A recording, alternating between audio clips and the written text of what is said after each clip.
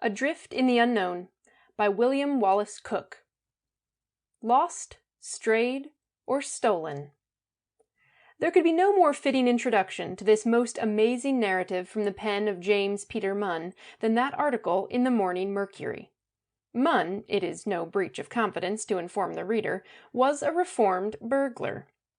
Although the author of 2 books which received large sales and were most favorably received by the reviewers, 40 Ways of Cracking Safes and The Sandbagger's Manual, Mr. Munn developed small skill with the pen, so that the breathless interest aroused by his revelations hangs more upon the matter than the style. The Mercury article should do its mite toward preparing the reader for what is to come. In the first place, the story was what the newspaper men call a scoop. The article in the first edition ran as follows: "Quinn's castle vanishes, and so does Quinn, with house and belongings. The Harlem sage disappears in a single hour, leaving not a trace behind." What happened to Professor Quinn last night, and what happened to the strange steel structure known locally among Harlem residents as Quinn's Castle? For Quinn and his castle were snuffed out like a candle gleam sometime between the hours of 11 o'clock and midnight. Patrolman Casey, who travels a beat in that part of Harlem, avers that he passed the castle at 11 o'clock, and that it was there. He passed its site again at 12, and it was not there. Considerably exercised, Patrolman Casey made search for the castle, and although he beat up the country for a dozen blocks in all directions, he failed to find it. And what is more, Patrolman Casey declares that he took the pledge when he went on the force, and has been a total abstainer ever since. Corroboration of the officer's report is not lacking. Certain residents of the vicinity state that they saw the professor's weird dwelling yesterday evening. Its windows were aglow, and it appeared evident that the professor was entertaining friends. The first gray dawn this morning showed a bare lot, with the steel house missing. Is it another case of Aladdin's palace dissolving into thin air at the presto of some wonder-worker? Or is it a plain case of larceny undertaken on a gigantic scale? A golden opportunity offers itself to a sleuth of the Sherlock Holmes school, and for such a person the Mercury presents the following facts. First, the so-called castle was projectile-shaped, of boilerplate construction, and measured some 20 feet in diameter, tapering to a point 30 feet above the ground. It was covered with a sort of paint that gave it the appearance of frosted silver.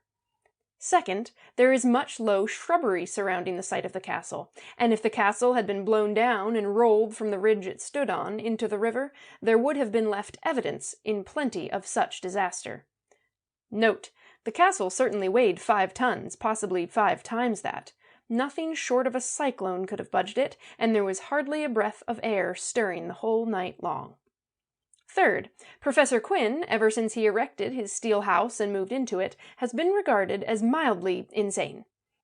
Like Abu Ben Adam, he desired to be entered on the angelic scroll as one who loved his fellow men. Last summer, he read before the Astronomical Society a paper entitled The Mutability of Newtonian Law, and he was laughed out of that honorable body for his inconsistencies. Although adverted to as the Harlem sage, Professor Quinn is no Merlin, nor does he possess the ring of Gyges that rendered its wearer invisible. Yet where is he? And where is his castle? Until some Viduk appears and solves the mystery, Echo can only answer where. So much for the article in the first printing of the paper. The bright young man who stood sponsor for the scoop had meanwhile been very busy with fresh details, and the second edition contained the following addenda. It has just been learned that Mr. Emmett Gilhooly, the multi-millionaire and president of the Railroad Combine, was a guest of Professor Quinn last night, and must have been in the castle at the very moment it faded into oblivion. Mr. Gilhooly did not return to his home, and has not since been heard from. His relatives are distracted, and leading railroad men of the country are in a panic. His absence from affairs at the present moment jeopardizes the traction interests of the entire country, and may prove a death blow to the success of the gigantic pool he was forming. This was startling news indeed, and sped hither and yon throughout the city, the country, and the civilized world. Appalling as the information was, nevertheless it proved merely a fractional part of the truth. The bright reporter on the Mercury made further discoveries, which were printed in the 3rd edition, rushed from the presses of his paper. Not only was Mr. Emmett Gilhooly a guest of Professor Quinn in the Steel Castle last night, but so also were Honorable Augustus Popham, the coal baron, J. Archibald Meigs, of Wall Street, late manipulator of the corner in wheat, and now engineering a corner in cotton, and Hannibal Markham, well known as the instigator of a plot to control the food supply of the United States. What has become of these 4 millionaires and Napoleons of finance? They have gone with Quinn and his castle, disappearing as utterly as though the earth had opened and swallowed them. Fabulous rewards were offered by the relatives of the missing millionaires for any information relative to the fate that had overtaken them. Foul play was suspected, and the financial world stood aghast and dumbly wondered what was to happen to the business of the country if it really developed, beyond all peradventure, that Gilhooly, Popham, Meigs, and Markham had been eliminated from commercial affairs. The influence of these 4 was vast and far-reaching, and they were scheming to make their grip on the Republic's resources even more secure and relentless. If their plans carried, no man could eat, or clothe himself, or warm his body and drive his manufacturing engines, or travel from place to place and ship the product of his mills, without paying tribute to Gilhooly, Popham, Meigs, and Markham. Should those schemes, titanic in conception, be worked out to their manifest conclusion, 4 men would hold the destiny of industrial America in the hollow of their hands. Prosperity would wait upon their pleasure, or at a mere nod would be paralyzed, and leave the country stranded on the reefs of disaster. It seemed an odd fatality that, at the very time these commanders-in-chief of industry were plotting to make their power complete, they should have vanished as utterly as though they had been engulfed by a tidal wave and swept into the broad regions of the Atlantic. A few facts were brought to light through the probing of skilled detective minds, but these facts were in no wise clues to the fate that had overtaken the millionaires. Popham's confidential aide reluctantly admitted that his chief had accepted an invitation from Quinn and had gone to his castle for an interview.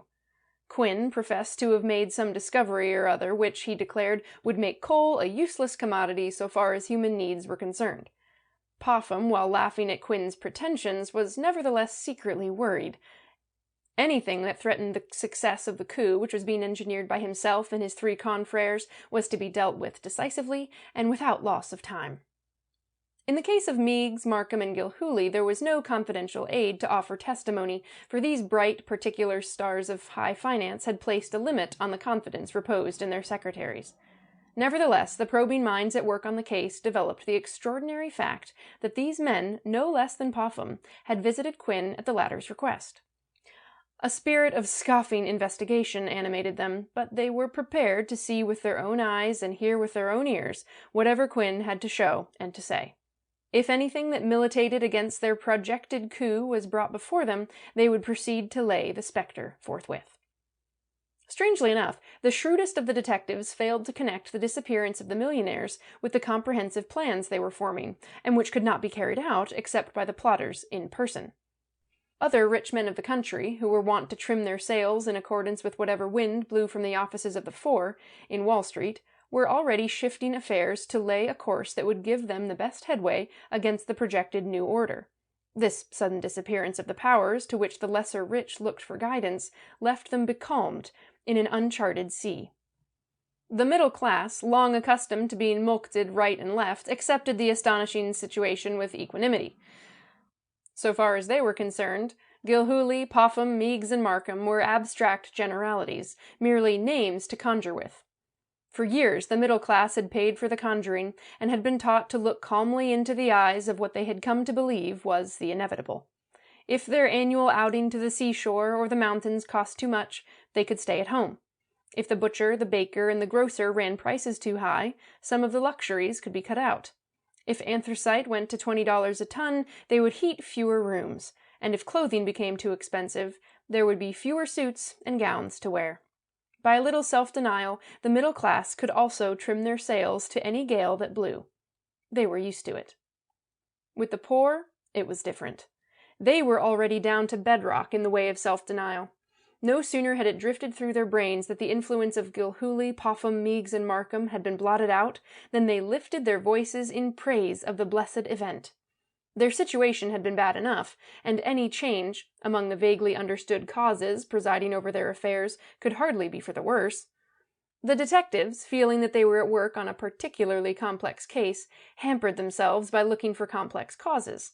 At first, they believed it was a matter of sequestration, and that presently a ransom in 7 or 8 figures would be called for. However, a delving into Quinn's past failed to reveal any lawless actions that would point to a ransom in his present line of endeavor. The detectives, growing more complex as the ambiguities closed them in, overlooked entirely the simplicity of Quinn's character. Anyhow, one analytical mind would demand of another what had Quinn's intentions to do with the disappearance.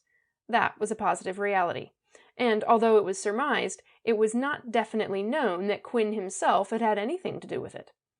Such was the situation confronting the country and with which the police department of New York City was called upon to deal. But the keenest reasoning, inductive or deductive, was powerless to find even a clue.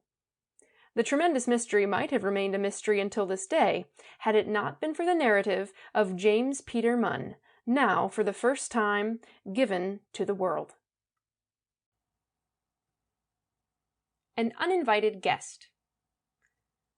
I used to be one of those who claimed that the world owed him a living, and I went out with a drill and a jimmy to collect it. Where was the difference, I argued, between the man who cracks your strong box and removes a few paltry bills or coins, and the nabob who skulks behind a trust and takes his tax on the necessities of life?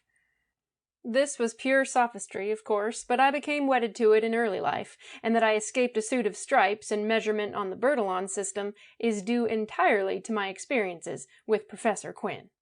'Twas a blessed night that sent me to his castle with the view of mulcting it of the treasures I felt to be there. Quinn was a queer one. I do not mean to say that he was unhinged, as some thought, but he was queer in his outlook upon life, and in resources which fall under the head of ways and means. His castle claimed my professional attention, for why should a man build a big steel vault and live in it, unless he had portable property worth a burglar's while? I reconnoitered the place for a week before I considered myself possessed of sufficient knowledge for my undertaking. In view of what transpired at the time of my visit, a brief description of the castle, taken from my memorandum book, will prove of interest. The structure was cigar-shaped, 29 feet from base to apex and 20 feet in diameter through its largest part. It was divided into 2 stories by means of a steel floor, leaving headroom of 10 feet in the lower story. 4 windows pierced the circular walls of the nether room, and 2 gave light to the room above, these 6 openings being guarded on the outer sides with lattice work of steel. The door was an oblong piece of boilerplate. The entire building was a shell composed of plates riveted together, hinged heavily and provided with a strong lock. As I had yet to find a lock which I could not pick, if given enough time, my designs naturally centered about the door. I had hit upon the somewhat early hour of 10 in the evening for my call at the professor's. Unless business kept him abroad, I knew he was usually in bed long before that time.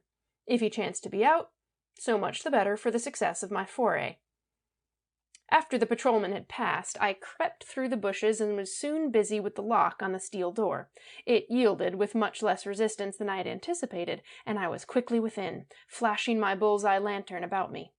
A circular seat upholstered in leather ran around the wall, and a table bearing an unlighted oil lamp stood in the center of the floor. I had barely completed a hasty survey when a crunch of footsteps on the graveled walk without smote on my ears. Without loss of a moment, I snapped the lantern shut and darted up the iron stairway to the room above. It is needless to say that I was very much put out because of the interruption. I was a hard man in those days, and such an occurrence was apt to anger me and make me say things. Lying flat on the floor with my face to the stair opening, I had a fairly good view of the circular chamber below. The professor had been abroad, and not in bed, for he appeared now, ushering in callers. 4 gentlemen, all of distinguished mien and important bearing, followed the owner of the castle, and began glancing about with ill-concealed amusement. "Gad, but this is an odd place," exclaimed one. This gentleman wore a frock coat and silk hat, but what caught my eye was a 4-carat spark in his scarf, a massive seal on his fob, and a scintillating gem on the 3rd finger of his left hand. "Odd, perhaps," returned the professor, "but most suitable to my purposes, Mr. Gilhooly, as I hope to show you before many minutes have passed. Be seated, sir, and the rest of you gentlemen, you will find the divan most comfortable." Gilhooly? I went hot and cold at that name. Nearly everybody in New York was just then talking about the man who was scheming to make railroad travel too expensive for ordinary mortals. He was a millionaire several times over, and in the breast of his frock coat I knew there must be a bulky wallet. At once, and while I watched and listened to those in the room below, my mind busied itself with details of a more comprehensive operation than I had at first contemplated. The professor's 4 guests had seated themselves on the circular divan. After my eyes had finished with Gilhooly, they turned to the other 3, and my first impressions were more than confirmed. Each of the quartet was a Croesus, and dressed and strutted the part. Fine birds indeed, and I hugged myself to think how opportunity had come knocking at my door. 6-shooter in hand, I could descend upon this covey, compel a readjustment of values between them and myself, and then back through the steel door, lock it behind me, and make off. The professor, intent on other things no doubt, had turned his key in the lock, and failed to discover that the bolt was already thrown. Therefore my presence in the castle was entirely unsuspected, manifestly an advantage. "You have asked us to come here, Professor Quinn," spoke up one, as the professor turned higher the wick of the lamp he had just lighted, "and here we are. You say you have discovered something whose value to science and the industrial world is beyond compute, and that you wish to interest capital. Well," and the speaker surveyed his 3 companions with a large smile, "here is the capital." "I shall come at my discovery in due course, Mr. Popham," said the professor, who was a wiry little man with a bald head and bead-like black eyes. "I thank you for coming here. Emmett Gilhooly, Augustus Popham, J. Archibald Meigs, and Hannibal Markham are stars of the first magnitude in the skies of speculation, and I esteem myself fortunate in arousing their interest." A faintness seized me as these names, each an open sesame to the world of finance, fell glibly from the professor's tongue. I was all but cheek by jowl with representatives of billions. Augustus Popham turned his head to give Emmett Gilhooly a plebeian wink. Gilhooly smiled his smooth white hand. J. Archibald Meigs leaned over to whisper something to Hannibal Markham, who was affixing a pair of gold eyeglasses to his Roman nose, whereupon both gentlemen suppressed a titter. A doubt of sincerity of all 4 broke over me. They were there to have sport with this bald little man with the beady eyes and the bee in his bonnet. I chuckled grimly as I thought of how the tables would presently be turned. I do not know whether the professor was keen as I to detect these evidences of insincerity. If he was, he gave no sign. "I am 65, said he, "and my life work has been the discovery which I am about to bring to your august attention. Perhaps some of you gentlemen have read my paper on the mutability of Newtonian law?" The gentlemen acknowledged that they had not. Professor Quinn seemed disappointed. "If you had read that," he continued, "you would have prepared yourselves for an understanding of my theory and the demonstration of it which I am about to give. Let me ask you this. When an apple leaves its parent branch, why is it that it falls downward instead of upward?" The Napoleons of finance stared at one another. J. Archibald Meigs went so far as to tap a suggestive finger against his forehead. "Gravity," said the professor. "It is that which draws every atom on the surface of the earth directly toward the earth's center. It is that which chains our feet to this planet and keeps us from falling through interstellar space. It is even that which keeps our little world from flying apart and dissipating itself in dust throughout the great void. It is a simple proposition, simply stated, and I trust you follow me?" They did follow him, and so signified. "In the paper I read before the Astronomical Society," pursued the professor, "I made bold to declare that it was possible to insulate a body against the force of gravitation. In other words, to make it so immune from Newtonian law that it would spurn the earth and fall from it at a speed even greater than the drawing power of gravity. Can you not comprehend what this means?" cried Quinn, waxing eloquent. "It means a new force in the industrial world, a power that feeds on nothing save a law that transcends that of gravitation. In point of fact, it falls little short of perpetual motion. Without the expenditure of even a pound of coal, this new force can turn the wheels of every railroad train on the globe. With its own inherent energy, it can give life to the machinery of flour mills, cotton mills, iron foundries. It can—" Augustus Popham got up hurriedly and put on his hat. "A rattle-brained idea, sir!" he exclaimed. "I have no mind to remain here and listen to such talk." Popham's coal mines ravaged the earth's crust in 1,001 places. The idea that human industry could get along without his coal was too much for him. Before he could reach the door, Professor Quinn was in front of him, barring his way. "Remember, Mr. Popham," said the professor, "if I were to take away your mines, I should yet give you something in their place worth incalculably more. Hear me out, sir, I beg of you." "Theories are cheap things," muttered Popham, as he again seated himself. "An ounce of proof is worth a pound of theory." "Exactly," cried Quinn, "and the ounce of proof shall be forthcoming." With that, he pulled the table from the center of the room, revealing an iron chain some 3 feet in length, attached at its lower end to a staple in the floor by means of a cleveson pin. The chain was not lying loosely, but was rigidly upright, its upper end wound about a white block, a 6-inch cube, as I judged. Climbing to the tabletop, the professor stepped thence to the cube, poising himself for a moment on 1 foot. Then he sprang to the floor again. "This cube," he explained, laying one hand on the block with an affectionate gesture, "is of steel, and has been treated with my insulating compound. To all appearance, it is falling upward with a force sufficient to draw the chain rigidly to its full extent, and to support my weight." "Poppycock!" muttered the coal baron. "A trick!" exclaimed Meigs. The 2 others remained silent. They were bewildered, perhaps impressed. "Let us see whether it is a trick or no," went on Quinn. "Pray come forward, gentlemen, and lay hold of the chain. There is no danger in the little experiment with which I am going to amuse you, and I think it will dispel your doubts." The gentlemen hesitated, but finally came forward, got down with some difficulty, and grasped the chain as directed. "Hold tight!" exclaimed the professor, and drew the pin from the clevis. Thus released, the cube rose to the ceiling, lifting the 4 gentlemen with it. They hung in mid-air until Quinn drew the table under them, and they dropped to its top, each in turn, and so reached the floor. Bewilderment was written large in the faces of the quartet, and their credulity struggling against the evidence of their senses. "You are a good magician, sir," averred Popham, brushing the damp from his forehead with a handkerchief.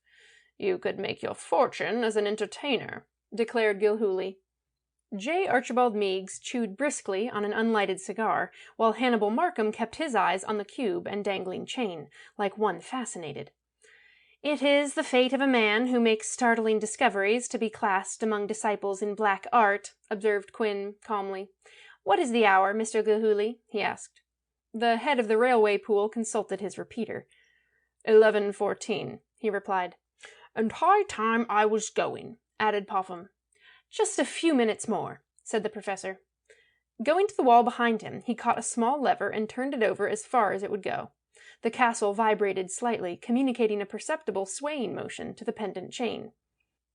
"What's this?" cried Markham, jumping up. "Do not be alarmed, my friends," cried Quinn, whirling around. His face was pallid as death, and his beady eyes gleamed like coals. Then, wonder of wonders, the white cube settled to the floor. "Ha!" shouted Popham. "Your anti-gravity compound is not very long-lived, it seems to me." "You will find differently, to your cost," returned the professor through his teeth. "Augustus Popham, I, Kenward Quinn, arraign you, and Emmett Gilhooly, and J. Archibald Meigs, and Hannibal Markham as foes of the human race. You are leeches who would suck the lifeblood from the veins of the poor." With steady forefinger, Quinn had transfixed each of the plutocrats as he called his name. Markham was already on his feet, and the other three were not slow in following him. "What's this? What's this?" gasped Gilhooly. "An insult!" muttered Popham. "The old addle-paint is not accountable for what he says or does," remarked J. Archibald Meigs. "We had best leave this steel trap of his while there is yet time," counselled Markham. "While there is yet time," repeated Quin, with a wild laugh. "A pretty set of conspirators you are, on my soul. Markham there would raise the price of food until the poor would go hungry. You, Meigs, would so manipulate the cost of clothing that they would not have the wherewithal to cover their nakedness. Popham would make fuel a luxury of the rich, and Gilhooly would so boost passenger and freight rates as to quadruple to the consumer the tremendous cost of the necessities of life. Deny me if you can, if you dare." Quin looked like a nemesis as he confronted the four men and lashed them with his scorpion whip of words. "Fiddle-dee-dee!" exclaimed Popham. "We deserve it," said Meigs, "for it was the height of folly for us to come here in the first place." "Is this why you brought us here?" asked Markham. "To air your own particular ideas on sociology, and make us the victims of your abuse?" The professor threw back his head and straightened his shoulders. It was the real thing in dignity that he showed those plutocrats, and my nerves tingled with admiration. I was sorry I had come to the castle with designs on Quin's portable property, and doubly glad that I could force tribute from these four who were badgering him. "I am not unjust," averred the professor, "and such a thing as abuse is farthest from my mind. But I love the plain people, the bone and sinew of this glorious republic, and it arouses my indignation when the right to live and let live is trampled upon by any one man or set of men." "Platitudes!" sneered Popham. "To call a truth a platitude is witless argument," answered Quin serenely. "Be that as it may," said Meigs, "we were not invited here for a debate, but to witness a demonstration of what you were pleased to term a revolutionizing discovery." "You have seen me overcome the force of gravity," went on the professor, "and to astute minds like yours further explanation seems uncalled for. In destroying gravity, I produce a power equaled by no other force in the world. The pull of an insulated block the size of that one," and here he waved his hand toward the cube, "is equal to the strength of 100 horses. Develop that pull horizontally instead of vertically, and we have a locomotive that runs continuously without the consumption of a pound of coal. That," cried the professor, his voice ringing with triumph, "is the apotheosis of power." Gilhooly, judging from his manner, was the victim of uncomfortable thoughts. Meigs wore a startled look, and Markham seemed half convinced. Popham alone was brusque and uncompromising. "I think we had better get out of here," again suggested Markham. His half-convictions appeared to arouse some small amount of apprehension. "I'm of the same opinion," spoke up Meigs. "Wait a little," suggested Popham, and I saw a gleam in his eyes that meant a stroke of some kind. Once more he faced Quin. "I have no patience with your harebrained theories," he went on, "and I have seen charlatans work greater wonders than what you are pleased to call your demonstration. But it is a business principle of mine to buy up these promising theories if they happen to run counter to any pet scheme I am trying to put through. Sir, rather than be annoyed further with this chimerical idea of yours, I will pay $5,000, spot cash, just to have you give over your notions and quit experimenting." Professor Quin laughed. $5,000! he exclaimed, then added as though to himself, "He would have me sell the welfare and happiness of the people for $5,000. "I will add another 5,000 to Popham's offer," put in Gilhooly, "not because I am afraid your discoveries will upset the transportation interests of the country, but simply to clear the commercial atmosphere and keep your visionary ideas from affecting the price of stocks." "Let me add another 5,000, said Meigs. "I don't see how your invention, even if it is all you claim for it, could affect me or my interests one way or another, but I will add my contribution simply because Popham has taken the initiative." "Count me in for the same amount," supplemented Markham, "on the condition that Professor Quinn signs over to the four of us all his right, title, and interest in his non-gravity invention, and covenants to leave that field entirely alone in the future." Quinn seemed to enjoy these propositions, and it was apparent at a glance that he had no intention of accepting $20,000 and renouncing his discoveries. "Gentlemen," said he, "you are already half convinced that I am no dreamer, for you are financiers, and while $20,000 is no more to you than 20 cents is to me, it is not your habit to give your money away. I repeat that you are inclined to have faith in me, and before many minutes I shall have made your belief in my abilities complete." "Am I to understand that you decline our offer?" demanded Popham. "Most decidedly." "Then there is nothing more to be said.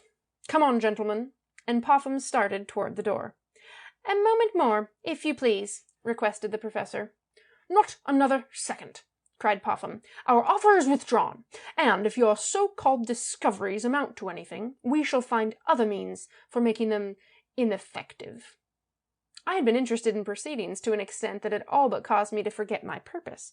The plutocrats were about to leave the castle in a temper, and if I wrested tribute from them, it must be now or never. Starting up, I drew my revolver and ran hastily down the iron stairs. Professor Quinn's Feat. My unexpected advent upon the scene proved as startling as I had anticipated. Even the professor was dashed. Stepping in front of the steel door, I toyed menacingly with the revolver and surveyed the plutocrats with a grim humor I made no attempt to conceal.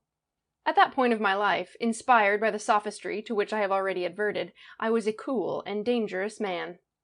"Pardon me for entering unannounced," said I blindly. "You have listened to Professor Quinn's theory and witnessed its demonstration. I am but a humble philosopher, yet I have a theory of my own which I should also like to expound and to demonstrate." "Who are you, sir?" demanded Quinn. "I am a bird of like feather with these your guests," said I facetiously, albeit my methods are more direct, if less extensive. "My name is James Peter Munn. My specialty is robbery of the out-and-out variety, for I have the courage of my convictions and do not hide behind a technicality. I do not wish to intrude my presence here longer than necessary to accomplish my designs, and if these amiable gentlemen will aid me," I indicated the amiable gentleman with my revolver point, "I will take my departure quietly from the castle.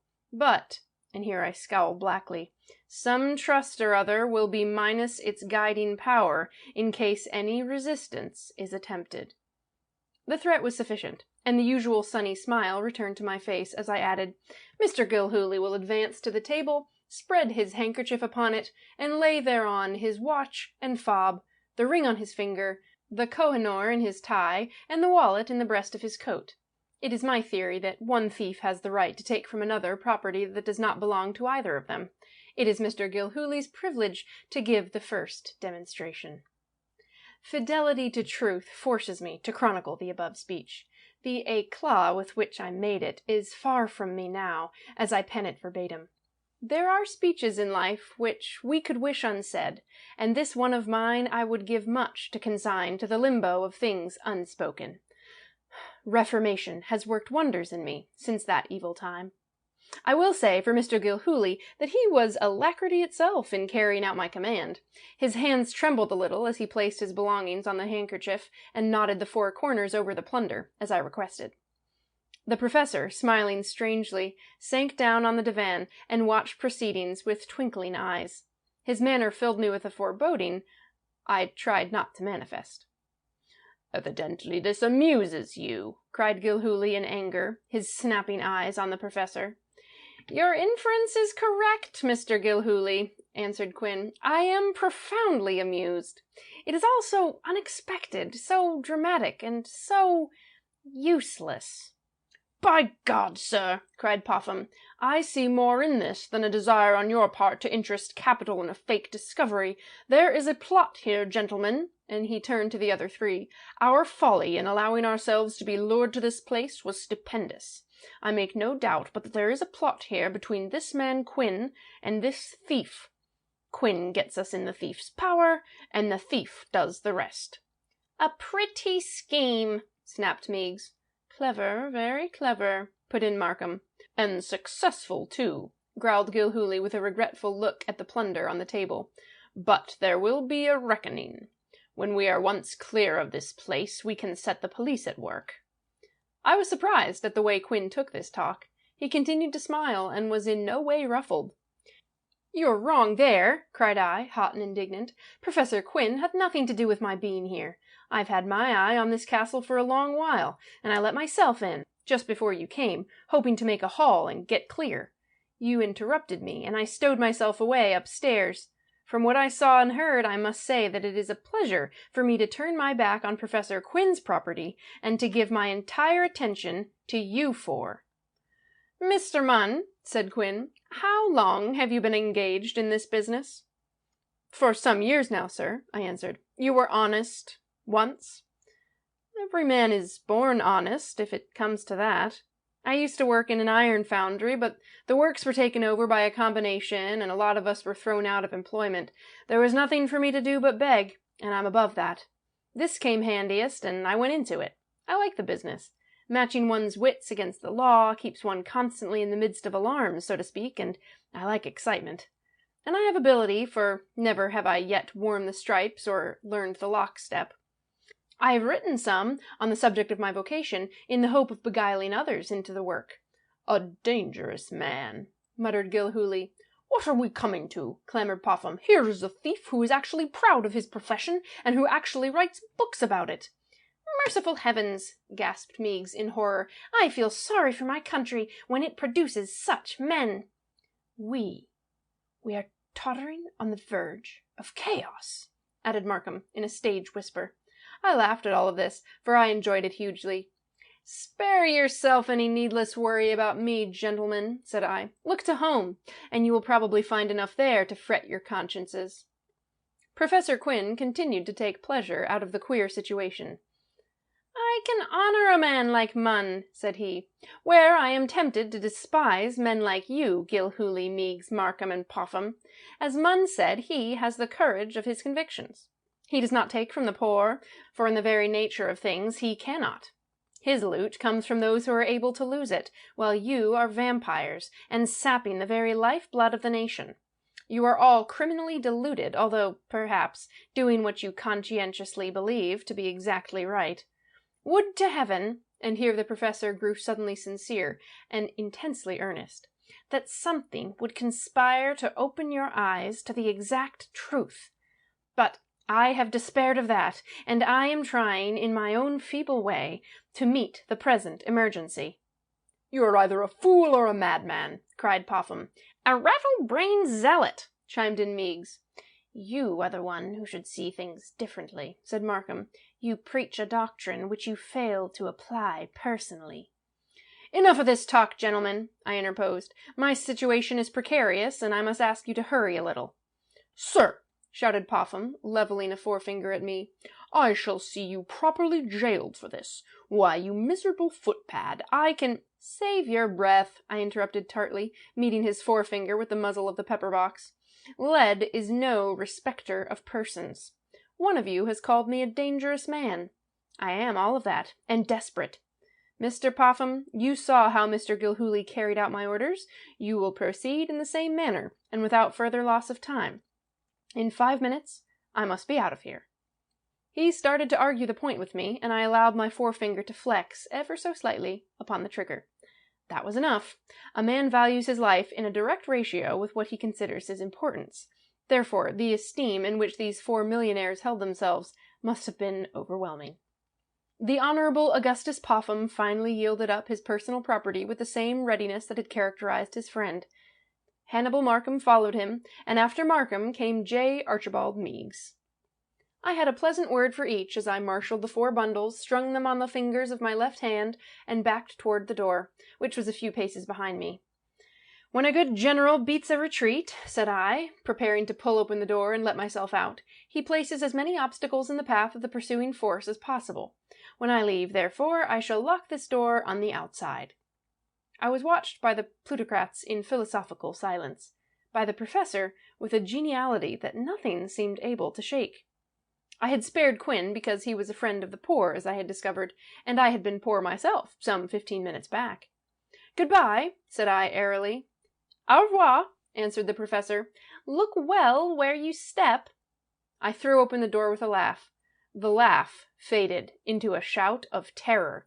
I threw out my hands, revolver and packets of loot falling through the door, and I only barely saving myself with one foot over the threshold.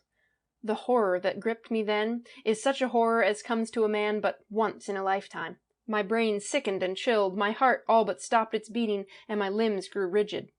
In the black of the fearsome night, not the atmospheric blue-black I had been accustomed to, but the ebony dark of Erebus, I saw a wild greenish star below, a huge disk whose gleaming nimbus danced on my sight in quivering lines.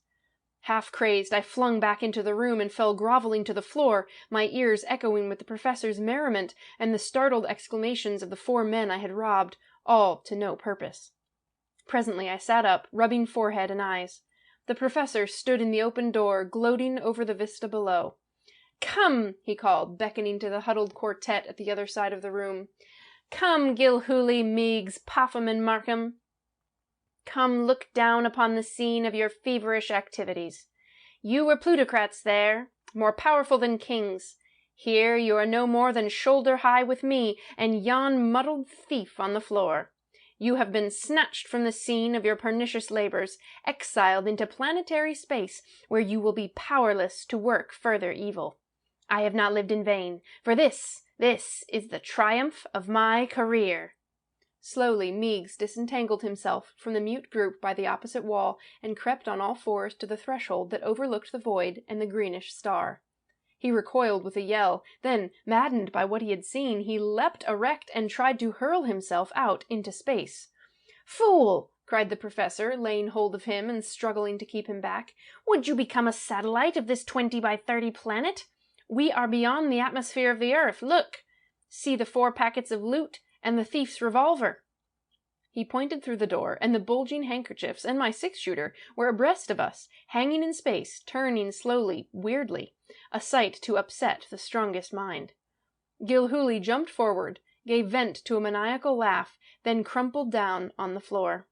"Bid up for the GH&D, he mumbled. "Bid to the limit. I must have that road. I will have it."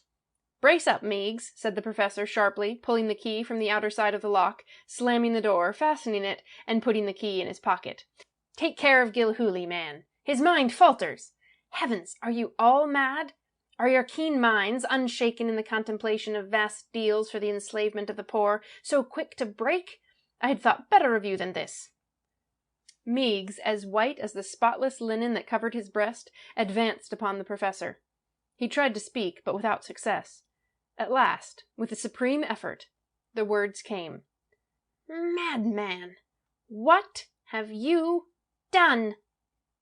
"That is better," returned the professor, smiling as he looked at Meigs and noted how Markham and Popham arranged themselves at his side. "Much better. You were engaged in plots back there on Earth, and the success of those plots would have proved a great calamity. I have saved the world from the calamity." Your castle has risen from the earth?" asked Meigs. "It has fallen off the earth. As you and I and the others happened to be inside, we fell with it." Sudden rage convulsed Meigs. He crouched downwards, his eyes ablaze and his fingers working convulsively. "Scoundrel!" he screamed, and launched himself at the professor's throat like a tiger. The plutocrats reconciled. Looking back now at that dreadful hour when the realization of our awful predicament burst upon us, I wonder that I preserved my own equilibrium. The first shock came near to throwing me off my poise, but after that I gained the whip-hand of my wits by swift and sure degrees. I verily believe the professor would have been strangled by Meigs, aided and abetted by Popham and Markham, had I not rushed to his rescue. I had muscles of iron, and after I had caught Meigs by the nape of his neck and thrown him backwards, I planted myself between Quinn and his foes. "Leave the professor alone," said I. "You men show mighty poor judgment, it strikes me, in trying to lay violent hands on him." "He deserves death," babbled Meigs. "He had no business shooting us into space in this summary manner." Fear and anger had made Meigs childish. He measured our dilemma in terms so common a smile came to my lips. Judgment, poor judgment, sniffed Popham. Look at Gilhooly, and then talk about poor judgment if you can. In truth, the railway magnate presented a sorry spectacle. His clothing was in wild disorder, his hair was rumpled about his head, and he was hopping back and forth with 2 fingers in the air. He was under the impression that he was dealing in railroad stocks, completing the huge transaction that had made him the talk of 2 continents. "The professor ought to be flayed alive," declared Markham. "Where are we going, and when will we get there?" "Now," said I, "you are striking the keynote. Who knows where we are going if the professor doesn't, and who knows when we shall arrive there if it is out of his power to tell? We need the professor, for if we are to be saved, it will be his knowledge that does it." "But what will my family think?" whimpered Meigs, "and my business interests?" He threw up his hands and fell back in his seat with a groan. Then abruptly he straightened up again. "This is a dream. By gad, it must be. The whole affair is too outrageously unreal for any sane man to believe." Gilhooly gave a maudlin chuckle. I was dead sure I'd get the last block of X, Y, and Z stock. That road is the last span in my network of ties and rails. Ha! Now we'll see. Now." Meigs shivered. Gilhooly's maunderings struck sharply at his desire to coddle himself with a myth. "It's awful to have Gilhooly like that," spoke up Augustus Popham. "If he had not been thrown out of balance, his wide knowledge of matters relating to transportation might have proved of inestimable service to us now." Professor Quinn laughed. It was an eerie laugh, and it shook me to hear it. "Oh, you," cried Markham reproachfully, whirling on Wynne. "After causing this disaster and overthrowing as brilliant a mind as there ever was in Wall Street, you have the heart to indulge in levity. Look here. How far are we from the earth at the present moment?" "That is a difficult matter to estimate, even approximately," answered Quinn calmly. "Ordinarily, gravity exerts a force that can be measured definitely on the earth's surface. A body falling freely from rest acquires a velocity which is equal to the product of 32 1/5 feet and the number of seconds during which the motion has lasted. What is the time now?" The 3 gentlemen reached for their watches, failed to find them, and turned hard looks upon me. I appreciated their dilemma and drew from my vest an open-faced timepiece that was personal property and honestly come by. "It is 12:15, said I. Quinn took a pencil and notebook from his pocket and did some figuring.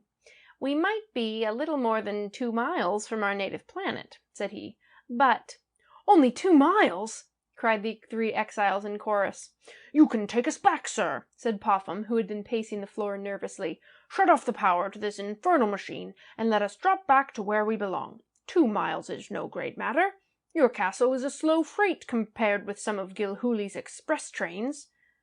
"I cannot take you back, sir," returned the professor, "and I would not if I could. You did not hear me out.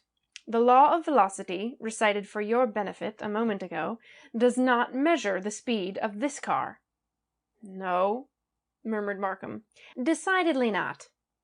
The earth sweeps along in its orbit at the rate of 18 miles to the second, while some aerolites and meteoroids attain a speed of 20 and 30 miles to the second. In building this car, I equipped it with an anti-gravity block geared up to 50 miles to the second. The lever on the wall," and here Quinn turned and pointed to it, "is thrown so as to give us the maximum." "In other words," said Popham feebly, "we are sailing skyward at a rate of 3,000 miles per minute?" "Presumably. As we left my city lot in New York at about 11:15, it follows that we have been 1 hour on the way." "And should be 180,000 miles from home," faltered Meigs. "About that," answered the professor calmly. "I do not know just how much our progress was impeded by the atmospheric envelope of the earth, but I think we may call our distance from the mother orb some 180,000 miles, in round numbers." These startling figures came near to unsettling the 3 gentlemen again. In that flight through space we were confronting immensities well nigh beyond our puny comprehension, and the professor was not yet done. "In the storeroom overhead," he continued, "I have a supply of cubes and insulating compound, which I can combine and give tremendous added velocity to the car." "I am sure we are traveling fast enough," said Meigs, leaning back on the divan, hopelessly dejected. "If you are now ready to listen to reason," proceeded Quinn, "I will tell you how Mr. Munn here saved your lives by rescuing me from your mad attack."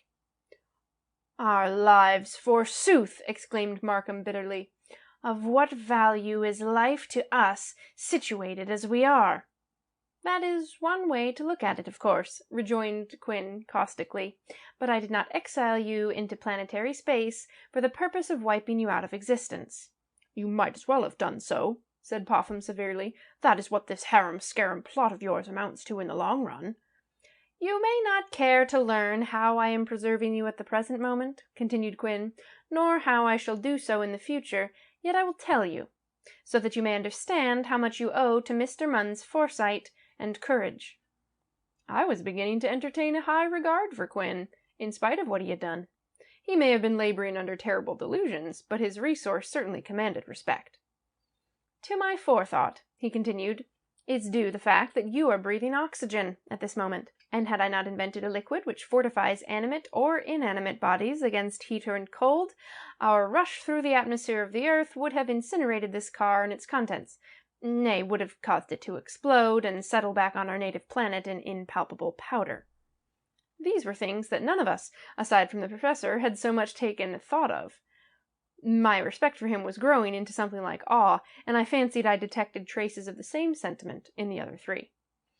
"There are roving bodies in space," Quinn went on, noting with apparent satisfaction the interest he had aroused, "with which we might come into collision. I have a good telescope at the observatory window upstairs, and while I cannot guide this car, I can at least increase or slacken its speed so as to dodge any other derelict that may come into dangerous proximity with us." "Hadn't you better be up there on the lookout?" queried Markham in some trepidation. He was manifesting an interest in his personal safety that pleased the professor. "There is not much danger at present," returned Quinn. "When we have plunged farther into the interstellar void, it will be well to stand watch, and watch about at the telescope." "Will it not be possible to land on some other planet, Mars, for instance?" queried Popham with sudden hope. "I should prefer Mars," added Meigs, reflecting the hope shown in his friend's face. "They have been signaling from Mars, and perhaps we can find out what they want over there." Quinn shook his head. "We are in the hands of fate, gentlemen," said he. "We may drop into some port, but what that port will be is beyond my power even to surmise." "The moon isn't so far off," suggested Markham. "Only 240,000 miles," said Quinn. "We should be there in less than 2 hours from the time of starting," remarked Meigs, after a mental bout with the figures. "If I wished," said Quinn, "I could increase our speed, traveling at the rate we are. However, something will have to be deducted for the resistance of the Earth's atmosphere. If we drop on a planet, it must be a planet with an atmosphere. The moon has none, and is consequently a dead world. Besides, fate might not throw us into its vicinity, or—" "Just a minute, sir," interposed Markham, "for I am a man who likes to understand thoroughly every situation with which he is called upon to deal. You invited us to your castle, not, I am constrained to believe, to have us victimized by Munn here, nor to have us invest in any of your discoveries, but to snatch us away from the scene of our labors. Is that correct, Professor Quinn?" "Entirely so, Mr. Markham," replied Quinn. "Evidently," proceeded Markham, "your plot has cost you some time and labor. You had first to find your gravity-resisting compound." "The plot followed as a result of my discovery," smiled the professor. "I did not first evolve the plot and then go searching for means to get you off the earth. When I had made the discovery, it remained for me to give it to the world, or to better the world, by taking you four gentlemen away from it. Had I given the public the benefit, you shrewd men of affairs might have devised means for setting it aside, or for controlling it. Not being a businessman myself, I feared to take chances. For that reason, the present enterprise appealed to me. You have planned so well in the smaller details that I wonder you overlooked the main point. And that is, what are you going to do with us, now that your plan has succeeded?" The professor tossed his hands deprecatingly, as though that was really the most insignificant part of his startling scheme. "We can't go bobbing around through interstellar space," grumbled Popham.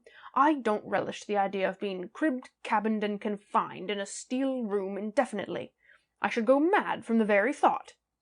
"It is awful to contemplate," said Meigs, casting a melancholy glance through the iron lattice-work at one of the windows. The bags of loot were in that vicinity at the moment, and his glance swerved reproachfully to me. "We shall make a landing, I have no doubt," said the professor soothingly, "somehow and somewhere."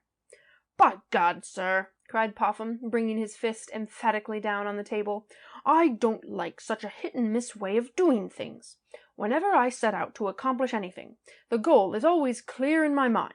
Yet here I am, through no desire of my own, afloat in the great void without a single aim or a remote prospect. If we are going to land anywhere, and you remain firm in your decision not to take us back to our native planet, I demand that you make landfall on some orb that is worth while." "Very good, Popham," approved Meigs. "Unless I am greatly mistaken, that was the very idea Markham had in mind when he began questioning the professor. Eh, Markham?" "It was," replied Markham. "A full knowledge of where we are going is necessary to a thorough understanding of our most remarkable situation. Now, there are worlds larger than the one we have recently left. Personally, I am predisposed in favor of a large planet, one on which there are traction interests, fuel supplies, and products of the soil similar to those we have been accustomed to." Under the spell of Markham's words, Popham began to glow and expand. Meigs, all attention, pressed a little closer. "The bigger the planet, the bigger our field of operations," cried Popham. "What's the matter with Jupiter?" "Or Saturn," echoed Meigs. "Or Neptune," put in Markham. "What's the matter with the whole solar system?" inquired Quinn, with gentle irony. He turned to me. "Observe, Mr. Munn, how extravagant are the ideas inspired by monopoly.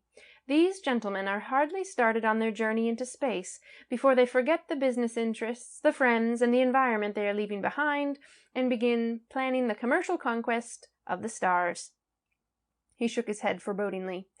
"Your regeneration," he added to the millionaires, "calls for a landing on some barren world, some outcast of the solar system, where you will have nothing to do but think over the evil of your past, and learn something of the duty you owe your fellow men." Popham, Markham, and Meigs were visibly annoyed by the professor's remarks. Withdrawing as far as the limits of the steel structure would allow, they put their heads together and held a brief but animated conversation in tones so low that the professor and I could not overhear. "Think of that, Professor," I muttered, "and yet there are people who find fault with a respectable burglar." "Softly, Mr. Munn," returned Quinn. "Before we are done with this journey, I am fain to believe that all of you will have a different outlook upon life, and a higher regard for your duties of citizenship." Just then Popham turned from his friends and stepped toward the professor. His manner was truculent, probably just such a manner as he was accustomed to use in facing a board of obstinate directors.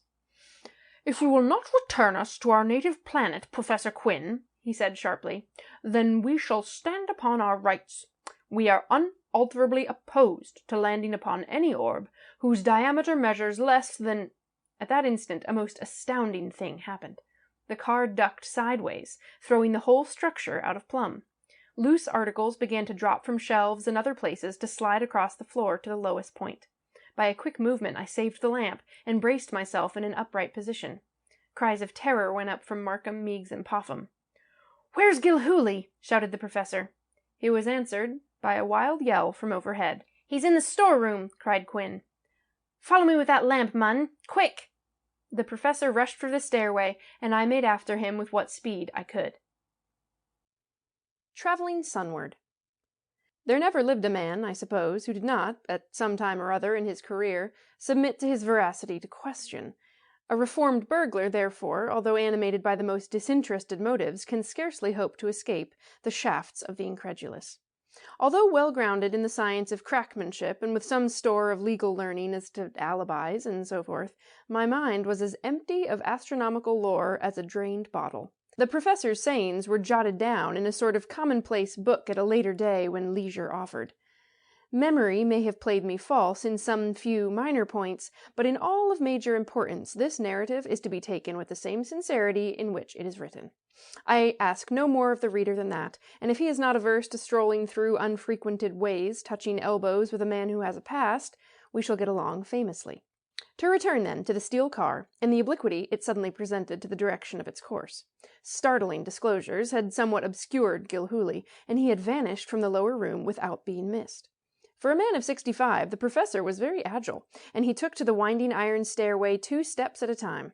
I gained the storeroom close behind him, and there we found Gilhooly, crooning to himself, and working like mad. He was not working in the dark, but had possessed himself of my bull's-eye lantern, which I had left on descending from the loft some time before. Mounted on a pile of packing cases, he was engaged in painting a large steel cube, taking his pigment from an open cask with a whitewash brush. "My anti-gravity compound!" exclaimed the professor in an irritated tone. "There are several blocks on the floor, as you can see. Gilhooly began painting that one, and it rose as insulation proceeded, lodging to the left of the dome, and tilted the car." "This is the shabbiest of coaches I ever saw in my life," said Gilhooly, dabbing away with the brush. "I won't own a road with such rolling stock." The 3 men downstairs had followed Quinn and me. After some coaxing, Meigs got Gilhooly to descend from his perch and give up the whitewash brush. Thereupon the cube was pried over until it rested directly under another block in the point of the dome, and the professor finished the insulation begun by the railway magnate. "Gilhooly will have to be watched," said Quinn, "or he will play havoc with the materials I have stored up here.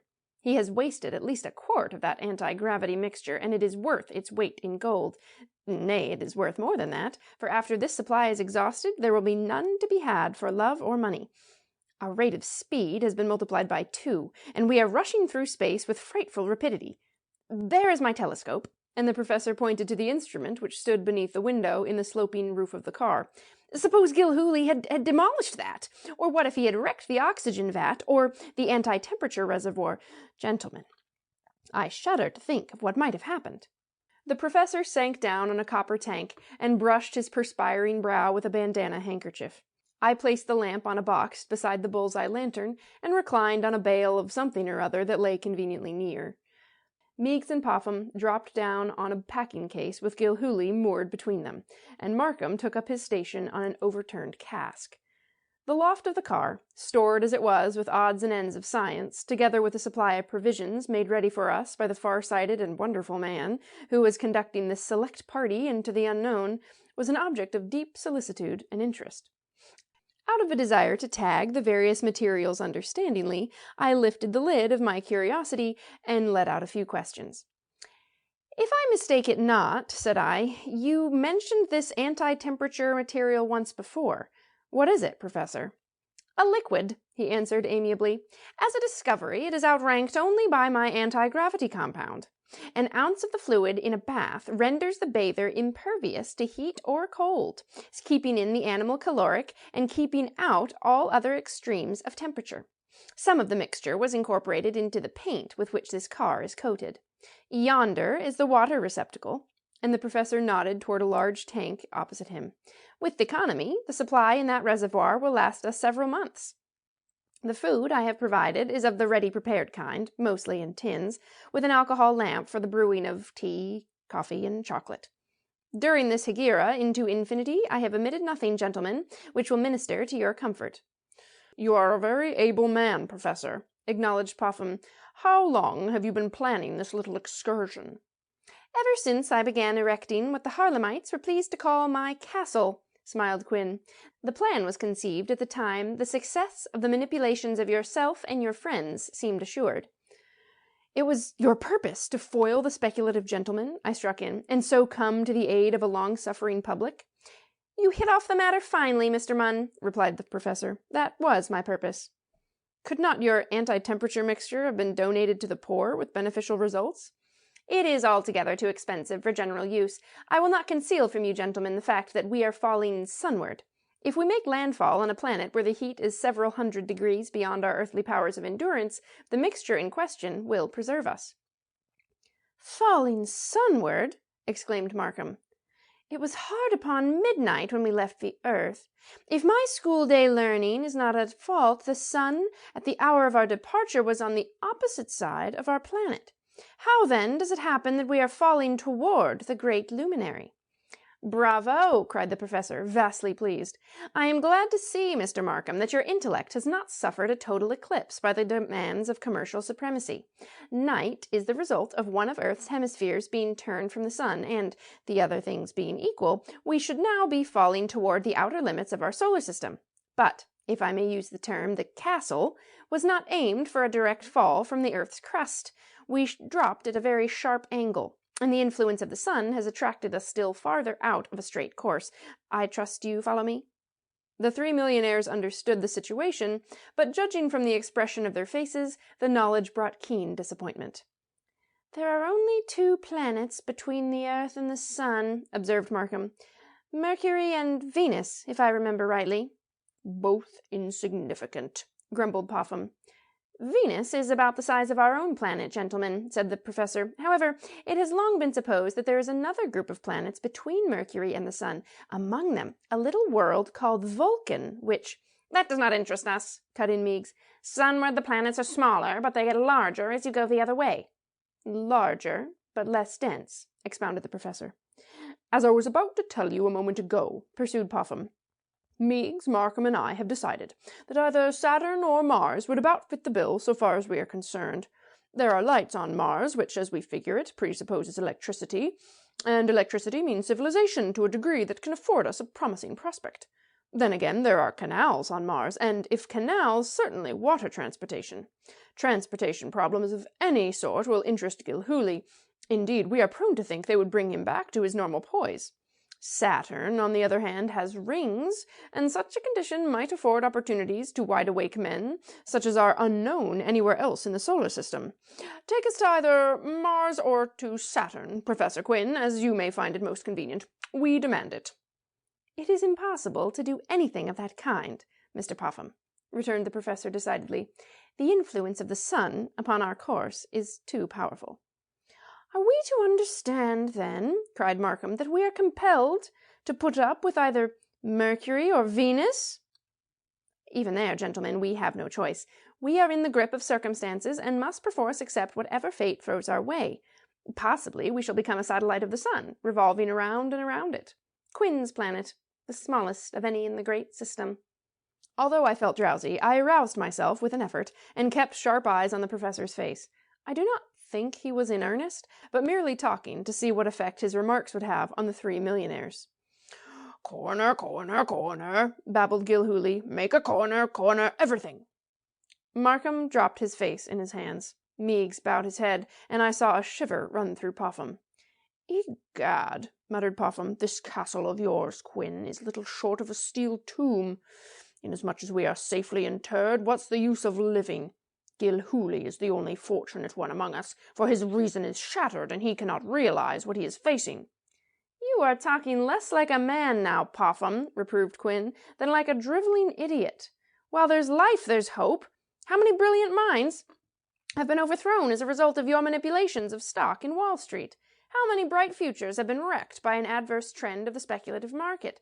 Were those unfortunates any better off because thrust into madhouses and unable to realize the fate that had overtaken them? For shame, sir." "You are perfectly sure, are you, Professor," I struck in, attempting to give a more pleasant twist to the conversation, "that we shall come out all right in the end?" "I have my plans, Mr. Munn," he answered not unkindly, "and the success or failure of them will depend largely on the mental attitude of these gentlemen." This was too deep for me, and I cast about for some equally important question which would bring a less indefinite response. "Anyhow," said I, "we have plenty of food for a long journey. It would be a fearful thing to have a famine so many miles from the base of supplies." "The food supply, Mr. Munn," answered the professor, "is adequate. There will be no famine." "And the water, the oxygen, "I have looked after everything necessary to our safety and comfort." I had confidence in Quinn. He had shown that he was an able man, and that his promises were to be taken at face value. With a sigh of relief, I settled back in tolerable comfort. Meigs took the role of questioner out of my hands at this point, and although I was eager to hear all that was said, tired nature's sweet restorer got the better of my curiosity, and I fell asleep on the bale. A landing effected. It is not my purpose to cumber this narrative with the smaller details of our journey, novel and thrilling though some of them proved to be. It is with our experiences on the planet which finally claimed us that this account has mostly to do, so I shall glide over intermediate incidents in a somewhat cursory manner. Our faculties, keyed to an understanding of earthly conditions only, found themselves continually at bay, and at nothing did they stand more aghast than at the lightning-like speed with which we shot through space. The energy developed by the two insulated cubes gave to our steel car the stupendous velocity of 100 miles per second, 6,000 miles per minute, 360,000 miles per hour. Human reason might well falter at the threshold of such immensity. Yet, while I slept peacefully on that bale in the storeroom, these figures were verified by the professor and J. Archibald Meigs, who happened to be the only two who were wide awake. It has been my lasting regret that they did not rouse me, so that I might also have had a view of the noble spectacle for the first time unrolled to earthly eyes. We passed the moon, a dreary, burned-out world, and the professor was able to check off 240,000 miles of our sunward plunge. We had traveled a little more than half an hour at our ultimate velocity. Taking this into consideration, and noting the exact minute which we crossed the center of the satellite's orbit, the professor was able to do some figuring, and so test his theories as to speed. The car skimmed through ether less than 500 miles above the lunar crust. Quinn was doubly pleased, for he not only proved that our velocity was substantially as he had supposed, but also discovered that the moon's attraction, so powerful on the tides of our mother sphere, could not swerve the car by a hair's breadth from its direct course, or overcome the influence of the sun. Meigs told me later that the marvelous beauty of the satellite, gleaming against the black void with a ghostly radiance, was probably worth the trip, and its attendant inconveniences. He and Quinn had looked their fill on the hemisphere, which is never seen from the earth. After this, the hours literally flew past, the novelty of our journey precluding any such thing as monotony. In fact, we hardly allowed ourselves a sufficient amount of time for rest and refreshment. A lookout was kept continually at the eyepiece of the telescope to signal the approach of any asteroid with which we might possibly come into collision.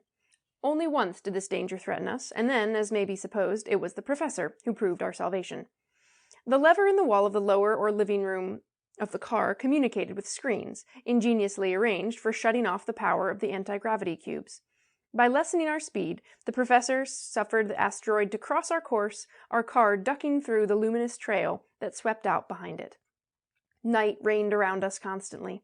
Our car caught the rays of the sun, it is true, but the lack of an atmosphere caused the light to be thrown back into space and lost. The castle was nothing less than a small planet, attended by 5 satellites which, held to our vicinity by the car's attraction, circled around us continually.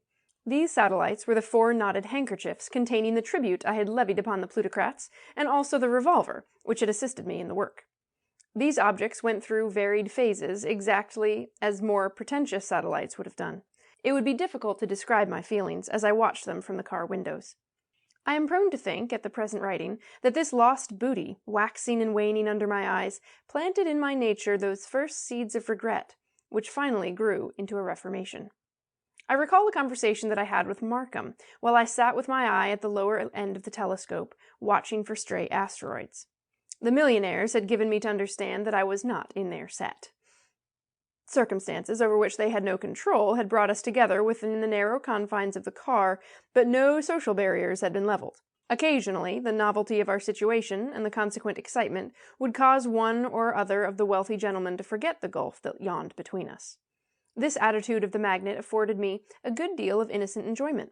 They had left social prestige, no less than their bank accounts, behind them, and what little collateral they had had upon their persons was now satelliting about the car. The line they drew between themselves and me in their thoughtful moments was a distinction without much of a difference. Markham, I remember, was munching a sandwich, contrived out of 2 crackers and a slice of tinned beef. "Do you never reflect, Mr. Munn," said he, "upon the evil of your past?"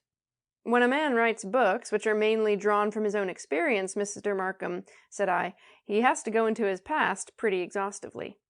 "Ah, yes, I was forgetting about the books. Were you not horrified with the results of your retrospection?" "Horrified? Well, yes, here and there.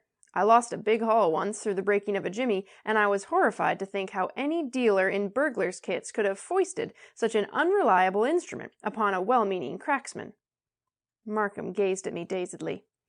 I have set down the experience in Chapter 1 of 40 Ways for Cracking Safes, I proceeded, and one of the first of my 10 rules for success in any safe-cracking job was this: be sure that your kit is reliable and without flaws. Mr. Munn, think of the people from whom you have taken property dishonestly. I never think of them but to wish I had been able to relieve them of more.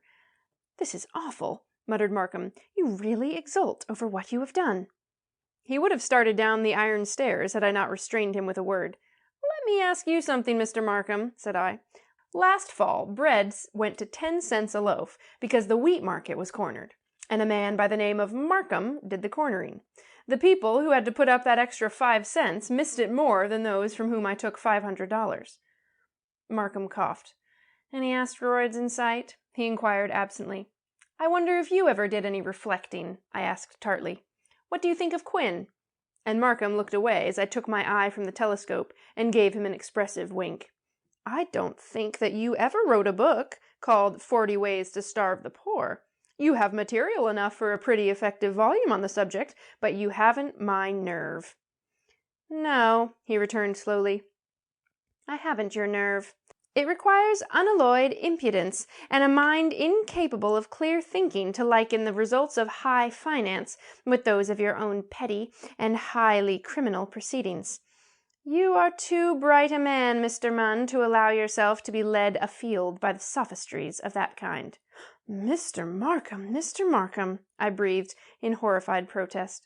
You have bolstered up your nefarious business with false ideals, he went on, and you are an unregenerate and lost. This is awful, I murmured. When we get where we are going, pursued Markham, either failing to note my sarcasm or hoping to write it down, I trust you will hold your criminal instincts in check. If there are any people down there, don't give them any false ideals or implant the notion that your standards belong to the rest of us.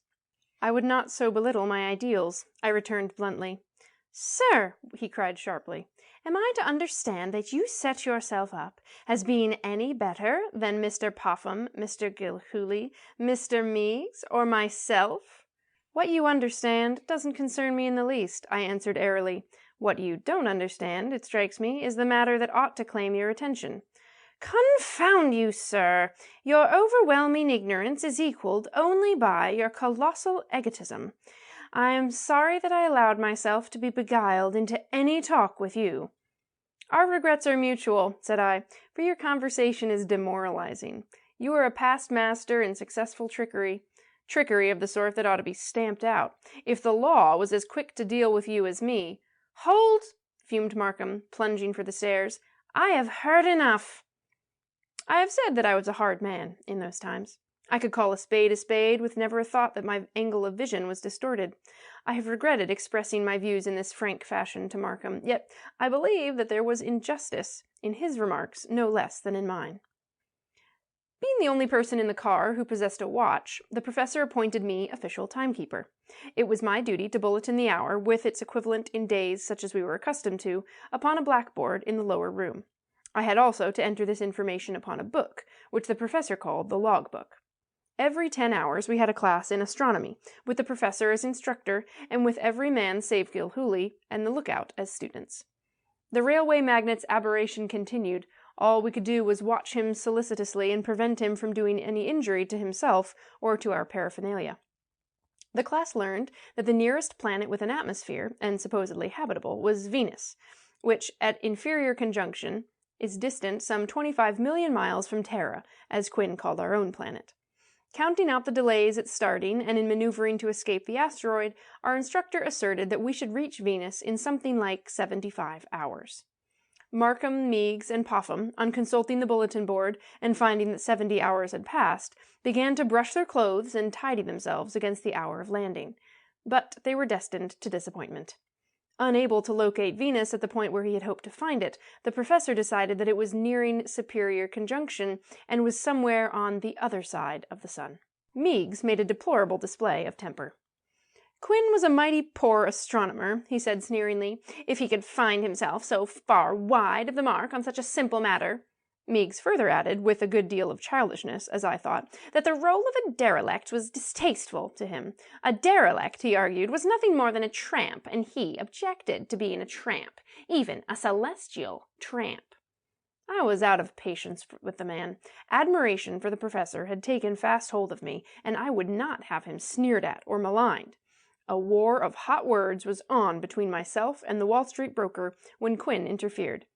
"True," said he, "we may have missed Venus by a few millions of miles, but we are aimed directly at the orbit of another world, and I can so manipulate the lever as to wait for it, if necessary, and drop upon its surface when it overtakes us."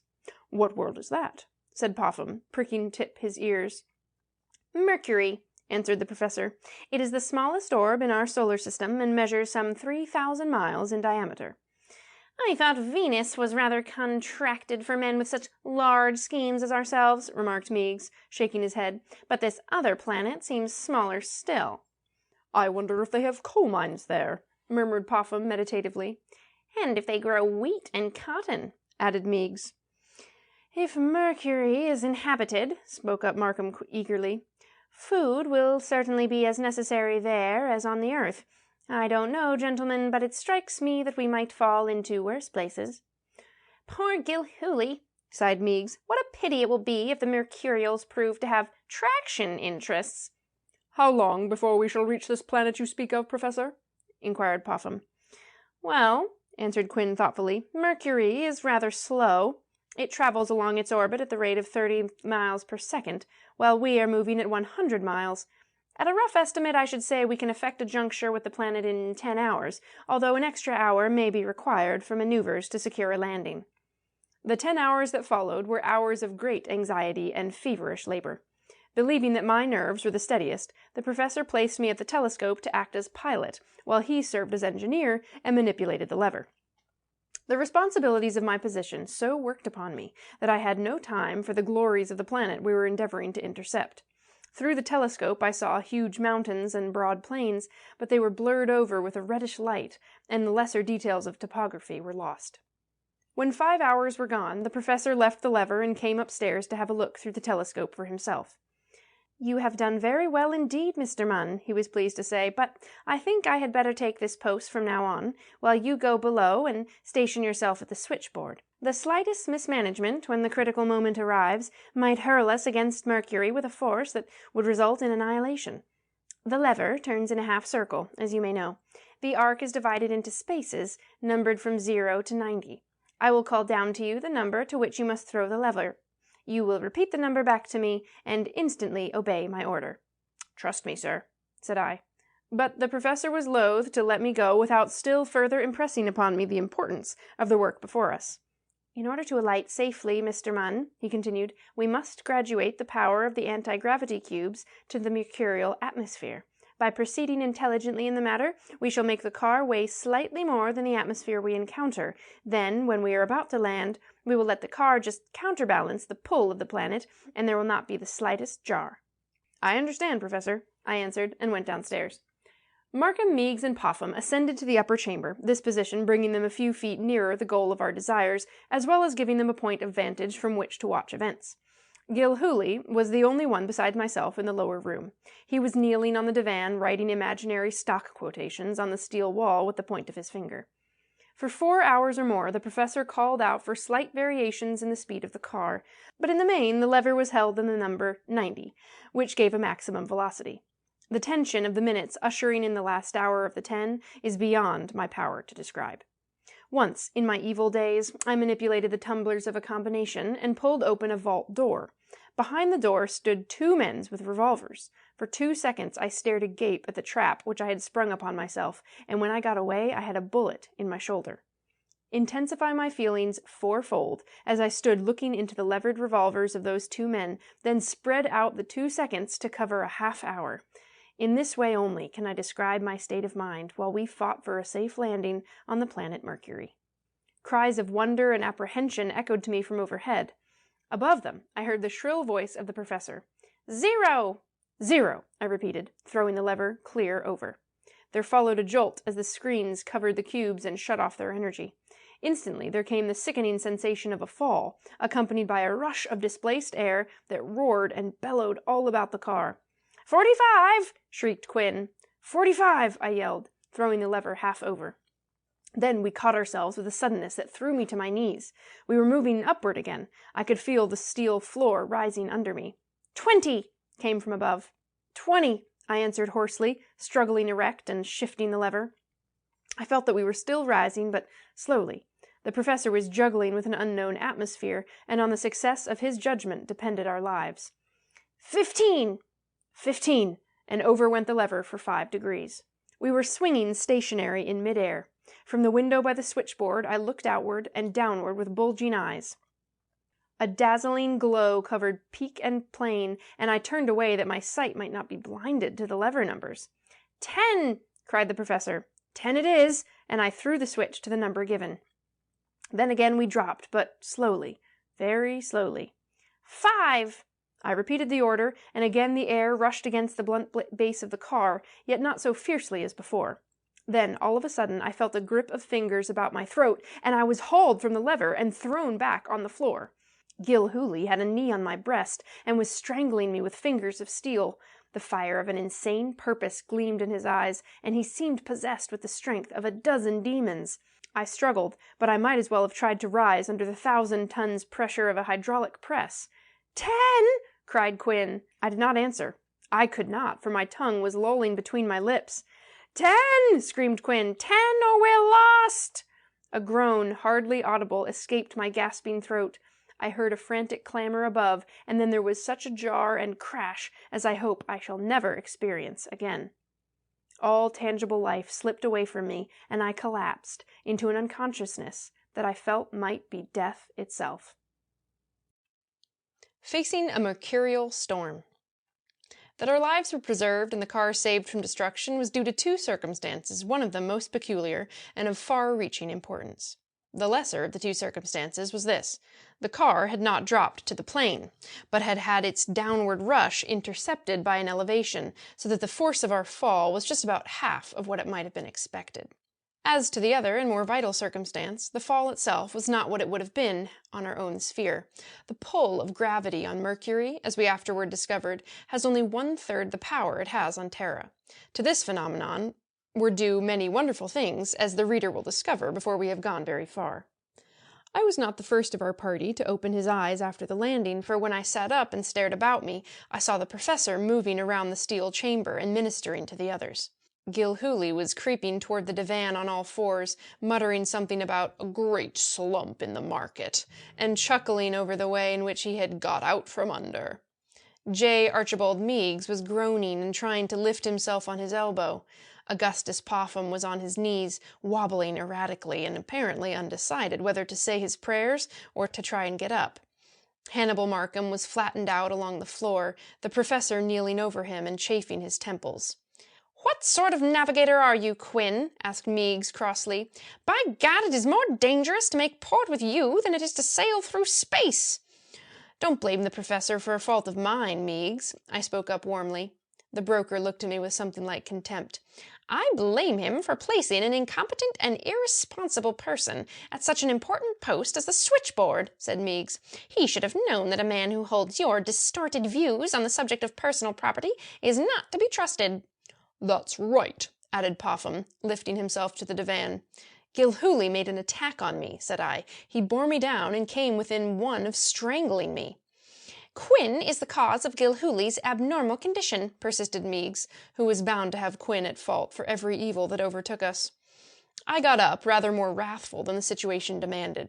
The fall had jarred my temper no less than my body, and I was in a mood to have the business out with Meigs at close quarters. "Softly, Mr. Munn," cautioned the professor. "It is well to have a deaf ear for these gentlemen at times. Help me lift Mr. Markham to the divan." The professor's words dispelled my anger. Without another word to Meigs, I went over and assisted in getting the food trust magnate into a more comfortable position. Markham was not long in recovering, and when we took stock of ourselves, we found that we were not much the worse for our shaking up. Quinn called me to go upstairs with him and see if any havoc had been wrought there. We found that no particular damage had been done to the instruments or other material.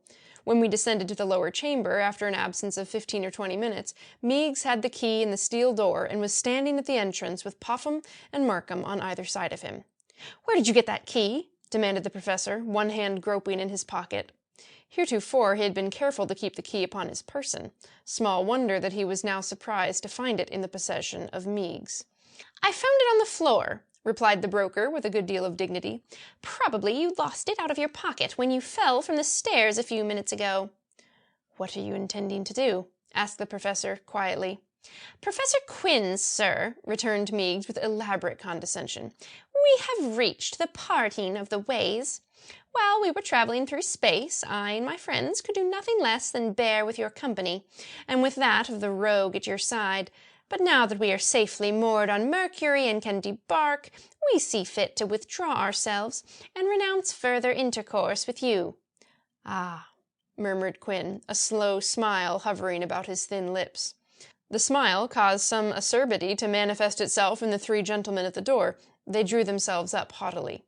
"Quinn," went on the broker sharply, "you lured us into your castle and abducted us from our native orb with small regard for the feelings of our relatives or friends, and no consideration whatever for the business interests with which we were engaged. So—" "Your business interests had my every consideration," interrupted the professor.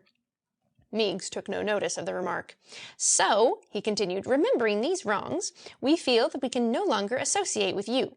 As for Munn," here he turned a fastidious eye in my direction, "he is utterly impossible to men of our social standing. This planet, you tell us, is 3,000 miles in diameter. May we request that you and Munn take one end of the diameter and leave the other to us?" The professor laughed softly and seated himself. "Sit down, Mr. Munn," said he. "We have been ostracized by our fellow exiles. Let us see how well they get along without us." "We bid you farewell," finished Meigs loftily. Thereupon he turned the key, threw open the door, and dropped on the threshold as though he had been shot. Markham and Popham cried aloud, threw their arms across their faces, and reeled back. A blast, as from a furnace, drove in at the opening, filling the chamber like a draught from Hades. I could scarcely breathe in the stifling atmosphere. "Hurry, Munn!" cried Quinn. "Drag Meigs away from the door, or he'll be burned to a crisp."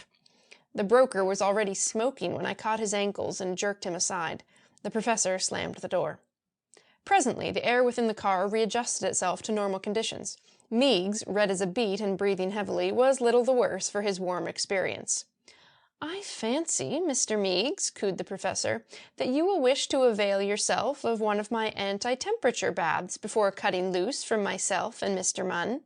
There is plenty of water left for all of us, and I will go aloft and set the collapsible tub and make the bath ready.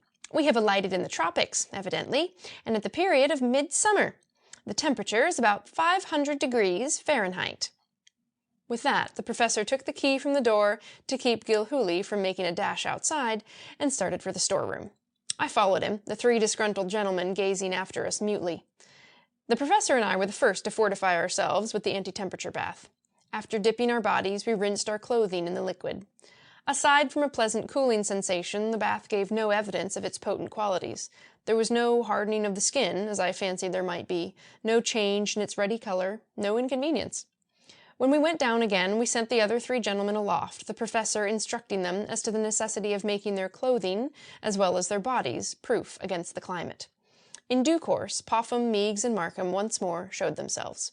Gilhooly, of course, had also to be made immune, and he struggled against it so fiercely that we were obliged to hold him in the tub while the professor poured 3 buckets of the mixture over him. He was not disrobed, and when sufficiently drenched he leaped from the tub and fled, raving, to the lower chamber. "Now," said the professor, "we are prepared to fare forth. You gentlemen," he addressed himself to Markham, Meigs, and Popham, "may go with Mr. Munn and me, or keep to yourselves, as you may elect. But it may be well to make this car our headquarters. Here we have food and drink, also a stronghold in case of attack by the Mercurials, if there happen to be any." "How can there be any life in such an overheated atmosphere?" inquired Markham. "Nature is a great leveler of barriers," replied Quinn. "She is able to adjust life to its environments, you may be sure, just as easily as she can bridge the social chasm that separates a thief from a trust magnate." His eyes twinkled. Such a bridge, he added, would not prove much of a tax on her resources. For my own part, I do not think the chasm either so wide or so deep as you gentlemen appear to imagine. I chuckled at that, and Meigs and his two companions grew duly resentful. As for Mr. Gilhooly, continued Quinn, we cannot take him with us on our tour of observation. It will be best to leave him locked in the car. I will close the trap leading into the storeroom, and I do not think it will be possible for him to work much damage in the room below. I don't know what good it will do me to go out with your exploring expedition, said Popham dejectedly. In a country as hot as this, there can be no earthly use for coal. Or wearing apparel, added Meigs listlessly. Cotton couldn't grow in such a temperature, and as for wheat, he shook his head wearily. Cotton and wheat were the ABC of his Wall Street experience. Beyond those commodities, he groped in the dark. What sort of food can be grown on such a sun-baked planet? Grumbled Markham. The railway man was shouting something about watered stock, and his babbling was wafted up to us. Gilhooly, added Markham, is the only fortunate man in the party. Realization will blast the hopes and mayhap prove the death of the rest of us, while he cannot realize. You gentlemen lose courage too quickly, said the professor. In my lectures on Venus, I told you how the planet was inclined to the plane of its orbit. The axis of Mercury has still greater inclination. In fact, the orb leans on itself as though about to fall. Its days are about the same length of the days of Terra, only 3 minutes longer, but its years, owing to its contracted orbit, are much shorter. In 88 days, Mercury makes its round, so that each season is only 22 days in length. At the poles of Mercury, in what answers to the polar regions of our own Earth, there must be a more tempered climate. Then let us get there by all means, cut in Popham. In whatever we do, answered Quinn, we must make haste slowly. Let's get out and look around anyhow, cried Meigs. It may happen, after all, that we have a world to conquer here, and I have not the patience to remain longer in this steel cell of yours. Very good, returned the professor. We will make our preparations and go forth. He shut off the flow of oxygen from the tank, and then followed the rest of us to the under apartment, closing a steel door over the trap at the head of the stairs and locking it. Gilhooly, imagining himself a conductor, was walking around the edge of the circular divan, collecting tickets from imaginary passengers. Sing Sing, he called out as the professor unlocked the door at the entrance and pulled it open. Here's where you get off, man, said Meigs maliciously. Here's where we all get off, returned the professor, smiling. Thereupon we passed hastily into the blinding glare of the mercurial day. For several minutes our eyes rebelled at the brightness. When finally they became inured to it, we looked around us as upon a desolation that struck dismay to our hearts. We saw then that our car had alighted upon an elevation which was nothing less than the rim of an extinct volcano of vast proportions. From ridge to ridge across the abysmal crater at least half a mile could be measured. It was beyond the power of our eyes to penetrate the black depths of the great pit. Listen, cried the professor, his voice resounding so thunderously as almost to deafen us, some trick of the atmosphere. We stood silently, our ears alert, and heard a confused babble of sound proceeding apparently out of the very core of the volcano. Submercurial fires may be at work down there, whispered the professor, nodding toward the crater. Even the whisper was unpleasantly loud to us. What a world, came from Augustus Popham in bellowing tones. With fire within and without, what chance is there for life, liberty, and the pursuit of happiness? Some of Meigs' peevishness had got into the coal man, and he rent the air with it. We remained mute after this outburst, I with my gaze hopefully on the professor, and the professor blinking at the sun. In a little time I allowed my own eyes to falter zenithward, and the glory of the sun in Mercury's mid-heaven has ever since been one of the treasured memories of my life. Its disk was 6 times its diameter as viewed from Earth, and the grandeur of its flaming surface is beyond the powers of my feeble pen to make known. I was oppressed and held captive by a feeling of awe and wonder. There was a red tinge to the atmosphere, caused by a reflection from the red of the planet's brick-like crust. Through this warm color pulsed the golden streamers, yellow and scarlet overhead, fading to faintest orange on the horizon. "Think you, Mr. Popham," murmured the professor, his voice awakening us as if from a trance, "that all yon splendor which has been in these skies for ages upon ages was created for the enjoyment of no living thing? If so, you are wrong. There are now, as there have always been, beings of an intelligence capable of appreciating all this magnificent profusion of light and color. But enough. We have looked down into the crater and up into the heavens. Suppose we turn our eyes another way and see what there is to offer." He faced about as he spoke, and gazed down the bare rocky slope of the volcano, and off across an equally bare and forbidding plain. "No trees, no water, no life of any kind," muttered Meigs querulously. "There's a bright spot over there," said Quinn, shading his eyes and pointing. Our eyes followed his finger and encountered a glittering object on a slight elevation. As we gazed, the object, whatever it was, slowly vanished. "We might investigate that," suggested Popham excitedly. "Perhaps it was a mercurial wearing a sort of armor to protect him from the heat. It may be that there are people here and they live underground." He would have started forthwith, but the professor stretched out a hand and detained him. "Just a moment," said Quinn. "Before we get too far from the car, let me make sure that you are all sufficiently immune from the heat. Do you feel that you are fully protected in that respect, gentlemen?" So far as I was personally concerned, I had not felt the slightest inconvenience from the sun's rays. I declared as much, and the others likewise so expressed themselves. "There's another one of the things," spoke up Meigs, pointing in another direction. We were just able to detect a glow on another low elevation when it also flashed into thin air. Then we began looking for the little hills, and counted no less than a dozen within our range of vision. Some of the hills were capped with a mysterious gleam, which dazzled for a time and then twinkled out. The professor was perplexed, as I could see plainly. "We'll examine one of those little hills," said Meigs, "and find out what this means." The top of the volcano, where we were standing, was perhaps 500 feet from the plain. As Meigs spoke, he leaped for a rock a yard or so below him. To the astonishment of all of us, he rose in the air like a human balloon, soared over the rock by a score of feet, and alighted several rods down the slope. It was a titanic jump, but Meigs had regained a foothold with the lightness of a piece of down. He was a large man, was Meigs, his ponderosity exceeding 200 pounds, Fairbanks.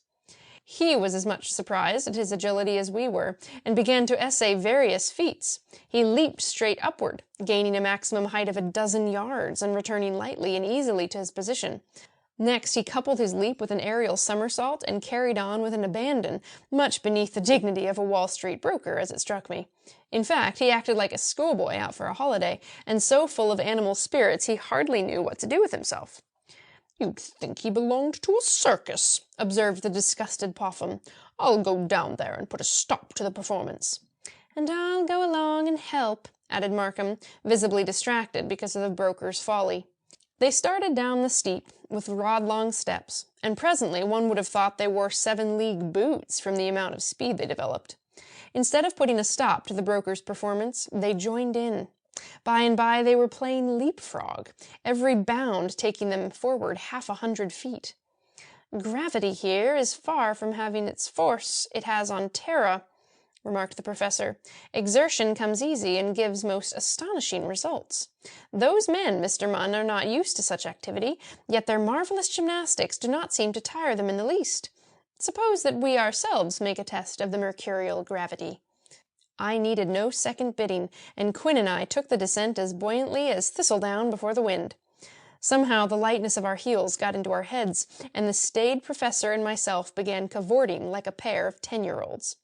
The delightful freedom of movement was as novel as it was exhilarating. Liberty of muscle bred license of mind. Had we been smoking opium, we could not have acted more outrageously. Nor was there any fatigue apparent.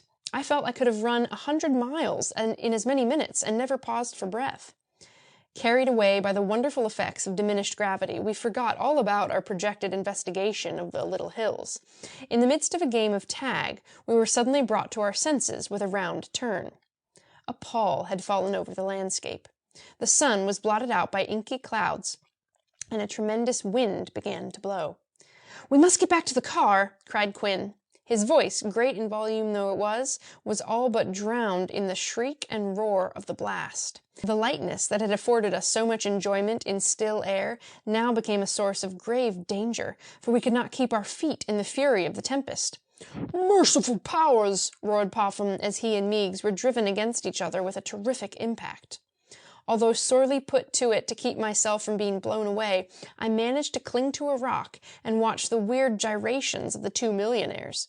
Their collision had caused them to lose their footing, and, clinging desperately to each other, they were hurled back and forth, touching the ground now and then, only to rebound from it like rubber balls.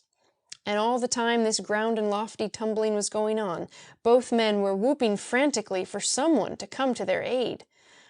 I was too hard beset to think of leaving my place of temporary refuge, and it was only when I saw the Professor and Markham, their right hands clasped, staggering toward the two men, that I made up my mind to join them. 3 of us, in a chain, might be able to do something toward rescuing Popham and Meigs.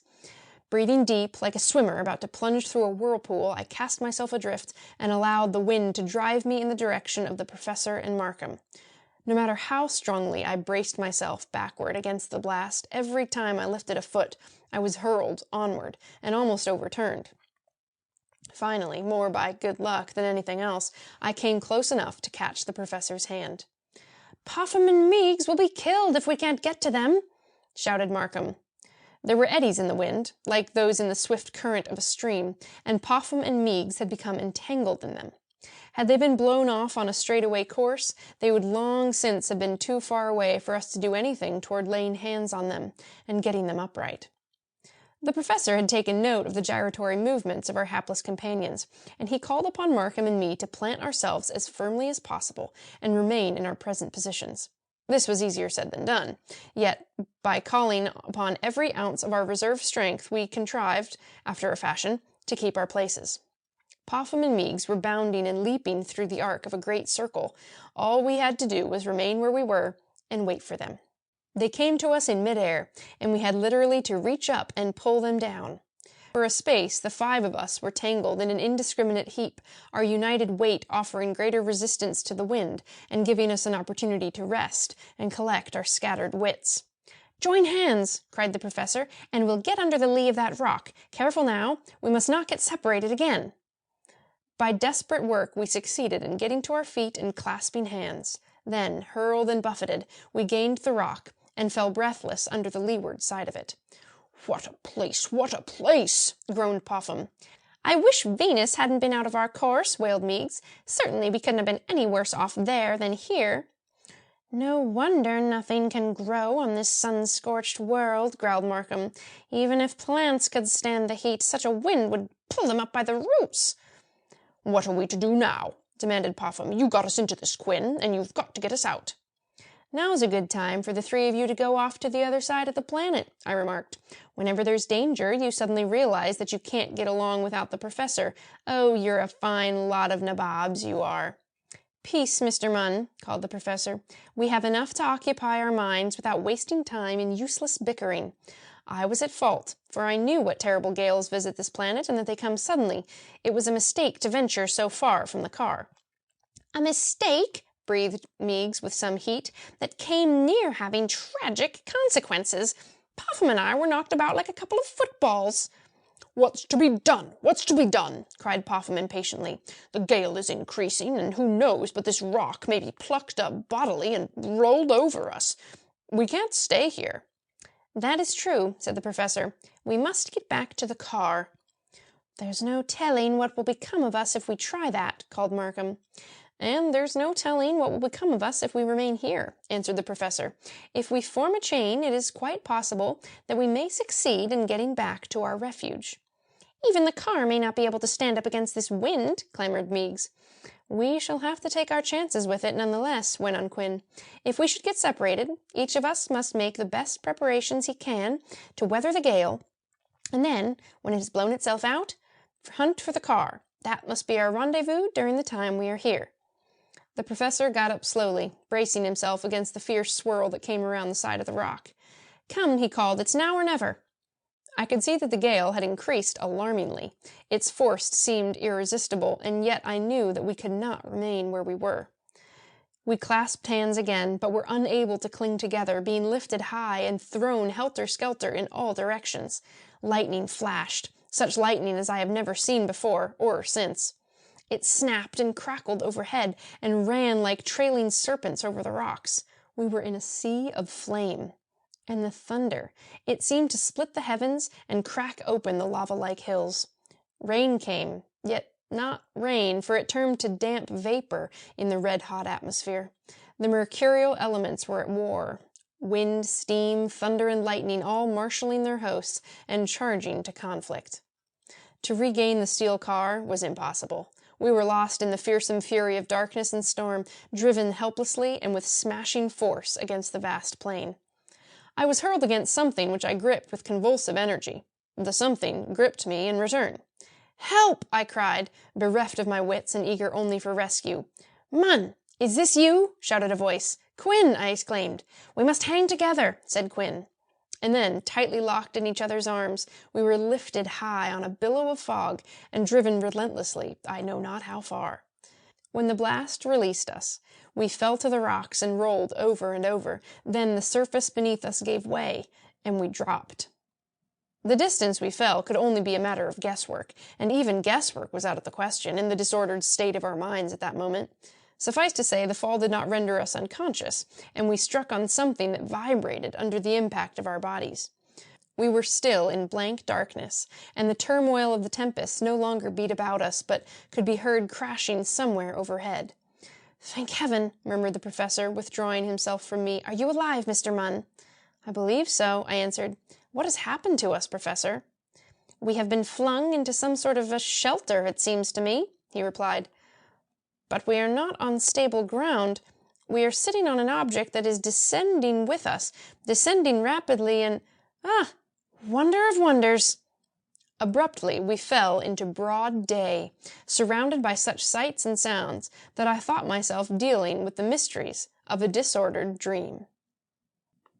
The Mercurials. Professor Quinn and I were sitting on a large box constructed of metal that was polished to dazzling brilliancy. So far as our purposes were concerned, this box was nothing less than an elevator. We had fallen upon it, and it had carried us down into the wonderful interior of the planet. Now, truly, we were in another world, a world that teemed with life, a smiling and pleasant region underlying a most barren and inhospitable shell. The scoriated exterior of the planet was the husk. Here was the kernel. It was a white world, extending league on league in every direction and roofed with a lofty vault that sparkled as with stars. From every hand came a bee-like hum, proving that we were in a hive of industry and life. Houses spread out before us in rows, queerly shaped structures that looked as though they might have been built of alabaster, and so diminutive that the tallest scarcely came more than a head high. Back of the houses were fields thickly covered with nodding blossoms that looked like snow, though through the fields ran waterways, dividing each into small squares. So intent were we on the background of this strange picture that we failed to take account of what was going on in our immediate vicinity. Suddenly, a weird creature hopped to the top of the box and stood between my companion and myself, regarding us fixedly. This, I supposed, was one of the Mercurials. If he considered the professor and myself objects of curiosity and surmise, we were no less keen in so regarding him. He stood 23 or 24 inches high. His head was an ivory billiard ball, and his trunk a larger spheroid. From his middle downward hung a red kirtle. He had one eye at the front of his head and an ear at the back. The olfactory organ was missing, but there was a mouth opening perpendicularly under the eye. The upper spheroid rested directly on the lower, and at each side of the lower one, corresponding to the shoulders, were two tentacle-like arms, sinuous as whips and ending in hands that were made up of a palm and 7 digits. Queerest of all, there were 2 more arms, set in the breast and back. From the creature's shoulder was suspended a round object like a canteen. For all of 5 minutes, Quinn and I eyed this surprising figure, and were eyed in return.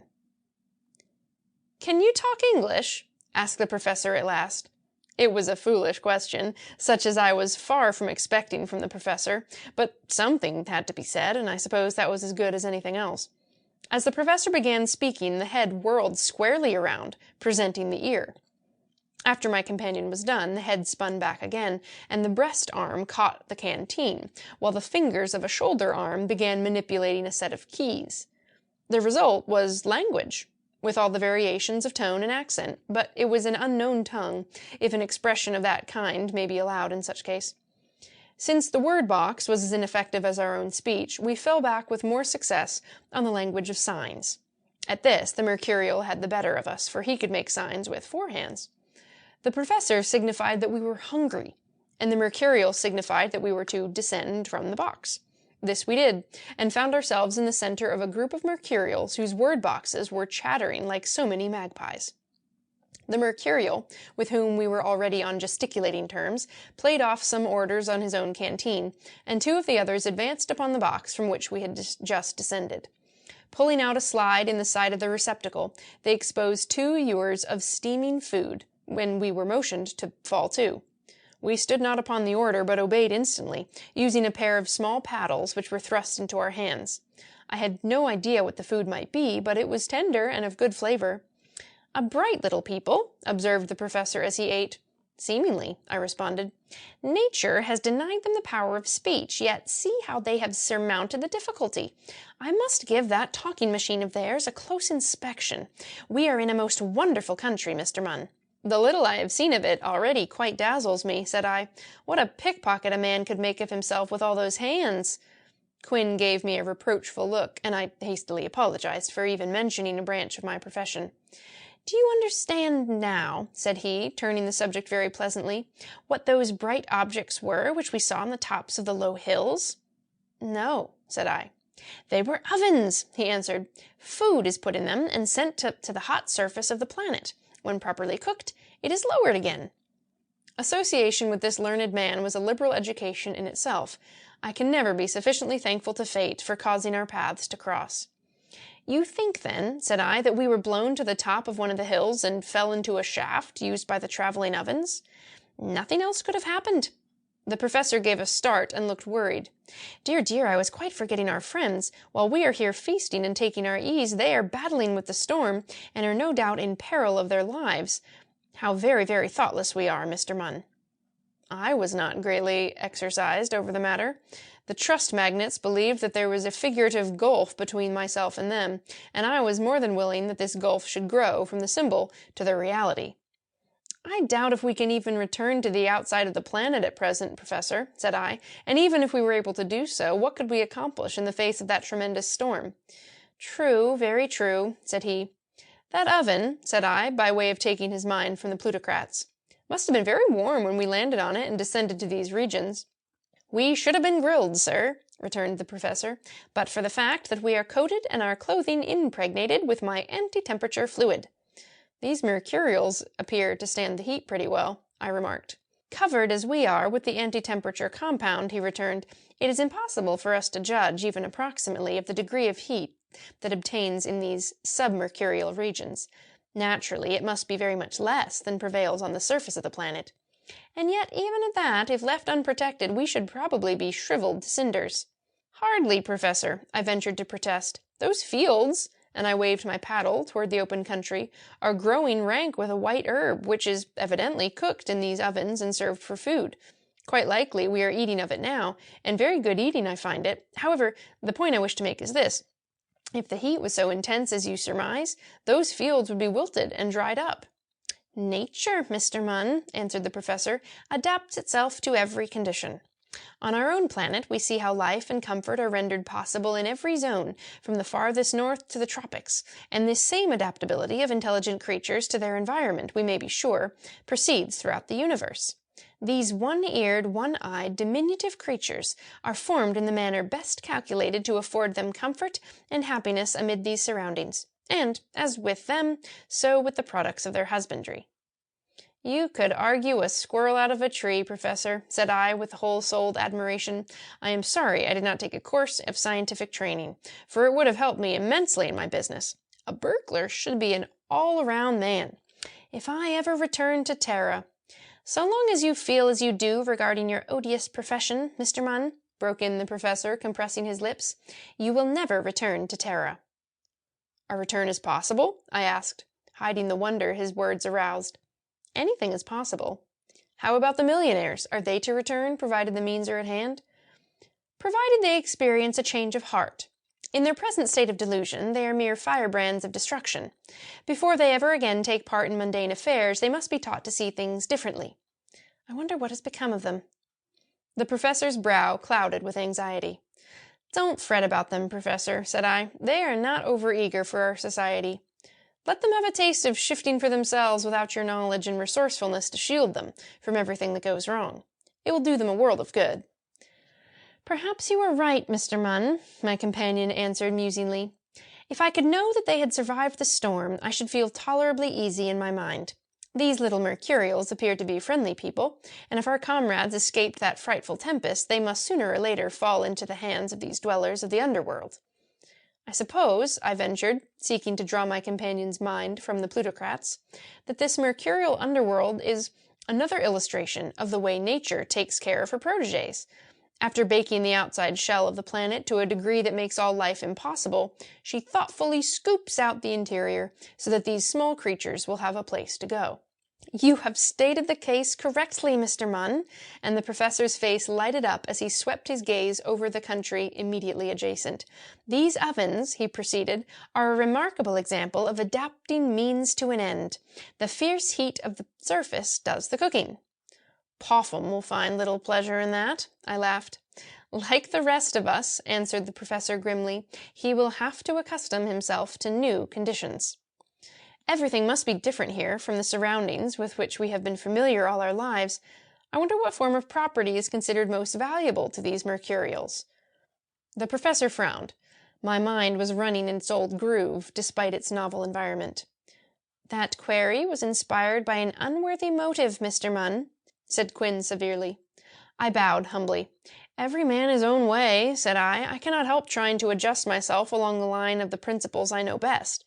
Nevertheless, I am of an intensely curious disposition, and those little talk boxes fill me with wonder. The Mercurials are dumb, it seems, answered the professor, and they have to resort to purely mechanical means for an exchange of ideas. Language appears to flow readily enough from the little boxes. If any one of them ever lost his 4 hands, I observed, he would not only find it impossible to help himself, but would be unable to tell others what to do to help him. Nature has been prodigal with them in the matter of hands, and in this, no doubt, showed her unusual wisdom. I am glad to see your thoughts taking a philosophical trend, Mr. Munn, said the professor. It argues well for your future. By that time, we had emptied the receptacle of food, and as we dropped our paddles and drew back, the word boxes of 100 Mercurials shrieked despairingly. The pygmies clustered about the empty basins, glared into them, and then turned their menacing eyes on the professor and myself. Goodness me, Mr. Munn, exclaimed the professor, we have probably eaten the food supply of the entire district. If we do not have a care, our voracious appetites are like to prove our undoing. Look, there come more of the Mercurials. They're after their supper, I'll warrant, and they are going to be disappointed.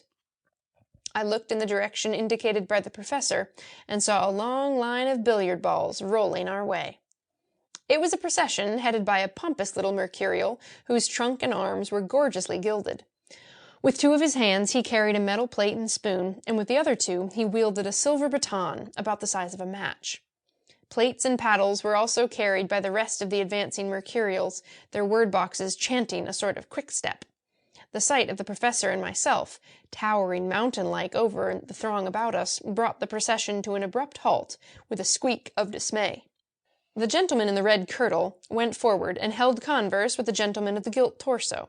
Before they got through, their word boxes were fairly roaring, and stricken groans went up from every talk machine on the line. The advent of 2 leviathans like my companion and myself must have had a demoralizing effect, but that seemed as nothing in comparison with the harrowing result of our voracity. The leader raised his baton. Silence fell. The leader then advanced to where we were standing and circled around us, examining us critically with his solitary eye.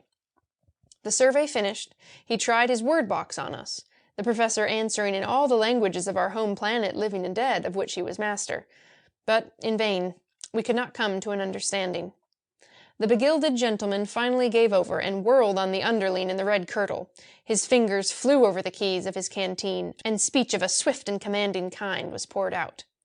A scurrying about of the oven tenders resulted. From somewhere a fresh supply of uncooked food was brought and placed in the huge metal box. While this was going on, Quinn suddenly seized my arm, a troubled look crossing his face. "What's the matter, Professor?" I asked. "Matter enough, Mr. Munn. The lever was left on number 5. His thoughts were up with the steel car. I was surprised at this, for it appeared to me that there was more than enough to claim our full attention right in our immediate vicinity. "And what of that, sir?" "The anti-gravity cubes lighten the car by 5 degrees, he answered excitedly. "Thus buoyed, and in its elevated position, I doubt if the car should hold its own against the fury of the storm." "You think it has been blown?" "Aye, blown to the uttermost parts of Mercury, and perhaps wrecked and lost. Lost, with all our scientific apparatus and other paraphernalia. And that is not all," went on the professor. "The lever should have been thrown to 0 and then removed to prevent Gilhooly from tampering with it. Who knows what that mad railway magnate might take it in his head to do? Suppose he were to grasp the lever and give the cubes their full power. He would be launched into the void, sir, and we should be marooned on this sun-baked planet, compelled to live out our lives with these one-eyed quadrumana, devastating the country of its food supply, our presence a curse instead of a blessing." I had already imagined a possible return to Terra, and from this, it seemed, the professor had not lost sight of that contingency. "What is to be done?" I asked, catching some of his excitement. "We must return to the outer shell, we must find the car, we must go back on the oven when they send it up." As he finished speaking, Quinn ran frantically to the metal box and leaped to its top. I followed, clumsily upsetting half a dozen mercurials who chanced to get in my way. The oven was loaded by that time, and ready for its return to the intense heat. Nay, more, the chef in the red kirtle already had his hand on a wheel, which presumably released the lifting power. Our movements, however, had acted as a check on proceedings. "We've got to go back," cried the professor, forgetting in his stress of feeling that his words were lost on the throng around us. "Don't attempt to stop us, don't! We'll return!" The mercurials began leaping to the box from all sides in a veritable swarm.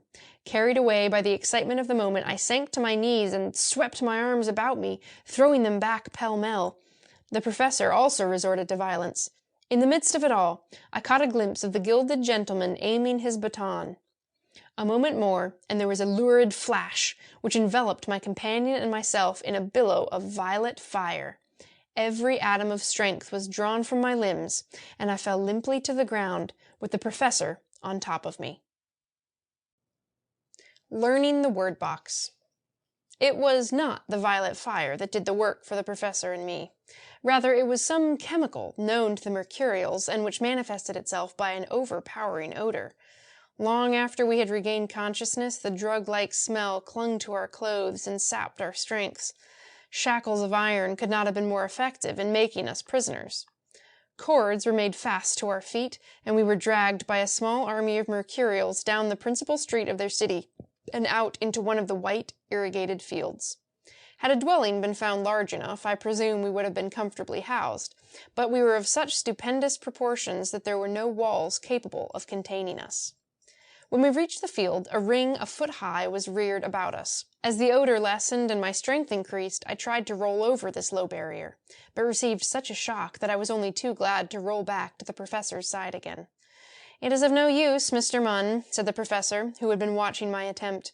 "These mercurials are possessed of ways and means beyond our earthly powers to combat. We must accept the situation with all the philosophy we can muster."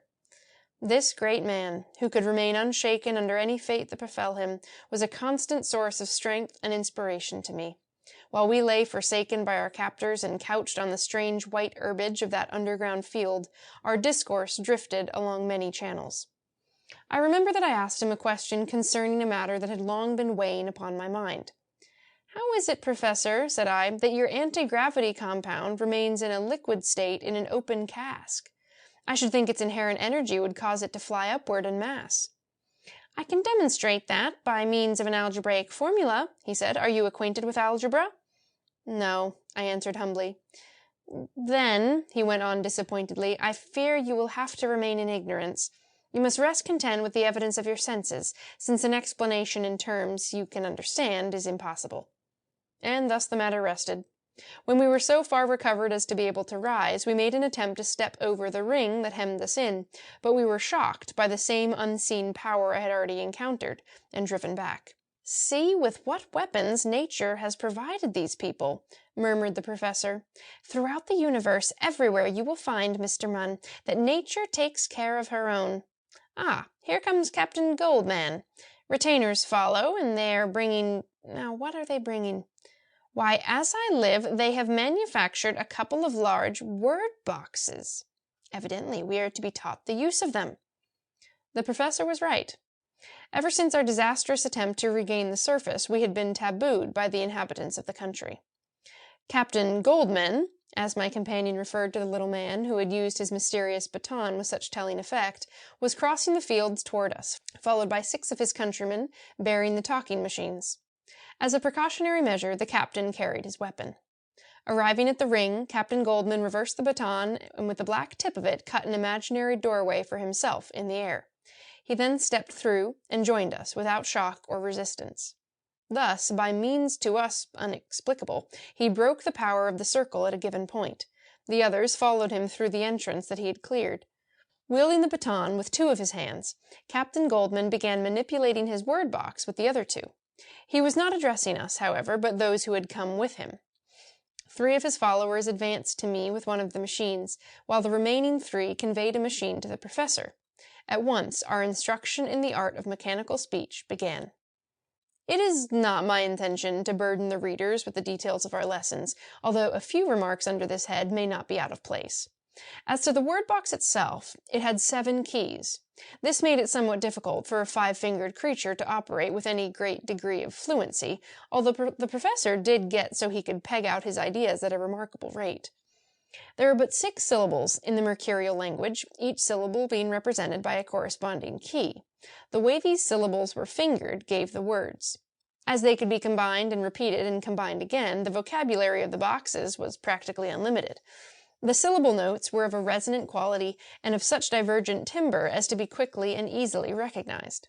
The symbol for key 1 was synonymous with our personal pronoun I, and was the most assertive and determined note in the whole gamut of the box.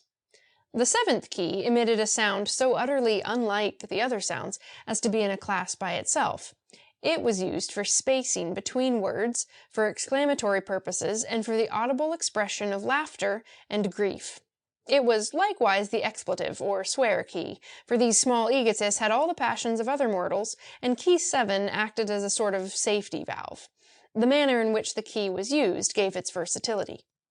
Day by day our lessons proceeded, the professor learning with a rapidity that was marvelous. He was well along in the polysyllables, while I was struggling with the basic tones and acquiring some facility in spacing and in the expression of the feelings. Our ears kept pace with our fingers, and in a fortnight the professor was so eloquent with his word box that he could now and then play off a metaphor, or some other frill, to the great delight of himself and his auditors. Next to a wonderful jimmy, invented by a cracksman named Cricket Donovan, whom I knew well, and who at that period was doing time at Stillwater, I take off my hat to that mercurial word box as the most marvelous contrivance ever evolved by a thinking mind. I have a very good memory, and when sufficiently proficient with the keys, I practiced by repeating passages from 40 Ways of Cracking Safes, which, as distinguished from the Sandbagger's Manual, I considered my chef d'oeuvre. I could not discover that my terse English, faulty enough though it was, lost anything in force from translation into the mercurial tongue. The word tongue is used with reservations, for, of course, tongue that language was not. Difficulty was experienced in getting a suitable mercurial equivalent for the good English word cracksman. Finally, however, I hit upon 3 quick touches of the swear key, which made the word intelligible to my own ears, if not to anyone else's. Soon I began to observe a little throng gathering across my side of the prison ring, listening intently as I practiced. From day to day the throng increased. Over on the other side of the ring, Professor Quinn was absorbed in cutting all manner of scientific capers with his word box. The mutability of Newtonian law formed his staple theme, and he was able to put it through the keys with amazing variations. But no crowd gathered to listen to the professor. The mercurials were all on my side of the compound. Thus it was clear to me that my brand of science was more attractive to the little people than the professor's. While the mutability of Newtonian law languished for an audience, the Sandbagger's Manual was fast acquiring one that taxed the capacity of the word box. The professor, for a long time, had been so wrapped up in his attempt to master the mercurial language that he had paid little heed to me and my efforts. The attention my work was securing, however, finally caused him to sit up and take notice. Halting his weighty remarks, he laid aside his talk machine, came over to my side of the circle, and stood behind me, listening. The first I knew of his presence was the reaching of 2 angry hands over my head and the snatching away of the instrument on which I was at that moment reciting the 10 rules for a cracksman's success. My audience was as greatly put out as I was myself. While I was leaping to my feet and whirling around, my listeners were clamoring on their word boxes for me to proceed. Professor Quinn, white-faced and in a greater temper than I had ever before seen him, held my talking apparatus over his head and seemed of a mind to clash it down on the earth at his feet. "I say, Professor," I called restrainingly, "don't do anything rash." "Mr. Munn," he gasped, his voice thick with suppressed emotion, "is my confidence in you to be utterly destroyed? I singled you out as one of the worthiest of all those I brought from Terra, and yet I find you busily inculcating false ideas of personal property into the keen minds of these Mercurials. For shame, sir! Would you demoralize this planet? Would you turn these law-abiding people into thieves?" "Professor," I answered, "your ideas and mine do not harmonize on this matter of property rights." "Well, I admit, Mr. Munn," he answered, "that conditions on our own planet in a measure condoned your actions, yet I maintain that you have no right to air your ideas in Njambai. Here the conditions are of an altogether different sort. So far as I have been able to learn, this orb has not fallen under the noxious spell of the monopolists. You have no excuse for instructing the Mercurials in the alpha and omega of your contemptible profession." "Contemptible?" I repeated. "That is a hard term, Professor. Besides, they seem to be fond of the instruction. Everybody listens to me, while you haven't had so much as a corporal's guard to enjoy that astronomical stuff you've been playing off on your concertina. Your line, perhaps, is more attractive than mine," and the shadow of a smile curled about his thin lips, "for the notion of getting something for nothing has a direct appeal to every thinking being. On the other hand, my thesis on the mutability of Newtonian law requires profound thought before it can be assimilated. Yet, be that as it may, I shall not allow you to degrade these people with the unworthy ideas that have been coming from your word box. I can destroy this machine, sir, and I shall do so, unless you promise never again to let an ignoble thought come out of it. What do you say?" "Your mere command is enough, Professor," I replied. "It is not necessary to couple it with a threat." His face softened, and he at once returned to me my talk producer. "I beg your pardon, Mr. Munn," he said. "I have confidence in your word, and know that I can trust you." Thereupon he went back to his own side of the ring, and I applied myself assiduously to undoing any evil my ill-considered practicing may have wrought. I told the Mercurials that my utterance had been in the nature of a fairy story, and I gave the lie to my convictions by declaring that the reasoning, as in all fairy tales, was unsound. From that hour my audiences vanished. The professor, although his talk was profound and somewhat wearying, seemed to the Mercurials as a more worthwhile, and they flocked to hear him. We began acquiring a knowledge of the country and of its people and institutions, with our very first lesson. In 2 weeks, we had gathered most of the information that follows. Their planet they called Njambai. Their country was Baigol. Baigol was one of 4 kingdoms comprising the underworld of Njambai. The other 3 kingdoms were Baijinx, Baigosh, and Baigad, all derived from the word Bai, signifying planet. There were only 2 places on Njambai where water was able to collect and defy the absorbing power of the sun. These places were at the 2 ends of the planet's axis, corresponding to the polar regions of Earth. Here there were seas feeding rivers that ran through the underworld and irrigated the fields. The northern kingdoms of Baijinx and Baigosh lay on the shores of these seas, the former at the north and the latter at the south. They were the only kingdoms on the outer shell of Njambai, and levied tribute from the interior kingdoms of Baigol and Baigad for water rights.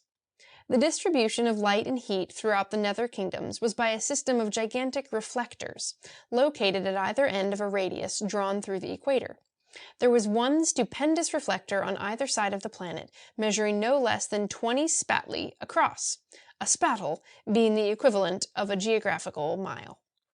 These reflectors, we were told, followed the sun as it moved through the heavens, and reflected heat and light to countless other reflectors ingeniously placed to acquire and radiate the solar energy. The heat thus secured was further intensified by the planet's shell, which, forming the vault of the nether kingdoms, constantly diffused warmth. The king was Golbai, the 925th of his line. The name of the pompous gentleman whom the professor had christened Captain Goldman was O'Cow. Names of people, places, and things, as here given, are simply a rude equivalent as nearly as can be rendered into English. From my wording, the astute reader will probably discover more than the 6 basic syllables of the Beigol language. The flexibility of the word box will account for this, and the inconsistency is only seeming and not real. Beigol had one half of the inner sphere, and by Gad the other half. These 2 kingdoms were not on the best of terms, owing to a wretched piece of business carried out by Gadbai, king of the other country, which will be adverted to later. The 4 kingdoms were connected by a railway, if such a mode of transportation could be called.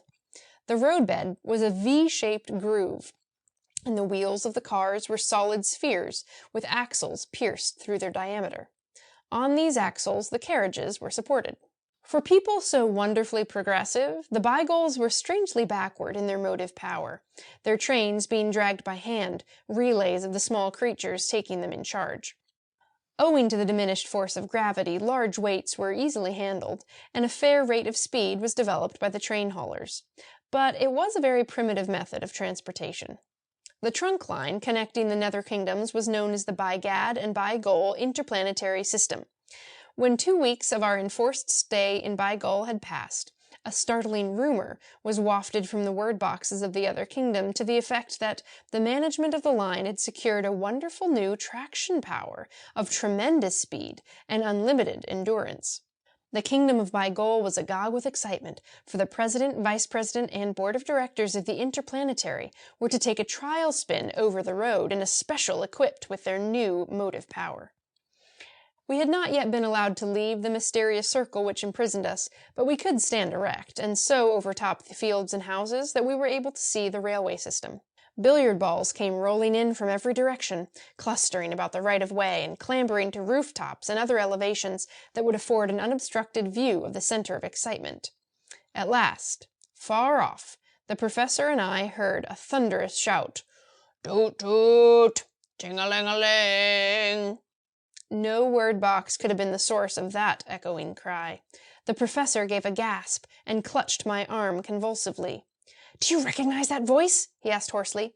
"Merciful powers, Mr. Munn! How could such a thing happen? Look! Look!"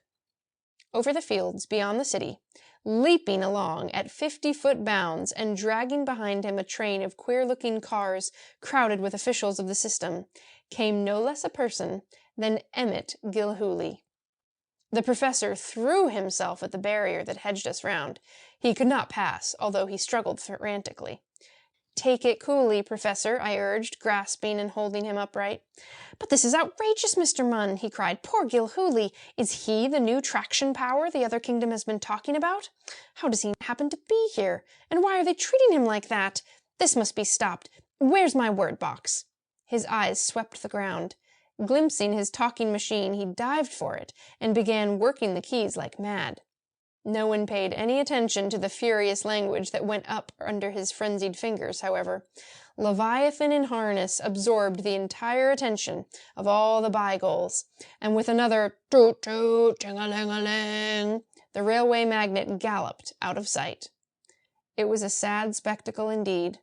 I was almost as completely unmanned by it as was Professor Quinn. How we were catalogued. Let it not be supposed that we had given no thought to our companions in exile during our 2 weeks' probation in Beigol. The professor and I had talked of them frequently, wondering whether they were alive or dead, and if alive, where they were and what they were doing. Our story had been punched out of our word boxes for the benefits of the Bygauls, but they had not seemed to make much of an impression on O'Cow, or on others who came to see us. Now, the sight of Gilhooly would add corroborative detail, and we harped on that key until O'Cow promised to communicate directly with King Golbai and find out what his wishes were in the matter. As for the professor, he wanted to go roaming the 4 kingdoms looking for the other exiles, first visiting Bygad and appropriating the motive power of the B and BI system. The most we could get from O'Cow was a promise to learn His Majesty's pleasure in our affairs, and while we were abiding the king's decision, other events took place which were of prime importance to us. O'Cow had a queer-looking machine borne to our home circle, which was the humorous fashion in which the professor referred to our prison ring. The machine was an upright shaft measuring some 3 feet in height. To its base was attached a golden cord several yards long and terminating in a small silver disc. Professor Quinn and I were consumed with curiosity while this contrivance was being set up and made ready. We put a question through our word boxes, but were only smiled at mysteriously. Presently I was made to sit down, Turk fashion, while one of O'Cow's attendants came to me and passed the silver disc over my head. One end of O'Cow's baton had a black tip, and the other a white. As the disc passed over my head, O'Cow rested the white tip of the baton on the pedestal. Instantly, a slide flew out of the shaft's top, bearing a painted ideograph. The professor and I were not up in Bygaul ideographs, and were very much surprised at the actions of O'Cow and his companions when they looked at the slide. They recoiled, stared at me suspiciously, and moved about me with caution. I grabbed my word box. "What's the matter, anyhow?" I asked. "We have just discovered that you are a robber," said O'Cow. "I am no robber here," I answered, "no matter what I was in the place I came from." "Once a robber, always a robber," retorted O'Cow, "unless you touch the bola." "Well, well," murmured the professor, rubbing his hands delightedly over the pedestal and giving little heed to O'Cow's remark. "What do you call this machine, Mr. O'Cow?" "That, sir," O'Cow replied, "is a character indexograph. We find it very useful in cataloguing the natural tendencies of subjects of the realm." He sighed. "The number of indexographs in the kingdom is limited, and they have all been working overtime of late. This is the first opportunity we have had to use one on you and your friend. Now, Professor, if you will oblige me." The professor dropped down, the disc gliding over his bald head, and another ideograph shot into sight. "Ah," murmured O'Cow, reading the sign. "Philanthropist, scientist, a man to counsel you with. You'll do, sir, but your friend—" He shook his head sadly as he dropped his talking machine. "I suppose," said I, watching O'Cow and his attendants make off with the indexograph, "that I shall be kept within this circle indefinitely?" "Let us hope not, Mr. Munn," rejoined the professor, laying a kindly hand on my arm. "Rather, let us hope that you will experience a moral rejuvenation, so that when the indexograph is tried on you at another time, it will show a different result." "I wish they would try that thing on J. Archibald Meigs," I exclaimed. "The Bygauls would find, I think, that I have no monopoly on that particular ideograph." The professor laughed quietly. "Let us see what comes to us now after we have been catalogued," he said. "I think they have simply been waiting to make trial of our tendencies before allowing us to pass out of this enchanted circle." O'Cow came back in a couple of hours, carrying a roll of parchment in addition to his baton. He came alone. "Gentlemen," he said in his mechanical way, "your names have been entered and tagged. In accordance with the information secured through the indexograph, a task has been set for you. Perform that task faithfully, and you are to have the freedom of the realm." "What is the task, Mr. O'Cow?" inquired the professor. "You are to restore the sacred bola to His Majesty, the King of Bygaul." "And what is the bola?" "It is the stone of happiness and peace. Merely to touch it restores a mortal to health, physical and moral. Crime is a contagious disease, and since the bola has been lost to us and untouched of any in the kingdom, lawlessness has become widespread." "Where is the bola?" "It was loaned some seasons ago to the King of Bygad, who now refuses to return it. As Bygad is a more powerful country than ours, it would be an act of destruction for us to make war for the stone. So, our king has graciously decreed that Mr. Munn shall proceed to the neighboring kingdom and steal the bola, taking you along with him, Professor, as adviser and general aid." Nothing could have pleased us more. As I have stated elsewhere in this narrative, stealing property from someone to whom that property does not rightfully belong can hardly be accounted a crime, and when property thus purloined is restored to its rightful owner, the theft is transformed into a high and noble act. Such a task filled me with enthusiasm, and I was ready to go forth among the four-handed enemies of Baigol and demonstrate my abilities. The professor, thinking of Gilhooly, would have welcomed any undertaking which carried him into the neighboring realm. O'Cow told us that the king of Baigad was a very grasping individual, although he was very careful to abstain from touching the bola.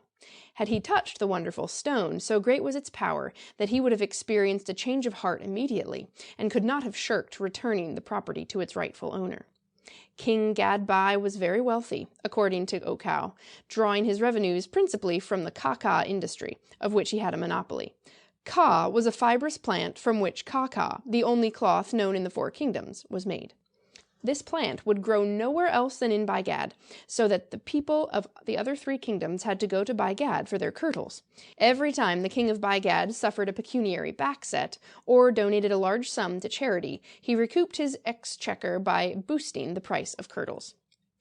There was a time, O'Cow declared, when all the inhabitants of Njambai went clothed from neck to heels, but wardrobes dwindled as the price of cloth rose. Very few people could now afford the luxury of a full suit, and since the upper half of the body could not be covered with a garment, it was covered with paint, the paint being usually of a color to match or harmonize with the kirtle. A variety of black kaka was the only serviceable material to be had for writing purposes, ideographs being traced on its surface with white ink. We were told how gentlemen, once wealthy but who had fallen upon evil days, had drawn upon their libraries for wearing apparel. Books of poetry, essays, travel, fiction, all yielded their leaves to the making of various garments, thereby clothing the body as comfortably as they had already clothed the mind. What could be more apropos than a morning gown, inscribed with choice ideographic sonnets, or a student's robe begemmed with the brilliant wit of an essayist, or a traveling costume bearing an account of some voyage of discovery? The only fault to be found with this arrangement was that such clothing advertised the wearer's poverty, and in Njambai, as in Tara, the pride of wealth was most pronounced. King Gadbai, it appeared, had so enhanced the cost of black kaka that literature lay languishing. Writers had not the requisite material on which to inscribe their thoughts, and the Four Kingdoms were threatened with a blight of ignorance. From what we heard of King Gadbai, the professor and I were not disposed to regard him very favorably. He seemed a greedy and unscrupulous person, more than ready to swell his coffers by trampling on the rights and the welfare of others. The parchment roll brought by O'Cow was a map, showing us how to direct our steps in order to reach Baigad. O'Cow also delivered to us a royal banner, direct from the hands of King Golbai, which was to procure us favor en route and entitle us to be received and cared for as ambassadors when we reached the other kingdom. The professor asked for a baton, but this was denied him. The Baigols feared, I suppose, to trust such a terrible weapon in the hands of aliens. The professor's pleasure over the prospect of being allowed to leave our prison ring and journey in search of our friends while seeking the bola was marred somewhat by O'Cow's revelations. He had hoped to find Njambai free of monopoly and greed, and yet here was King Gadbai boosting the price of kaka whenever the whim struck him, and he had hoped to find a people where poverty was unknown, and yet he discovered how the educated were obliged to raid their libraries in order to cover their nakedness.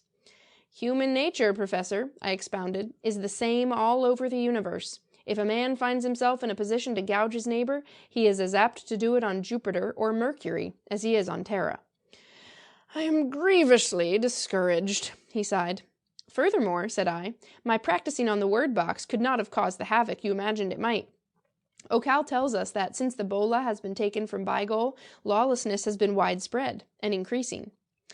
Your rehearsal of the false sentiments contained in your book may have helped on the lawlessness. I am more sorry than I know how to express in finding among this gifted people some of the worst elements of our own civilization, and my regret is the more pronounced on the score of Popham, Meigs, Gilhooly, and Markham.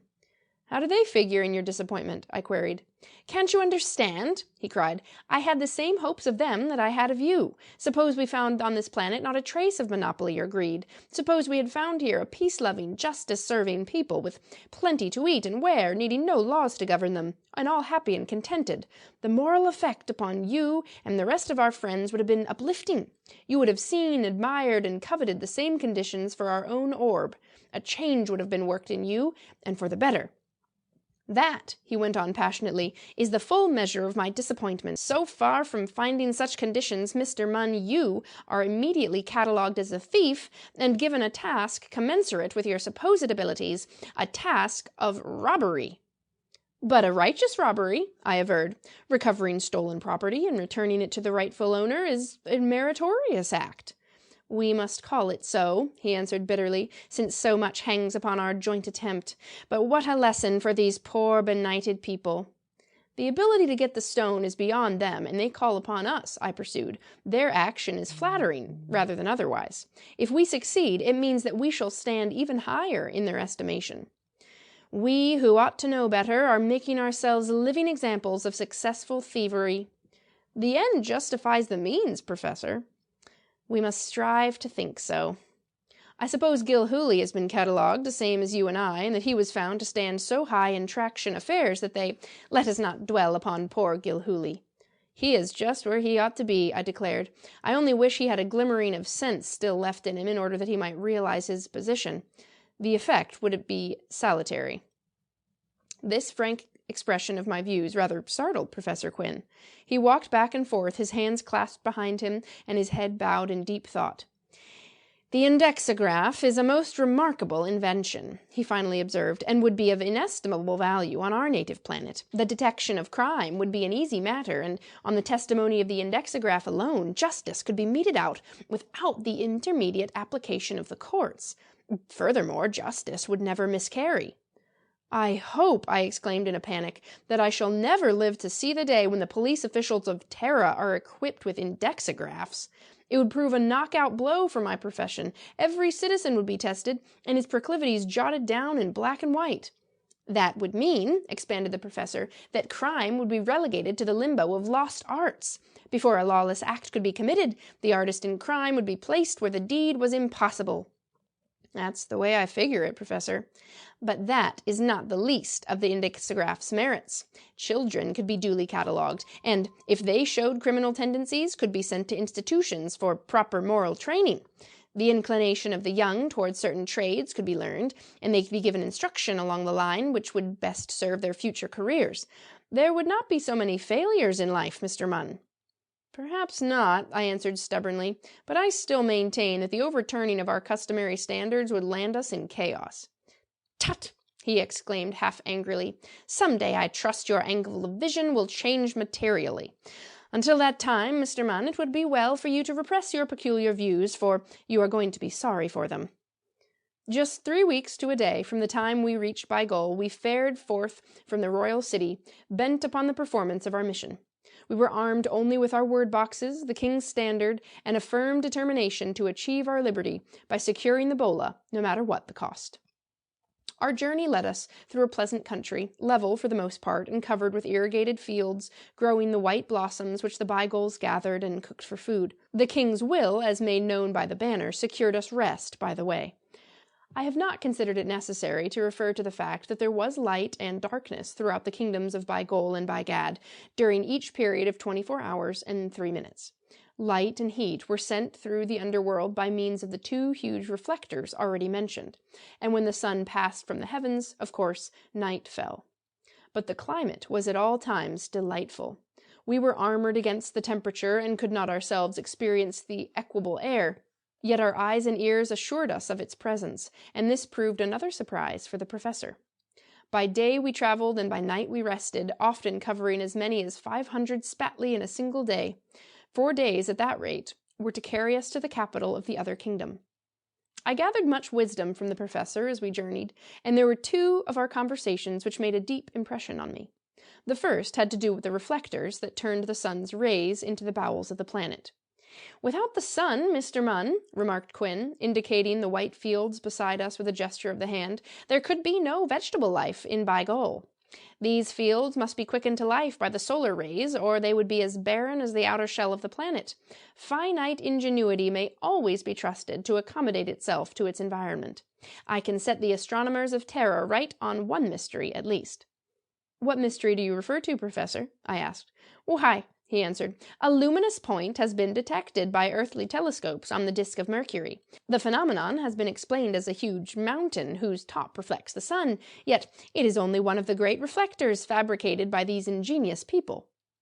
Then, at another time, "Professor," said I, "have you made any discoveries relative to that powerful little weapon which the Bygols know so well how to use?" "A few," he answered. "The baton is called the Zetbai, and its ammunition is drawn from a peculiar ingredient of the atmosphere. The white tip of the Zetbai furnishes a destructive force, while the black tip combats and nullifies it. The inhabitants of this orb, Mr. Munn, have a weapon of such awful power in the Zetbai that a dozen of their number, armed with the batons, could descend upon our own globe and devastate it. Well it is for Terra that means are lacking for interplanetary communication, otherwise the Bygols and their fellow creatures might prove the Napoleons of the universe. Such a contingency is terrible to contemplate." "Had the Zetbai anything to do with that invisible power that stayed us from crossing the circular wall?" "It had everything to do with that. An unseen barrier was placed around us, a barrier of Zet, drawn from the atmosphere by these Bygols, and made to serve their ends. Unlike powder and ball, which destroy themselves in creating destruction, Zet is indestructible. It can be regathered into the Zetbai and used over and over again. The resisting medium, controlled by the black tip of the baton, is alone powerful to annul the energy of the white tip." These were the points that impressed me. Another, which we discussed, but which did not appeal to me as logical or accurate, had to do with the object of our quest, the bola. "With all due respect to Mr. O'Cow," I said, "he was certainly talking moonshine when he described the bola." "I would not go so far as to say he was talking moonshine, Mr. Munn," the professor answered. "There are stranger things in heaven, earth, and Mercury than are dreamed of in our philosophy. Take yourself, for instance. You are a sick man." "Never sick in my life," I declared. "I mean morally," went on Quinn. "If crime is a disease, you will admit, I think, that you are sick." "No," I averred, "I am healthy in mind and body. I take no stock in Mr. O'Cow's assertions, which ought to prove that I am mentally sound. I take it, but we'll get this palladium just the same, for our liberty depends on it." Toward noon of the fourth day, as we drew near the boundaries of Bygad, we entered a rocky and uneven country, the well-defined road we had been following cutting and circling through the low hills. When we were well in among the boulders, a frantic shout reached us from around a bend in the road a few spately ahead. "That was a cry in our own tongue, Mr. Munn!" exclaimed the professor, coming to a halt. "Did you not hear it? It was certainly a cry for help." "You are right, sir," I answered. "That was a lusty English yell, if I ever heard one." "It was given by one of our friends, of course." "No doubt. It is not hard to distinguish a human voice from the bleat of one of these Bygol word boxes. Possibly the new motive power of the B&B Interplanetary has rebelled and is fleeing this way." "No," answered the professor excitedly. "I do not think that shout came from Gilhooly. It was— Ah! Mr. Meigs!" At that instant, J. Archibald Meigs came bounding into sight around the bend. But he was not the well-groomed, richly apparelled Mr. Meigs of Earth and the steel car. His only garment was a kirtle. He must have been surprised at seeing us, but so great was his fear that he did not show it. Panic left no room for any other emotion. "Quinn! Munn! Save me from the soldiers!" A few dozen prodigious leaps brought him trembling to our vicinity, and he fell exhausted to his knees. The Dilemma of Mr. Meigs. My, cried the professor. What has happened, Mr. Meigs? How is it that we find you in this, forlorn condition? I am a wretched man, wailed Meigs, grabbing the professor's knees in the stress of his emotion. You have got to save me, Professor Quinn. It was you who brought me to this awful planet, and if I am slain, my blood will be upon your head. That was Meigs for you. Even in his dire extremity, he did not forget to heap censure upon the head of our great savant. "You are not going to be slain," said the professor confidently. "But these creatures are as venomous as centipedes," murmured Meigs, suffering himself to be lifted erect by the professor. "Horrors! There they come now! Oh, this is too much, too much!" Meigs got behind the professor. Turning our eyes toward the bend, we saw a detachment of the Bygad army just hurling itself into sight. We had made some acquaintance with military officials in Bygall. Soldiers, as may be surmised, were armed with zetbais, but word boxes were kept out of the ranks. Only officers carried talking machines, matters being ordered on the principle that privates were to hear and obey. Each soldier wielded 2 zetbais, one with each pair of hands, thereby enormously increasing his capacity for destruction. The fighting force of Bygall, we had been informed, although organized on a smaller scale, was equipped and maneuvered exactly as was the military arm of Bygad. The detachment, approaching at a double quick in pursuit of Meigs, was, as we afterward found, a company of Gadbyzettes, or Royal Guards. They numbered 50, wore yellow kirtles, had the torso gilded, and were commanded by a single officer carrying nothing but a word box. The sight of the professor and myself caused the Gadbyzettes to come to an abrupt halt. They had undoubtedly heard of us, but they were far from expecting to encounter us there at that time. The officer was the first to recover his wits, and approached the place where we were standing, holding his talking machine over his head and punching its keys vigorously. His first words were a command to the soldiers. "Halt your zetbais, and make no move against these fierce colossi until you get further orders from me." Then to us. "Behemoths, whence come you, and why are you protecting the monster in the red kirtle?" Meigs, as could easily be seen, was not on familiar terms with the word boxes. So far as he was concerned, the captain's words fell on deaf ears. "We are from Bygall," said the professor, giving an amiable twist to his words by a deft use of key 7, "and come on an errand from the king of that country. This gentleman is a friend of ours." "A friend!" screeched the captain's machine. "He is a thief, and has stolen 100 gins of caca from our sovereign's storehouse." I thrilled an amused laugh on the 7th key of my own machine. "How do you know he is a thief?" I asked. "Did you try the indexograph on him?" "I'll do the talking, Mr. Munn," said the professor in our own tongue, then added to the officer, "There must be some mistake, Captain. This gentleman has a very good reputation, and would not commit a theft, such as you describe." "He bears the proof of it upon his person," answered the captain. "It is the kirtle." Now, a gin is a unit of measurement and corresponds to the inch of our system, from which it follows that Meigs stood convicted of stealing about 8 feet of red caca, enough to make kirtles for a score of the Bygads. "What are you harping about?" asked Meigs. "They say that you are a thief, Mr. Meigs." "Thief!" he blustered, glaring at the captain over the professor's shoulder. "I deny it, sir, I deny it." "He says you stole that kirtle you have on," I continued. "A man has a right to clothe himself as well he may," answered Meigs, aggrieved. "I do not count that theft. The country should see that a man is provided with a respectable covering." This was too good an opportunity for the professor to let slip. "Suffer your mind to drift back to your own planet, sir," said he. "Is it your opinion that our government owes every poor man a suit of clothes?" J. Archibald Meigs cringed under the blow. It was a thrust at his clothing trust, and it found the weak point in his armor. "The circumstances are different here," he mumbled. "In some ways, yes. In other ways, no. King Gadby is the monopolist of this planet. He controls the caca output and charges for it accordingly." The captain of the Royal Guard was growing impatient. "If you are here on an errand from the King of Bygall," said he, "we shall be glad to escort you to the capital, but not until you have surrendered the giant who stole the king's property." "Take us to his majesty," returned the professor, "and we will explain everything in a satisfactory manner." But this the captain would not do, and he became so threatening that we retreated behind a barrier of boulders. "Display the banner, Mr. Munn," said the professor, and I held up the royal standard so that the captain could not help but see it. His one eye gleamed insolently, and he came as near swearing as the 7th key of his word box would allow. "Deliver up the thief," he ordered, "or I will command my men to annihilate you with their zet-buys." It was certainly a critical situation. I had already had a slight experience with the overpowering properties of Zet, and didn't care for further acquaintance with it. Meigs was nothing to me. He would have stripped the coat from poor man's back if he could have had his own way on earth, and it afforded me secret pleasure to see him hoisted by his own petard. The trust magnate did not fail to take note of the warlike movements of the soldiers. "Can't you do anything to save me, Professor?" he pleaded. "We shall not give you up," answered Quinn firmly. "Can you think of any way, Mr. Munn, whereby we can extricate ourselves from this difficulty?" I have a quick mind, if I do say it, and a happy thought presented itself on the spur of the instant.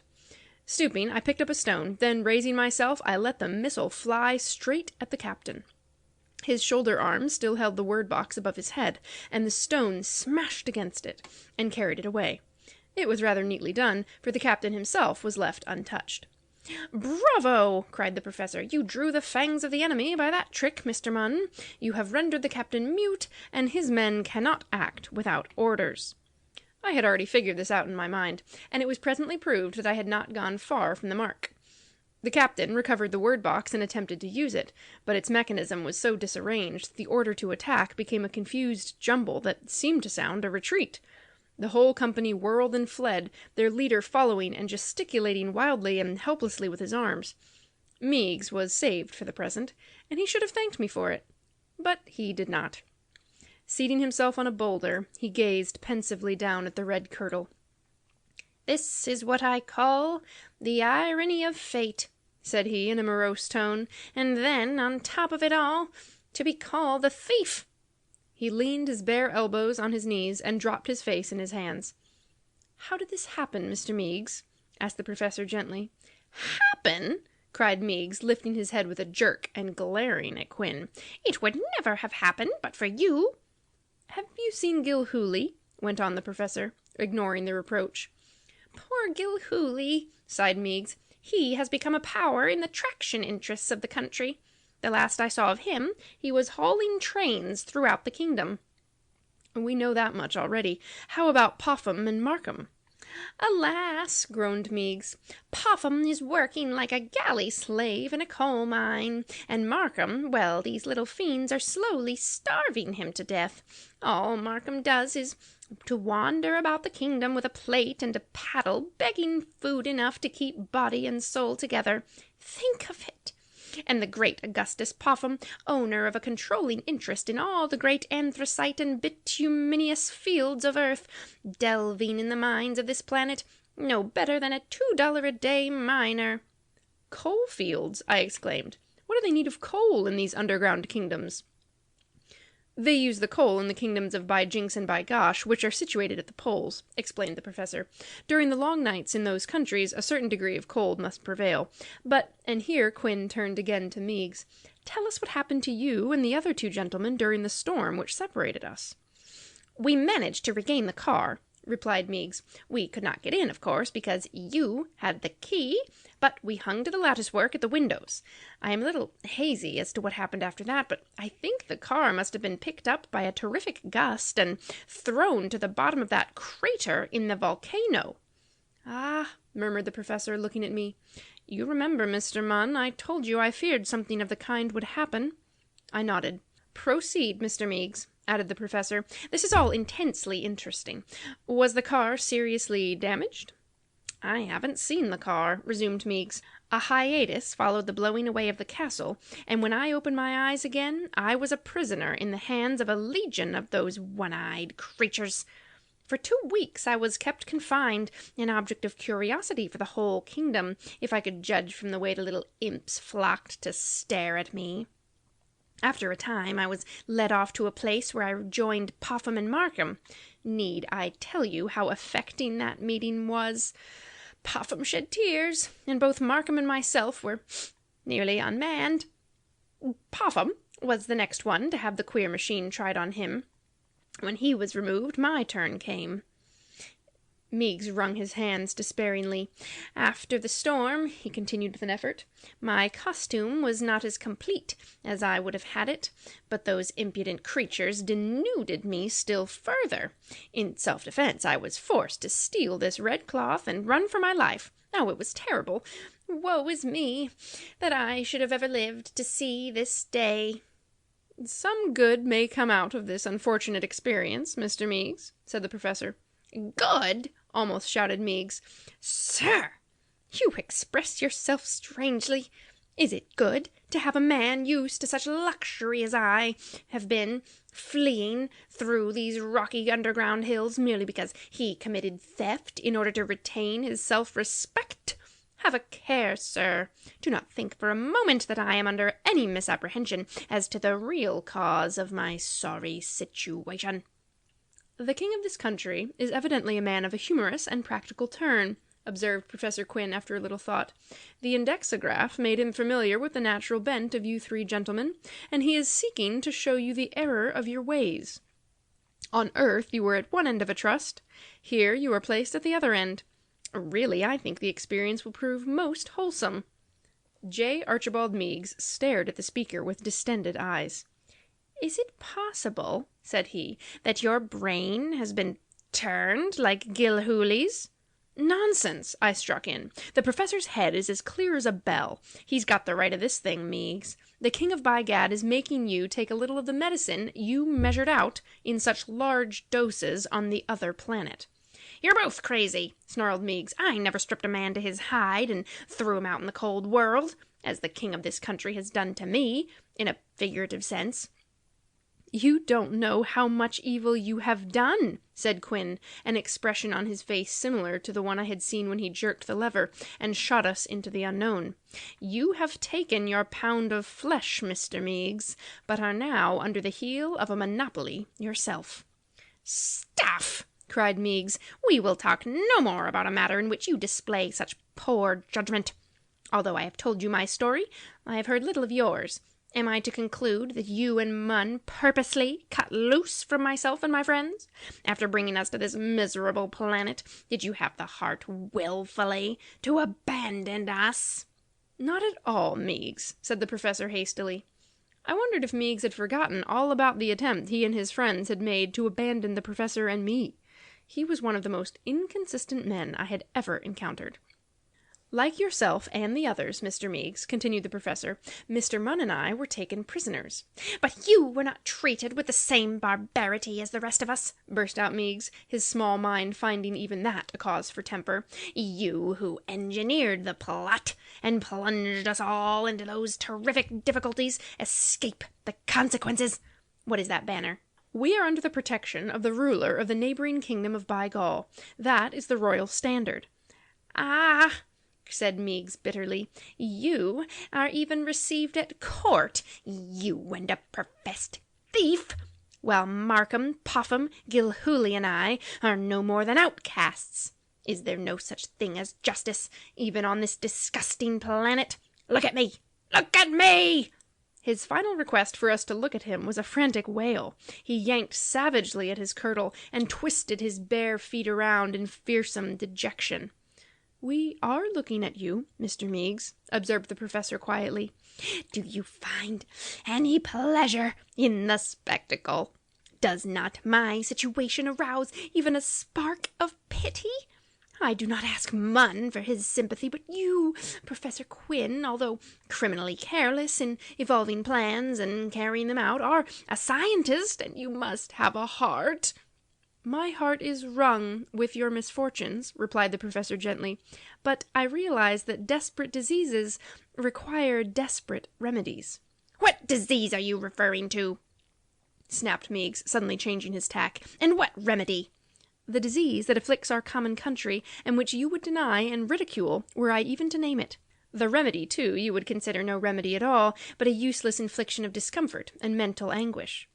What you are undergoing, Mr. Meigs, is not accidental, but providential. The workings of fate are as marvelous as they are effective. Patience a little, and we shall see what we shall see." "This is no time for oracular remarks," scowled Meigs. "These four-handed, one-eyed demons are forcing Gilhooly, Markham, Popham, and me steadily toward destruction. Gilhooly, daft as he is pulling his heart out on their ugly little transportation system. Markham is galloping from place to place, pounding his paddle against his dish and begging a few morsels of food. Popham is working like a galley slave, and his wages, already insufficient to give him the necessary food he requires for his heartbreaking labor, are being systematically cut down. As for me, the army of By Gad is at my heels. By Gad!" And in his extreme discouragement, Meigs gave vent to a wild, mirthless laugh. "By Gad and by gall, they sound like expletives from our own good planet, but altogether too mild to express the state of my feelings." "Be calm," adjured the professor, with an apprehensive look to me. "Calm!" echoed Meigs brokenly. "I shall be as mad as Gilhooly if this keeps much longer." He started forward with a truculent air. "What are you going to do for me, Quinn?" he cried. "How are you going to get me out of this fix? Those infernal little soldiers went away, but they'll come back again. And then what?" "We are here in the role of ambassadors," answered the professor, "and—" "Man, an ambassador!" sneered Meigs, drawing away from me. "And as such we are entitled to some courtesy at the hand of King By Gad. I feel quite sure that when the higher authorities understand that you are my friend, they will be lenient in their treatment of you." "That is a rather vague supposition on which to ground a man's hope of life or death," muttered Meigs. "It is all we can fall back on, Mr. Meigs. There are but 6 of us on this small planet, and we must make the inhabitants our friends. If we do not, annihilation will overtake the lot of us." "We were fools ever to land on Mercury in the first place," pursued Meigs, still wild and unreasoning. He stamped his bare foot to emphasize his anger, and a sharp stone unexpectedly gave point to it. With a howl of pain he caught his foot in his hands. I have never been called particularly hard-hearted, but somehow I took a measure of enjoyment out of all of this. However, I had the grace to turn my head and conceal the smile. "You must be careful, Mr. Meigs," warned the professor. "Sit down and rest yourself." "Rest!" fumed Meigs. "Just as though such a thing were possible. I am one of the miserable victims of your duplicity, and if I could have recourse to the law of our planet for about an hour, I would soon put you where you belong." "Be sensible," I struck in, perhaps ill-advisedly. "You act like a whipped schoolboy, Meigs." "I'll hear nothing from you," he cried, glaring at me. "As I was saying, Mr. Meigs," proceeded the professor, "Mr. Munn and I, although we appear to be free, are, nevertheless, virtual prisoners of the King of By-Gall. We are being sent to By Gad on an important mission, and on our success or failure depends very largely—" "That will do," interrupted the broker irritably. "I don't care to hear an account of your experiences, Quinn. It is evident, I think, that you and Munn have not been crossed by the same adversity which has overtaken myself and the others. I have a demand to make." Meigs arose from the boulder and struck an attitude which he intended to be both dignified and compelling. With his unshaven face and red kirtle, he succeeded only in making himself ludicrous. "What is the demand?" inquired Quinn. "You and Munn are fairly well clothed," replied Meigs, "and I demand that you share my distress to the extent of donating enough of your clothing to make me presentable." On the impulse of the moment, the professor began removing his coat. When the garment was half off, he changed his mind and slipped back into it again. "No," he returned, "you have made your own bed, Mr. Meigs, and I think you should lie in it until you experience a change of heart. When you can truly say to Mr. Munn and me that you realize how sadly mistaken you were on the other planet, we will share your distress. But not till then."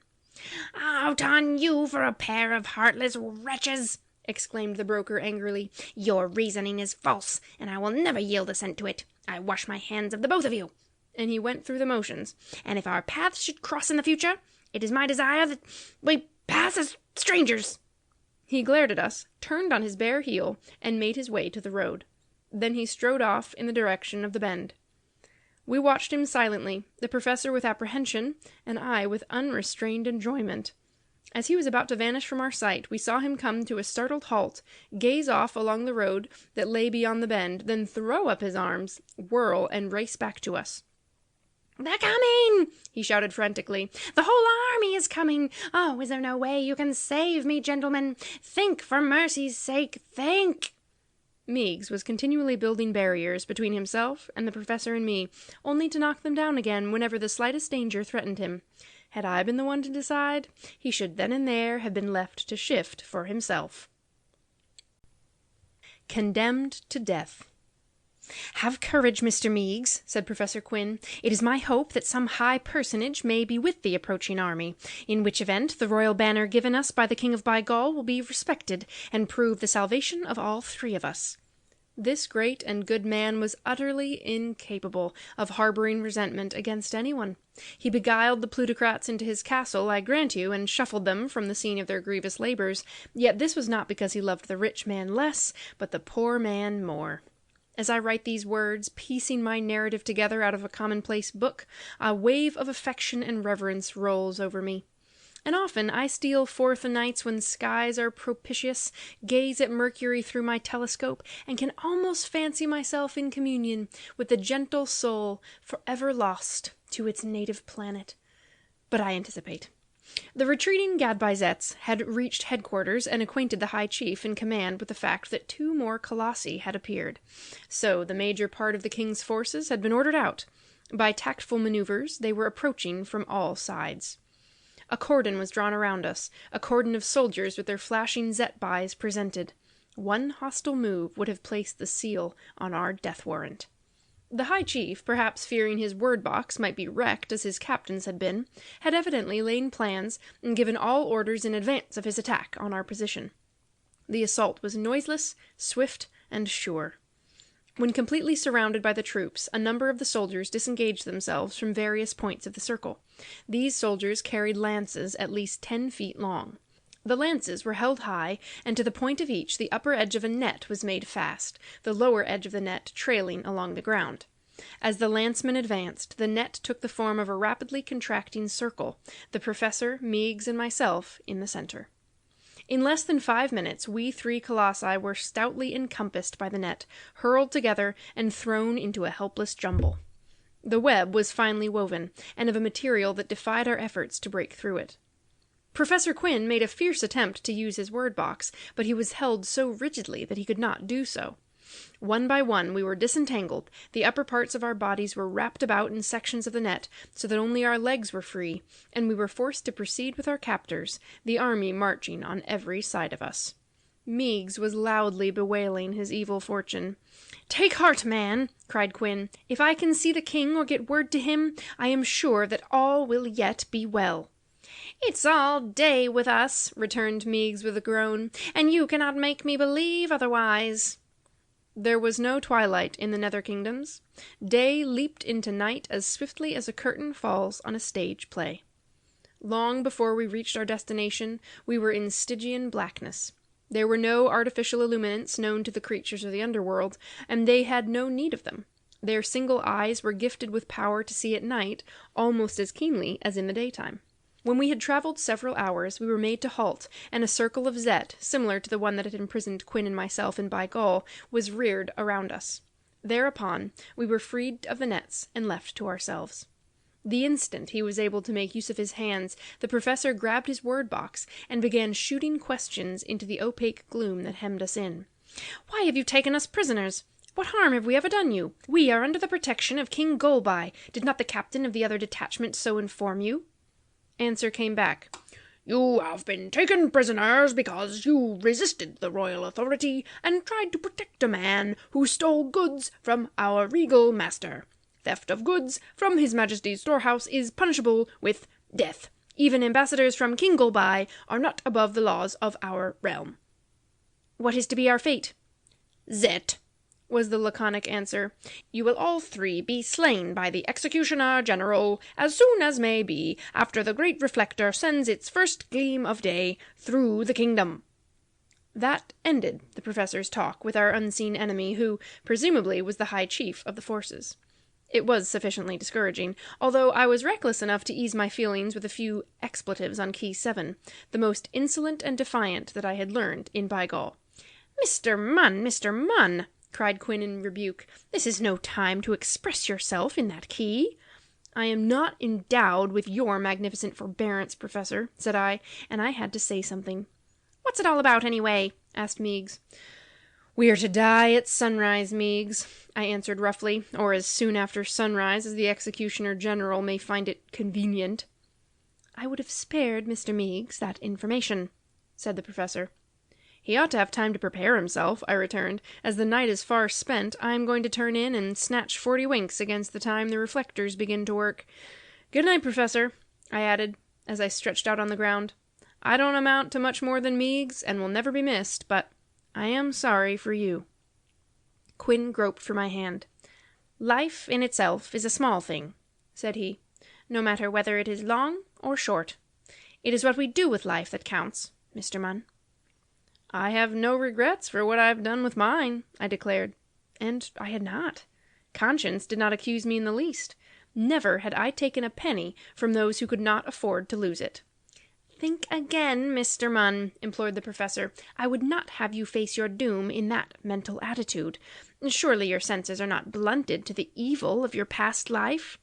Sir, I answered, imbued to the core with the sophistry that had made me what I was, I have been a financier, in a small way.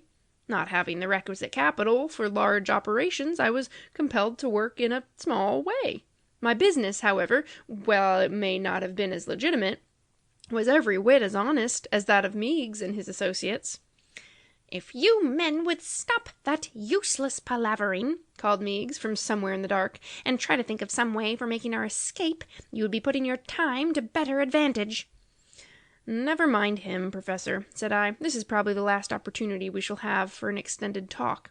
At such a time, man speaks from the heart, and I want you to know just where I stand. Just a moment, Mr. Munn. The Professor turned his head to answer Meigs. It is impossible for us to escape, said he. Even if we could get away from here, we should find the entire country in arms against us. Possibly we could get back to that other benighted kingdom from which you and the thief come accredited as ambassadors, returned Meigs. It is a hard journey from here, Mr. Meigs, and we should be overtaken and recaptured before we could cross the border into a friendly country. Before we could take to flight, however, we should have to beat down the barrier of Zet that hems us in. That, as I know from experience, is out of the question. Meigs began to complain, to find fault, and the Professor turned from him and went on talking with me.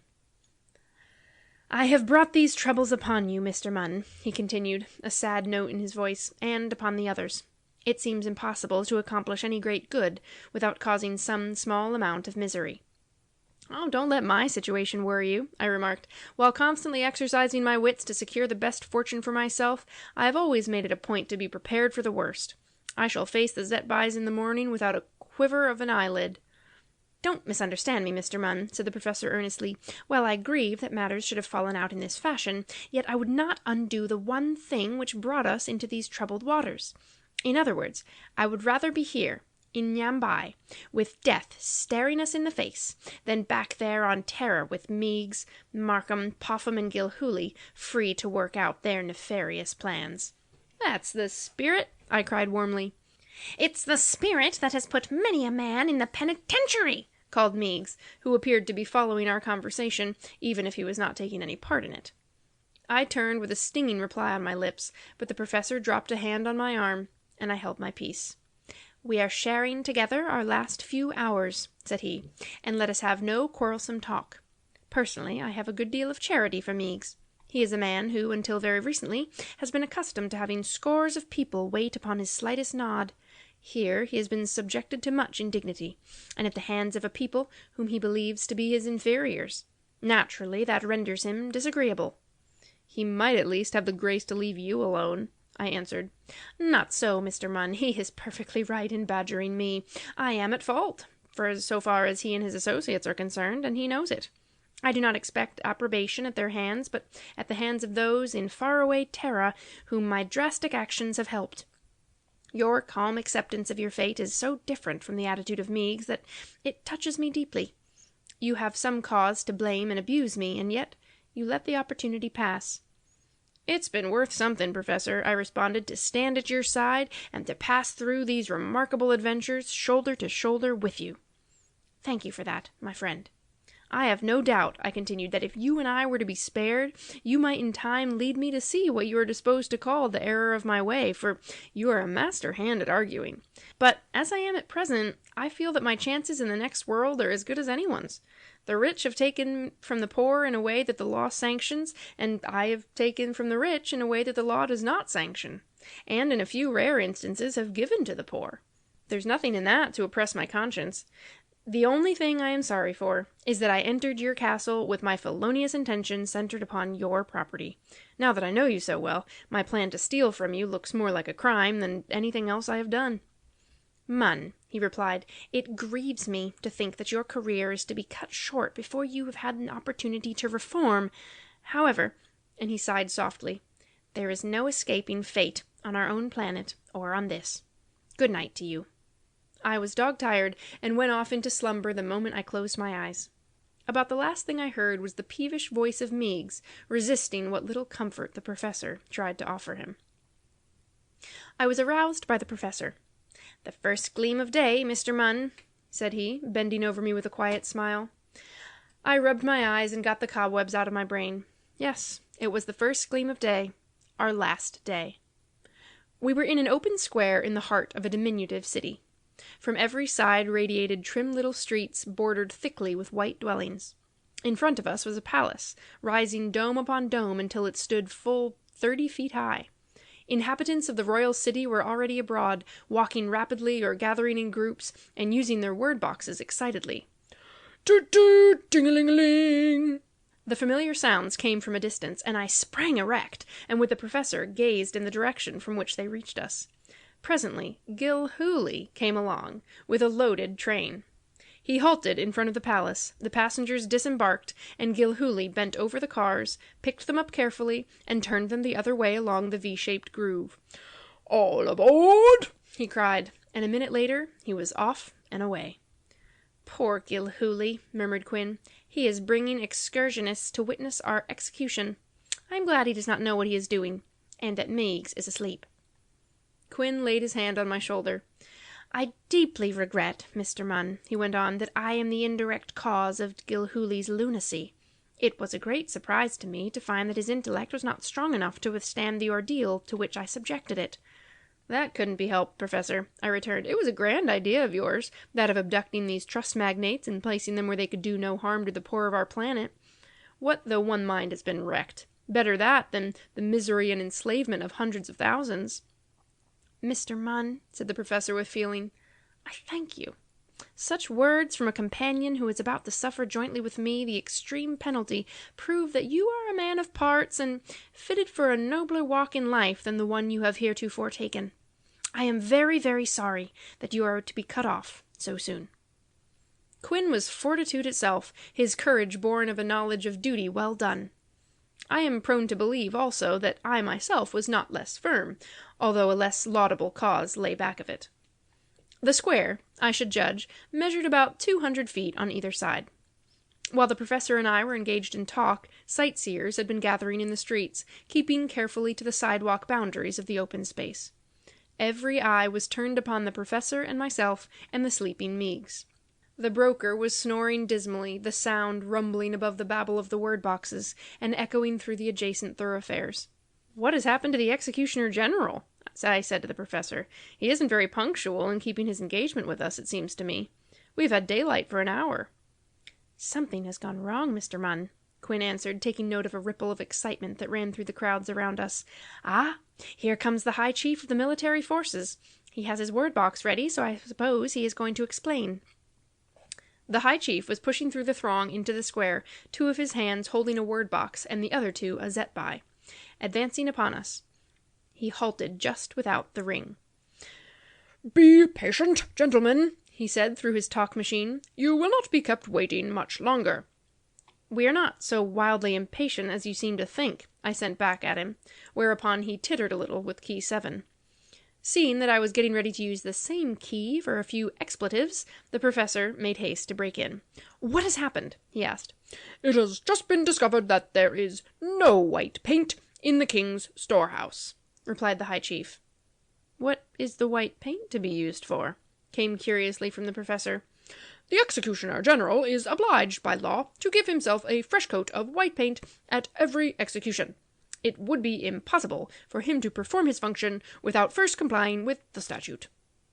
"Could not someone else, who has been freshly decorated, do the work in his stead?" I inquired, somewhat flippantly. "No," answered the high chief. "He is the only one in the kingdom who is duly empowered to execute criminals. Our executioner is a proud person, and jealous of the prerogatives of his office.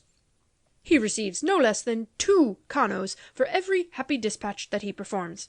In this case, he will be the richer by 6 kanoes, so you will understand how anxious he is to have everything done as it should be." A kano was equivalent to a half-cent of our own money, so that our one-time millionaire, Mr. J. Archibald Meigs, was to yield up his valuable life and help swell the executioner general's income to the extent of a single copper. Had he been awake, I should have explained the matter to him, so that he might have still further expatiated upon the irony of fate. This kingdom of Bygad differed from the other kingdom, with which we had already made acquaintance, in one material respect. The surface of the country had shrunk much farther from the outer crust of the planet. In Bygal, for instance, we were always able to see the vault that covered us, but in Bygad the sight reached into nothing but empty space. Shortly after the high chief had finished speaking, there came a flourish of word boxes from the direction of the palace. Turning our eyes toward that point, we beheld 2 resplendent soldiers in turrets to right and left of the richly hung balcony. "Hail to our munificent sovereign Gadbai, ruler of the realm and mightiest monarch of Njambai!" Thus the paeans of the soldiers. The words were echoed by the crowd, and a surging roar went up from the talking machines. "Hail to his majesty, King Gadbai!" On the heels of the tumult, the kaka draperies parted at the rear of the royal balcony, and the king appeared, bowed, and seated himself. He had a reserved seat for the performance, and could see everything that took place. "Let the executioner stand forth, prepare himself for his work, and then proceed, all in the royal presence." Instantly, the master of ceremonies put in an appearance. He wore a white kirtle, carried himself with a lordly air, and was followed by a retinue of attendants. 2 of the attendants bore the official zetbais, another carried the official word box, 4 more were dragging a cart on spherical wheels, an open cart laden with an object that startled us. "Grant heavens, Mr. Munn," gasped the professor, "unless my eyes deceive me, the executioner general is having my tub of anti-gravity compound hauled after him." "Your eyes do not deceive you, sir," I made answer. "But what in the world are they going to do with it?" "We shall be able to tell in a few minutes. Look, the executioner takes his word box and kneels. He's about to address the king." "Your Majesty," said the executioner general through his talking machine, "your slave craves your indulgence in the matter of preparing for this happy dispatch. The supply of the official pigment is quite exhausted, and it has been found necessary to fall back upon the white paint that was found in the dwelling recently fallen from the top of the crater." "Will it answer the purpose?" demanded the king. "It is white, your Majesty, and of proper consistency. So far as I can see, it will answer the purpose well." "Then proceed with your preparations. I would have this matter over with as quick as possible." Of course, Quinn and I understood all this. I knew that the professor was meditating a final appeal to the king, and he shot a strange look at me as his trembling hands lifted his word box. "Before the executioner general proceeds, your majesty," remarked the professor, his fingers none too steady, "will you allow me a word?" His majesty gave an exclamation of surprise. "Where have you learned our language?" he inquired. "In Bygal, your majesty. We come from that country on a visit to you, under the protection of the royal banner of Golbai." The professor nodded to me, and I shook out the banner and held it aloft. "My royal friend," said Gadbai, "should have been more particular in choosing the subjects he sends to visit my realm. The sleeping colossus in the ring with you raided my storehouse, and you sought to save him from capture. For that lawless act, death has been decreed to all 3 of you, and the sentence must be carried out." "But we were ignorant of the law," pleaded the professor. "Ignorance of the law is no excuse."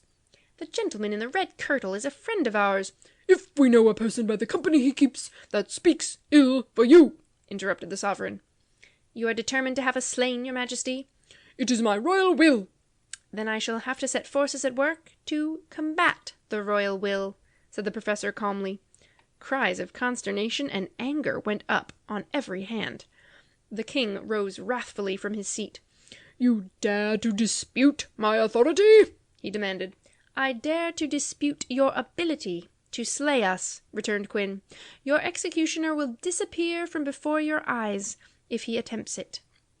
The king laughed ironically. "We shall see," he said, sinking placidly back on his seat. "Let the executioner general proceed with his preparations." I was greatly pleased with the drift of affairs.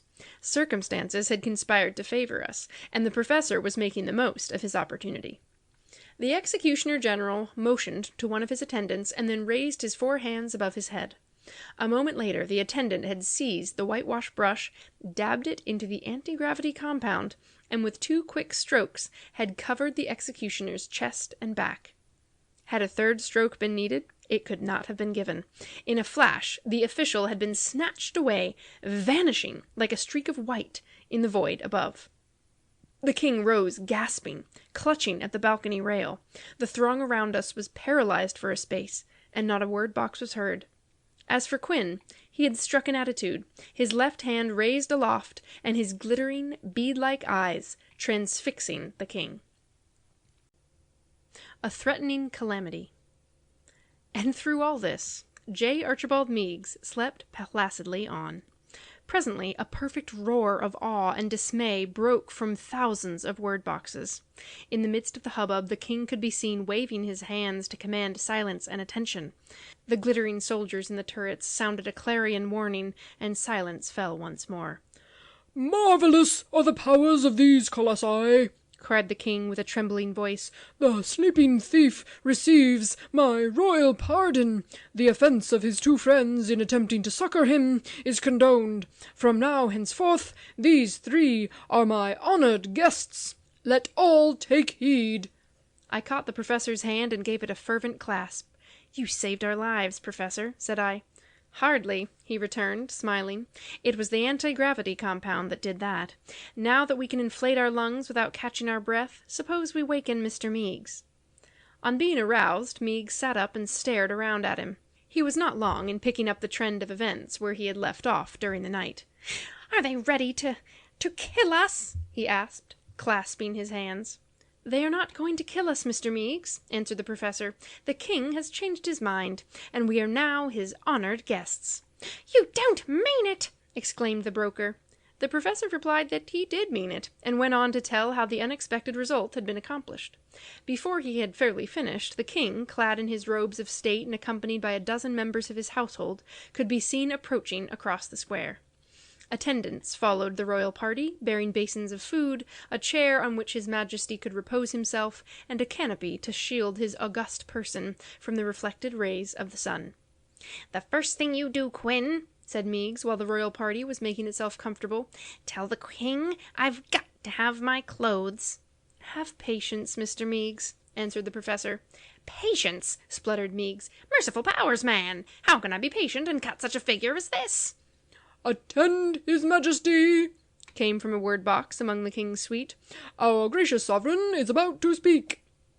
Our close attention being secured, the king remarked, "Now that these 2 colossi have been spared, they will need food. See that it is given them."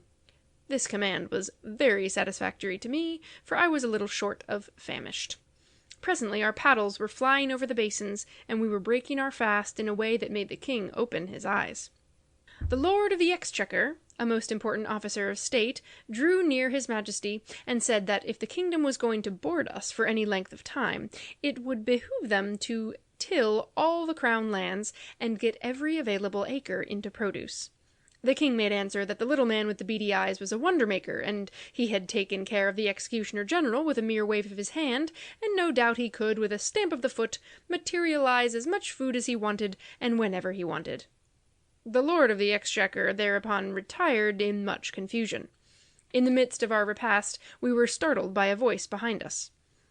"Gentlemen, gentlemen, out of your abundant store, will you not have the goodness to give me a few mouthfuls of food? I'm starving, literally starving." "Markham!" cried Meigs, whirling around. "Mr. Markham!" exclaimed the professor. The Food Trust magnate was fully clad, although his clothing showed signs of much hard usage. His cheeks were sunken and pale, while his eyes were round and abnormally bright. In his left hand was a metal plate, and in his right a small paddle. Both Meigs and Quinn started toward Markham with the food that still remained in their basins. The Zet ring, however, reared its intangible barrier between them, so that Markham could not so much as touch the receptacles extended toward him. It was pathetic to watch this one-time master of millions struggling to get the coveted food. He would throw himself at it and recoil, trembling from the mysterious force that had shocked and baffled him. He would sink to his knees or leap in the air, trying to reach above or below the invisible barrier, and then he would dissemble, slink toward the basins, and make a sudden dash, as though the strong chemical was an enemy whom he thought he could take off its guard. At last he gave over, and turned away with a despairing moan. Meigs faced the king, and began an angry outburst, which the professor made haste to interrupt. "Your Majesty," said Quinn, "this needy gentleman is also a friend of ours. Will you not supply his wants, or enable us to do so?" "The indexograph informed me as to his character," answered the king, "and it is a law of the realm that punishment must fit the crime. When your friend will truly acknowledge himself in the wrong, his needs will be plentifully supplied. Until that time, he must beg his food from house to house, morsel by morsel." "And this other gentleman in the kirtle," proceeded the professor, "will you not exercise a little clemency in his case?" "I have already exercised a good deal of clemency," the king answered, "nor can I go any further until he announces a change of heart." Mr. Markham was as deaf to the word boxes as was Meigs, and his Majesty's will was interpreted to them. "I am not in the wrong," declared Markham. "The principle involved is of vital importance, and I will die for it if need be." "So will I," averred Meigs. "We will eliminate your friends from our calculations for the present," said the king. "Just now, I would like to know what has become of my executioner general." "He is pinned to the roof of the underworld," said the professor. "Can you bring him back?" asked the king, turning his eyes aloft. "Really, I don't see how we are going to get along without him." "Possibly I can return him to you," answered the professor. "I will try, at least, providing you will grant a request I have to make." This dallying with the royal prerogative was not well received by his Majesty, nor by those around him. "What request would you make, in case I was inclined to receive it?" asked the king. "I would have you bring out the bola, and allow these two gentlemen to take it in their hands." The king gave a start, and a look of consternation overspread the faces of those in his retinue. "Where did you hear of the bola?" the king asked sharply. "In the other kingdom, your Majesty," the professor replied. The king was silent for a few moments. "We will take that matter up later," he said finally. "From whence come you and your friends? That point has been bothering me for some little time." "We come from another planet, which is called the Earth," said Quinn. "Does this planet you speak of circle around our sun?" "Yes, your Majesty." "Is it as large as Njambai?" "Much larger, your Majesty." "And are all the creatures on Earth two-handed, as large as you, and able to communicate thoughts without a word box?" "The inhabitants of Earth are just as you see us, but they do not live beneath the crust of the planet. The sun's rays are so tempered by the time they reach the Earth that beings are able to live in comfort on the outer shell." The king clapped two of his hands at this, and gave other evidence of his pleasure on the word box. "Most wonderful!" he exclaimed, and launched into a series of questions concerning the physical attributes of our mother planet and the character and institutions of its people. Quinn answered him fully, expatiating on the progress in arts and sciences already made by the earth dwellers. The king's wonder grew into awe and admiration. Rising from his chair, he paced back and forth in front of us, thinking deeply. "What sort of weapons have your people?" he answered at last. The professor described our powder and shot machines to the best of his ability. The king was puzzled. "Don't they know anything about Zet on your native orb?" he inquired. "No," answered the professor, "there is no Zet in our atmosphere." Suppose a company of my soldiers were to land on Earth, fully equipped with Zetbais. Could they be resisted? Quinn shuddered. No, your majesty, they could not be resisted. With your wonderful Zetbais, you could conquer and lay waste the entire planet. Candor compels me to tell you this, knowing full well that such a result would not be possible to you. Why impossible? Cried the king with wild enthusiasm. You and your friends must have come hither in that strange house which fell into the crater. Why could I not load a company of my soldiers into the house and go back with you? Then, and only then, did we see what this crack-brained monarch was driving at. Quinn was in trepidation over the outcome. Such a thing is not to be thought of, he cried. Your majesty, let me beg you not to give your attention to such a quixotic project. I am fully resolved, exclaimed the king, striding up and down with clenched hands. It is a very alluring picture you give me of this planet called Earth. I'll conquer it, annex it, and own it. He halted and raised his word box. Ho there, Olax! He cried. The high chief stepped forward and made the royal salam of 4 hands. We are going to conquer the solar system, Olax, said the king in a brisk, matter-of-fact way. Yes, your majesty, answered Olax, as readily as though the capturing of a planet or two was an everyday occurrence. You have overheard what this strange two-handed creature has been telling me, went on the king. Yes, your majesty. Trains that burn the black blocks and need not be hauled by hand. Green vegetation, laughing rivers, and babbling brooks, all on the outer shell. Rich cities, stores of art, and heaps of yellow gold. These and myriad other marvellous things are on the earth, Olax, and guarded only by 2-handed, 5-fingered colossi, who have to load a tube of iron with black powder and round missiles before they can attack their foes. The king threw back his head and laughed on the word box. Taking a cue from the king, Olax also laughed, and so did the others. And these earth-dwellers can't even see in the dark, rippled the king with contemptuous fingers. But they are large, your majesty, ventured the high chief. Large, and therefore awkward, not quick like our people, Olax. The Zetbai is the key to the situation. We could girdle the green star of these colossi, devastate it, and destroy all who sought to oppose us. That is what we shall do. It will be a noble campaign, your majesty. Noble? That is not the word, Olax. It will be stupendous. We'll monopolize everything when we get there, my dear sir. Everything we can get our hands on, and I guess we can get our hands on whatever there is. Zet will clear every obstacle out of our way. The king looked at the theoretical side. Olax, naturally, had an eye to the practical.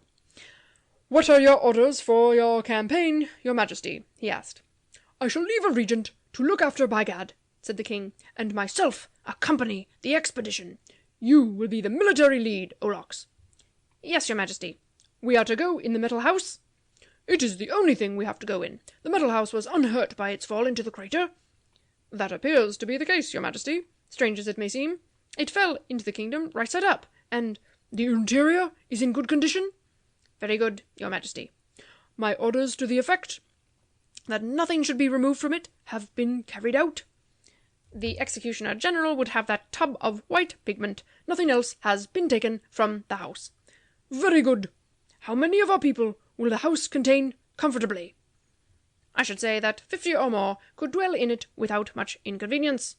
Then select 50 soldiers, the flower of the Gadbaizettes. Among your stores, be sure you have a good supply of black caca. I want someone who is away up in ideographs to accompany the expedition as historian. It will be attended to, your highness. The king turned and aimed his word box at the professor. Is that tub of white pigment essential to the proper equipment of the metal house? He asked. Very essential, replied Quinn.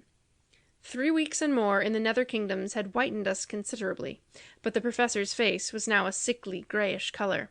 Then I will have it taken back to the house, said the king.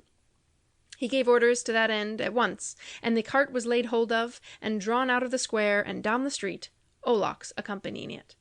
I had no idea, the king drummed on his word box, that there were any people in the solar system with so much wealth and so little power with which to guard it. Ha! I've got the 3 other kingdoms of Njambai pretty well under my thumb, and the regent I leave behind to boss things will have an easy time of it. quite possibly, I may conclude not to come back to Njambai. The other star has natural advantages, which we do not seem to have here, and may prove a more comfortable place in which to live." Professor Quinn was shivering like a man with an ague. He proceeded to use his talk machine, and the words shook under his unsteady fingers. "What you are thinking of, Your Majesty," ran the professor's words, "is only the wildest of dreams." "I have had dreams before." "And wild ones," the king's word box rattled off complacently, "and I have made them come true. It shall be the same with this. I am a conqueror, and I come from a line of conquerors." "There are millions upon millions of people on our planet," persisted the professor despairingly. "They could hurl these countless numbers against you faster than you could slay them with your Zetbais." Key 7 of the royal word box gave a screech of contempt. "Suppose we draw a line of Zet," The box added, when the derision had died out. "imprison groups of those countless numbers, and then wipe them out by detachments. How would that work?" "The atmosphere of Earth is different from that of Mercury," continued the professor. "You cannot draw Zet from the air of our planet." "Thanks for the hint," replied the king. "We will take an ample supply with us, and charge the atmosphere with it. Then we shall have a store at hand whenever the need develops." While the king was using his word box with 2 of his hands, he was rubbing the other 2 together with ill-concealed delight. "Conditions there are absolutely unknown to you, Your Majesty," persisted the professor in a frantic endeavor to turn the king from his designs. "You will be brought face to face at every turn with situations that will puzzle you and be fraught with danger. All the nations of the earth will combine against you." "Let them combine," was the monarch's answer. "I hope they will display sufficient strength to make the campaign exciting. I will capture this earth of yours and rule over it. From one end of it to the other, I will make it mine. I have long felt that Njambai was too small for the proper exercise of my wild abilities." "This is your world," the professor thumped angrily on his word box, "and you have no right to meddle with any other planet." That caused the king to turn his keen eye on the professor, and to keep it there for a full minute. "I have the right to do whatever I see fit," snapped his talk machine. "There is no will in this kingdom but mine, and no other will in the 4 kingdoms if I choose to have it so. But why are you saying such things on your word box? After firing me with a kingly ambition to capture and annex a distant planet, why do you proceed to throw discouragement in my way? Ha! I wonder if you have been telling me the truth." "Your Majesty," hummed the professor's talk machine with dignity, "I am not in the habit of making misstatements." "We'll find out whether you are or not," came from the king. "This is an important matter, and I shall take no man's word for anything. Ho there!" And the word box was levelled at some of the retainers. "Bring an indexograph, varlets. We will settle this question of veracity here and now." Some of the retainers scurried away and vanished inside the palace. Presently they reappeared with the indexograph. The professor was backward in facing the test. Strangely backward, as I thought, for a man so clear-minded and conscientious. "The test is not necessary," he demurred. "Your actions are far from being open and above board," remarked the king. "You must submit." The royal eye was on the machine as the professor was tried out. The ideograph told of a truthful mind, sadly perturbed. The royal word box chattered mirthfully. "You are afraid I can accomplish my purpose," laughed His Majesty. "You are worried about your planet. Such a state of mind merely enhances my determination, for you, if I mistake not, are a clever man. You would not feel worried if you did not believe I could accomplish what I have in mind. But be at peace, dear sir. You shall in no wise suffer. I will make you ruler of one of the captured kingdoms." This was no lure for the professor. He maintained an attitude of dignified silence, watching the king with steady eyes. "A wise general," went on His Majesty, "always looks over his ground, as well he may, before going out to battle. That will be advisable in the case of my present campaign." "What do you mean by that, Your Majesty?" queried the professor. "Tonight," explained the king again, "we shall mount to the upper crust, and make a reconnaissance of this orb I am to subjugate." "Have you any astronomical instruments?" asked Quinn. "None whatever," replied the king. "Have you?" There is an instrument in the steel car which will bring the planet Terra much nearer to us than the naked eye could do. What is it? Describe the instrument to me, and I will have it brought out for our night's work. The professor described the telescope, and the king dispatched a messenger after Olax in hot haste with supplementary orders. Thereupon the king bade us farewell, and left the square, followed by his suite. As I stood watching the royal party out of sight, I heard a gurgling groan behind me. Facing about, I saw the professor reeling unsteadily, and the next moment I had caught him in my arms, and saved him a fall. Plan to steal a building. Professor Quinn did not become unconscious. The frightful catastrophe that threatened Terra had preyed upon him at the expense of his strength. Easing him to the ground, I dropped beside him and held his head on my knee. "Cheer up, Professor," said I. "It surprises me to see you give way like this." "Mr. Munn," he returned brokenly, "if this rattle-brained monarch goes out into the universe with a picked company of 50 men and 100 Zetbais, it will mean that our whole solar system will get a setback to a period corresponding with our Middle Ages. These creatures of Njambai are far beneath those of Terra in civilization, and fate has placed in their hands the terrible Zetbai, a weapon whose destructive powers are beyond compute. Oh, Mr. Munn, think of our government being overwhelmed by these four-handed, one-eyed creatures. Think of the word box screeching through the lofty corridors of the Capitol at Washington, where the soul-stirring eloquence of the senators and representatives have been thundered amain. Think of The professor could give no added touch to the harrowing picture. Throwing his hands to his face, he groaned aloud. "This hasn't happened yet," said I. "No, but it will happen, unless we can do something to circumvent the mad scheme. Anarchy will reign in our beloved land, over the whole earth, and I will be held responsible. Ah, me, in removing the trust magnates, I have but paved the way for a mightier monopolist. I have but followed the sad example of Frankenstein, for out of my plans has sprung a monstrous project that will check progress and hurl civilization back 500 years.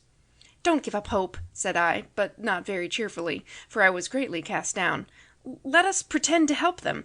We will lend our aid in making the car ready, and then, at the final moment, perhaps we can dart away and leave them behind.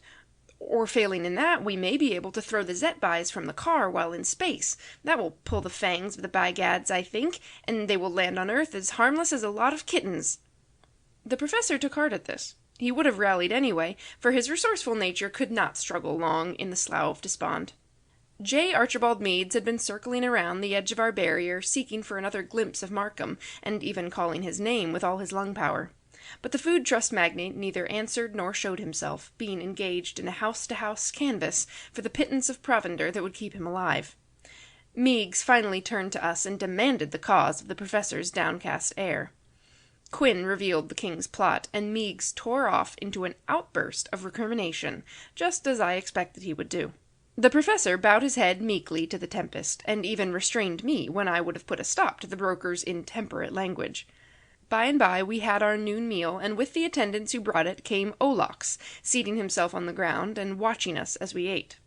The High Chief was quite amiable, and I began asking him questions relative to our surroundings. He indicated the king's private apartments in the palace, and pointed out his own residence, as well as the dwelling occupied by the late Executioner General, besides vouchsafing other information of interest.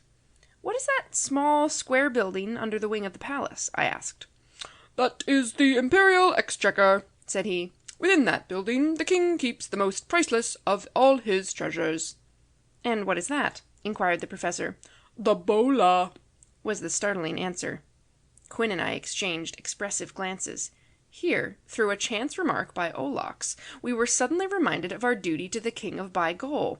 It was necessary that Olax should not see the startled looks which the professor and I were exchanging, and mercurial eyes were preternaturally sharp. "Bola," I allowed to come limpingly from the talk instrument. "What might that be?" "A stone," answered Olax, and there was a suspicion in his manner, in spite of my attempt to avert it. "You already know of the bola. Your friend requested His Majesty to have it brought out, and at that time you said you had heard of it in the other kingdom." So we did, I replied, trimming my sails to another breeze. But what is it? Our information is rather vague. A stone, as I just said, went on Olax. It has a beneficial moral and physical effect to whoever touches it. Where did it come from? It has been in Njambai for ages, was the indefinite answer. How did King Gadbai get a hold of it? He borrowed it from the King of Bygol. And yet you call it one of his treasures. If it was borrowed, Olax, how could it possibly belong here? King Gadbai has taken it, was the calm response. What he wants he makes his own. If King Golbai had not loaned the stone, there would have been a war. Was that the right thing for your king to do? Inquired the professor. Whatever our sovereign does is right. There was no getting around a flat statement of that sort. Evidently, the ruler of the country had drilled his subjects thoroughly. What did you do at the car, Olax? Said the professor. At the Iron House. The professor nodded. Nods and gestures were well understood by the people of Njambai, for with 4 hands they were well equipped for finger and whole arm movements. The king's orders were carried out at the Iron House, finished Olax. The paint was returned to its proper place? Even so. And the telescope? That matter was attended to. I trust you handled the telescope with care. It is exceedingly fragile and could be easily injured. After the king spoke as he did, death by Zet would be meted out to the one who injured the instrument. There were several other things I wanted to ask Olax, and the principal one had to do with Gilhooly, and the way he had been taken from the car and made to serve the traction interests of the kingdom. However, the professor was keeping Olax so busy with his word box that my own questions were crowded out. The family of the Executioner General are anxious to have him returned, remarked Olax, while the professor was looking for the proper key on which to formulate his next question. Could that be accomplished? It might, replied the professor guardedly. What has become of him? He disappeared as he was about to commit a deed of base injustice, said the professor grimly. We are aware of that, and Olax looked around uneasily as he punched the words. But we are ignorant of the cause of his disappearance. He is a distant relative of mine, and I promised his next of kin to put these questions to you. Is he alive? Undoubtedly. Olax pressed closer and muffled his word box so that the sounds could not carry to dangerous limits. If you would tell us how to proceed in the manner of getting the Executioner General back, he whispered, I can promise you and your friends help in getting out of the country. Look out for the indexograph, Olax, said I. If they should happen to give you a try-out with it, the ideograph wouldn't look well to the king. Olax was greatly shaken, so shaken, in fact, that he could not pursue the subject further. I will talk with you later about the Executioner General, he finished, noting the empty dishes before the professor and Meigs and me, and the curious manner of those who had come with him. Until then, pray consider that nothing has been said on the subject. With that, he arose and beckoned to his companions. After Olax had led the attendants away with the empty food receptacles, the professor and I got our heads together on the mission that had brought us to Bygad. We did not think it necessary or advisable to let Meigs know of our purpose in regaining control of the Bola. We are pledged to secure the mysterious stone if we can, Mr. Munn, said Quinn. Undoubtedly the work will put us in bad odor here, and may interfere with our attempt to balk the king in his comprehensive scheme of conquest, but that does not release us from the task in question. A tingle of gratification shot along my nerves. The feeling of oppression that had burdened me was lifted, for I ever loved to crack a professional nut, and here was one that would certainly try me to the utmost. I surveyed the small building with critical eyes.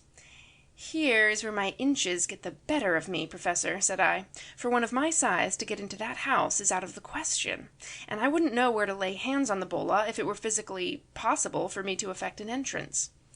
I can make a suggestion, Mr. Munn, said Quinn, which would get you safely around that difficulty. What is that? Whisper. I inclined my ear to his lips. Why not run away with the imperial exchequer? Huh? I gasped. Steal it, bodily, I mean. When you get to Bygall with it, let the king effect entrance, secure his bola, and then you return the exchequer to its original location. Of course, it would be very wrong to steal the king's treasury, and I would not counsel that under any consideration. You merely borrow it to obtain the bola. The stone returned to its rightful owners, you return the exchequer. And get Zetbide for my pains, I exclaimed. Let us hope, said the professor, that before you can get Zetbide, we shall be in a position to use the car and escape from the planet. I gave much thought to the matter. It is a long chance, I returned frankly, but I have been taking long chances ever since I became a cracksman.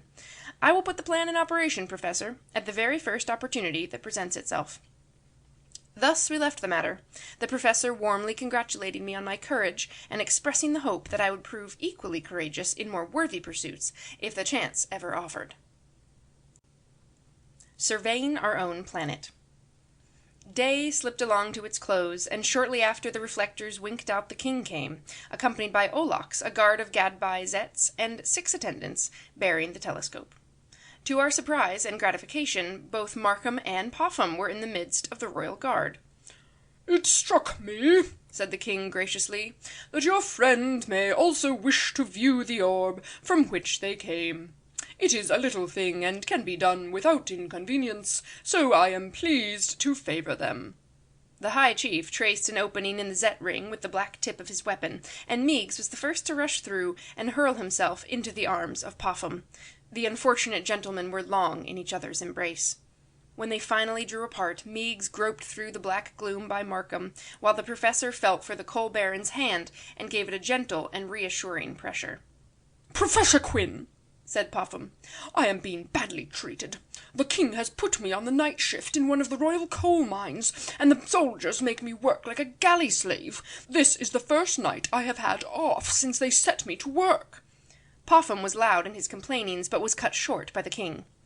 "We must proceed, gentlemen. I have word from above that the night is fine, and everything propitious for an excellent view of your planet. But storms could come suddenly, and we can never be sure of the weather on the outer crust. It is well to make haste." We started stumblingly, each of us led by a soldier to whom the way was plain. We were jostled here and there through the gloom, and finally we were made to mount some object which gave a metallic ring beneath our feet. "This is the royal lift," explained the king. "When the heat of the day is suspended, I often go above." He then addressed himself to Olax. "Give the signal at once." The signal was given, and we shot aloft. The transformation from the fury of a storm to the light and tranquillity of the underworld had been great and astounding, but this second transformation was none the less impressive. We emerged into a wonderful night, set with stars that were perfectly familiar to me. The Dipper and Polaris were in the north, and occupying relatively the same positions that they do when viewed from Earth. So little effect has the immensities of distance upon their posts in the vault. But our own globe!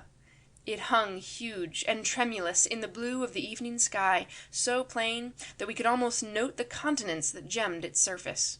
Meigs gave a whimpering cry, and he and Markham and Popham rushed together, fell upon each other's neck, and wept aloud. "Oh, I wish I was back! I wish I was back!" moaned the broker. "I'm lonesome enough to die!" sobbed Markham. "Exiled, exiled, exiled," was all the Coal Baron could murmur in husky tones. I will not say that I was proof against the sentiments that had unmanned the one-time magnates, but I will declare that both Quinn and myself had our feelings under better control. In silence I assisted the professor to plant the telescope, and we each gazed longingly at the greenish star magnified to many times its diameter. "There's the United States!" cried Popham. "Can you see New York?" whispered Meigs hoarsely. "Look for New York, man!" Of course, a view of New York was out of the question, but the frantic ex-plutocrats imagined they could see it, and even looked down into Wall Street, for aught I know. Again were their emotions too much for them, and they gave way as they had done before. "Mr. Munn," said the professor, "this is harrowing." "It is pretty hard on those gentlemen," I returned, "to be brought face to face with something they thought they owned, and yet not able to possess it." "That remark is unlike you," answered the professor, and turned to the king. "A thought occurred to me while we were coming up on the lift," he went on, "and I should like you to explain." "If it is in my power, answered the king, his eye to the telescope. "When we dropped into the kingdom of Bygol there was a storm on the surface of this planet. That storm must have hidden the sun, and yet the reflectors below were sending day throughout the realm." The reflection came from other and smaller reflectors arranged to take care of just such an emergency, explained the king. "Storms are only local, you know, and when one gathers over the giant reflector, the smaller ones at the other points are brought into use. But let's not talk of this planet, but of that other one up here." And along that line the king's conversation ran for a full hour. At last, when we were ready to descend, so far from being dismayed by the enormity of the task before him, the royal zealot was fortified in his resolution to carry it out. His Majesty was in great good humour, and when we had left the lift and marched back to the square, he very graciously tendered us the freedom of the town. He could not understand why the professor and I should have any desire to escape from his country, and inasmuch as he had made us his honoured guests, to return us to the circle of Zet would be to besmirch his hospitality. The Zet had been regathered into the High Chief Zetbai, and it was not again released. It was not necessary for Popham to return to the royal mines until the following night, so he remained with us, along with Markham, and we all bunked down in the centre of the plaza. "Is there no way, Professor Quinn," quavered Popham, "whereby we can escape from the inhuman monsters who people this planet? The treatment I have suffered is monstrous. I feel as though I shall die if I have to go back to those royal coal mines again. Being a large man, they expect me to do the work of a dozen mercurials. There are blisters on my hands, and my feet are so sore I can hardly walk." This wail from the brusque and tyrannical Popham was in itself a highly edifying comment on his sad experiences. "Your position was grace itself compared with mine," mourned Markham. "These people seem determined to starve me to death. I am expected to travel from house to house begging food, and they hardly give me enough at one house to take me to the next." "You are on the surface," returned Popham, "and you are not delving continually in the hot, unhealthy regions where I must do my work. I have to toil like a galley slave for a cent a day, and a cent's worth of this vegetable food, which seems to be all they have here, does not furnish me with enough strength for my labour." "You have your clothes at least," whimpered Meigs. "Quinn ought to help us. He must help us." "What can I do, gentlemen?" said the professor wearily. "I have not succeeded in showing you the error of your ways, but I must let that pass. A greater calamity menaces our planet than any you could possibly let loose upon our devoted country." "Meigs was saying something about that," spoke up Popham. "What is it this mad king thinks of doing?" "Why, with 50 warriors, armed with Zetbais, he intends to make an attack upon Terra. He hopes to conquer our mother orb." Popham gave a faint cry of derision. "Why, if that rascal ever landed on our planet," said he and his warriors would be captured out of hand, and turned over to some museum for exhibition purposes. If I happened to be around at the time of their capture," he finished angrily, "I would send every last one of them into mines that are mine. I'd make them toil with their forehands until they wore them off at the wrists. Gad, but that would be a revenge worth having." "This is not a time to think of revenge, Mr. Popham," spoke up the professor, more in sorrow than rebuke. "We have our planet to consider, and, next to the planet, ourselves." "Our planet is big enough to take care of itself," averred Markham. "Leave that out of the question, Professor, and confine your attention into some way in which we can better our condition." "The danger that threatens Earth is greater than you appear to imagine," went on Quinn. "For whatever happened to our home star because of King Gadbai and his astounding plans of conquest, I should be responsible. The thought weighs upon me and will give me no rest. The king must be foiled." "How does he intend to reach the Earth?" asked Markham. "By means of our car." "Is that in usable condition?" came joyously from Popham. "So far as I can discover, it lies intact at the bottom of the crater on whose rim we landed. There is no reason why the car cannot be employed for a return to Terra, but," and here the professor's words became emphatic, "it shall not be so employed by King Gadbai and his army of conquest. I shall prevent that at all hazards." "How?" came hoarsely from the 3 ex-millionaires. "By destroying the car as a last resort and when other means fail," was the calm rejoinder. "You would not dare," breathed Popham. "You would not have the heart to take us from our sole means of escape," added Markham. "Madman!" ground out Meigs. "If I really thought that you would destroy our only means of salvation, I'd—" "You wouldn't do a thing, Meigs," I chimed in. "Whatever the professor thinks best to do is going to be done, and no two ways about it." "I don't want to destroy the car," continued the professor, unmoved by this storm he had aroused, "if other means can be made to serve. And I may say that we shall exhaust every effort to make other means serve. I feel that it is my duty to return you gentlemen to the place from whence you were taken. I have not accomplished what I had hoped to do, but it is better to be disappointed in that than to let King Gadbai get away in the car with his 50 warriors." "Certainly your duty is to send us back," said Meigs, "and you should consider that duty before anything and everything else." "Exactly," seconded Popham. "And we must take Gilhooly with us. If one goes, all must go." "Leave the matter to me, gentlemen," counselled the professor quietly. "I shall do everything possible." The coal baron and the food trust magnate continued to dwell upon their harrowing experiences with various degrees of intensity until a command for silence came from a word box somewhere around us. Our raucous tones were keeping the people awake all over the city, the talking machine averred, and unless we became instantly quiet, the authorities would take the matter in hand. This threat had the desired result. We gave over our conversation and settled ourselves for the night. I do not know how long I slept, but it must have been some hours. I was aroused to find it still dark, and to behold the professor with a lighted match in one hand and his other hand over my lips. The burning match threw a fitful glare around the open space, and even reached to the rooftops beyond. Both the palace and the imperial exchequer were brought shadowily forth from the gloom. "Now is the time, Mr. Munn," whispered the professor. "The time?" I returned, sotto voce. "The time for what?" Without a word he pointed to the square building under the wing of the palace. I understood. It was now or never, if I intended to make my raid and secure the bola. I started erect. "You have matches, Mr. Munn?" the professor asked in the very faintest of audible tones. I nodded. "You must be very careful to keep to the street until you reach the country," the professor went on. "If you should make a misstep and wreck a block of houses, the disaster would be irretrievable." "I will strike matches and light my way until I get into the hills," said I. "Just what I should have suggested," he said. "Good-bye, Mr. Munn. Fail not to return with the exchequer as soon as the King of Bygall has secured the bola. Meantime, I shall hope to get the car in readiness to speed our departure." We struck hands, as men will when confronted by an issue of life and death. Then I stepped into the street, bent over the imperial exchequer, and wrenched it from its foundations.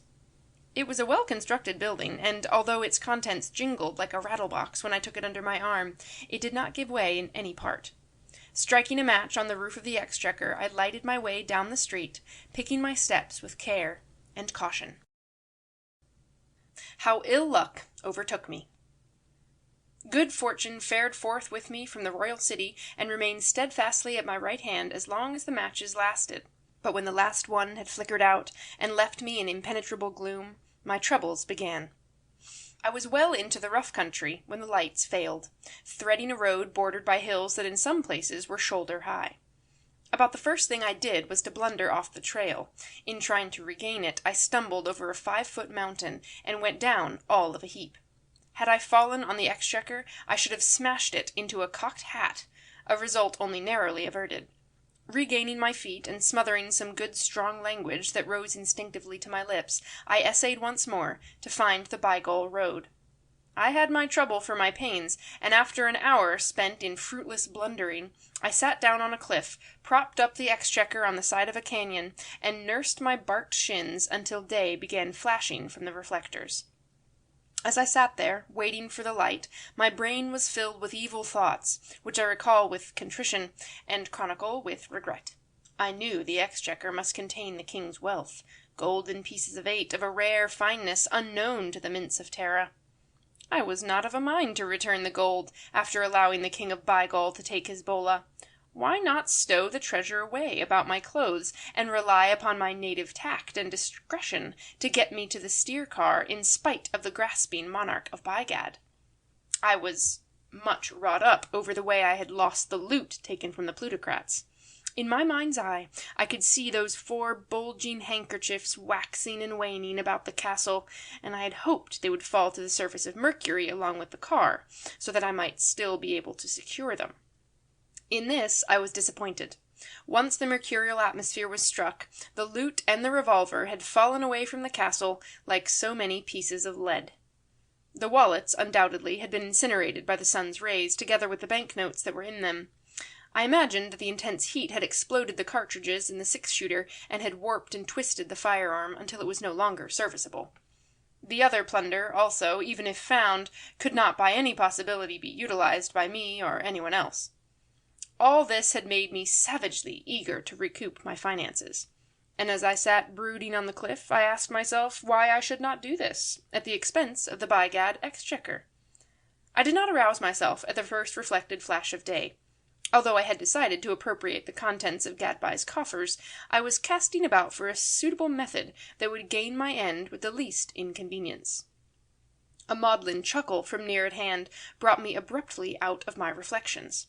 I turned, and there, on a neighbouring elevation, stood Gilhooly, balancing the exchequer on the broad of his hand. I was brought up staring. What could the motive power of the B&B Interplanetary be doing there at that time? His absence must have interfered sadly with the train schedule. Certainly the officers of the system would not have countenanced this neglect of duty had they known of it.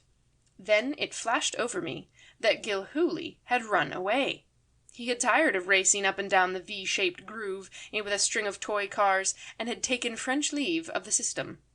The fire of insanity was still in his eyes, and he retreated step by step as I advanced upon him.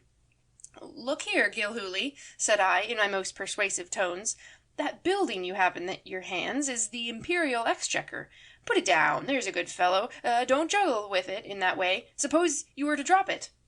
Gilhooly had begun shaking it up and down, as though it were one of those cast-iron banks in which children sometimes deposit their coppers.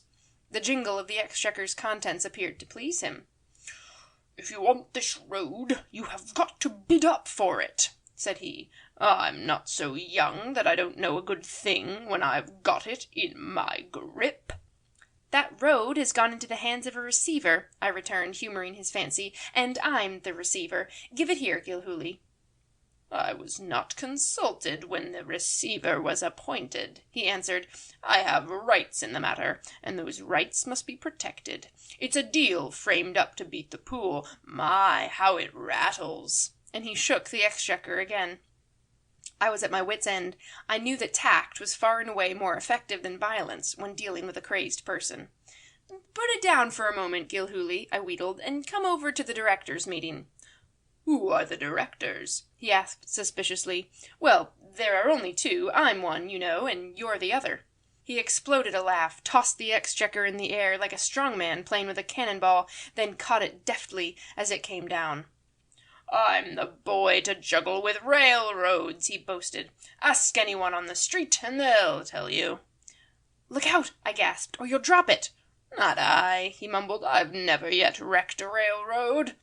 "Where did you come from, Gilhooly?" I asked, seeking to get him into conversation while I edged closer to him by degrees.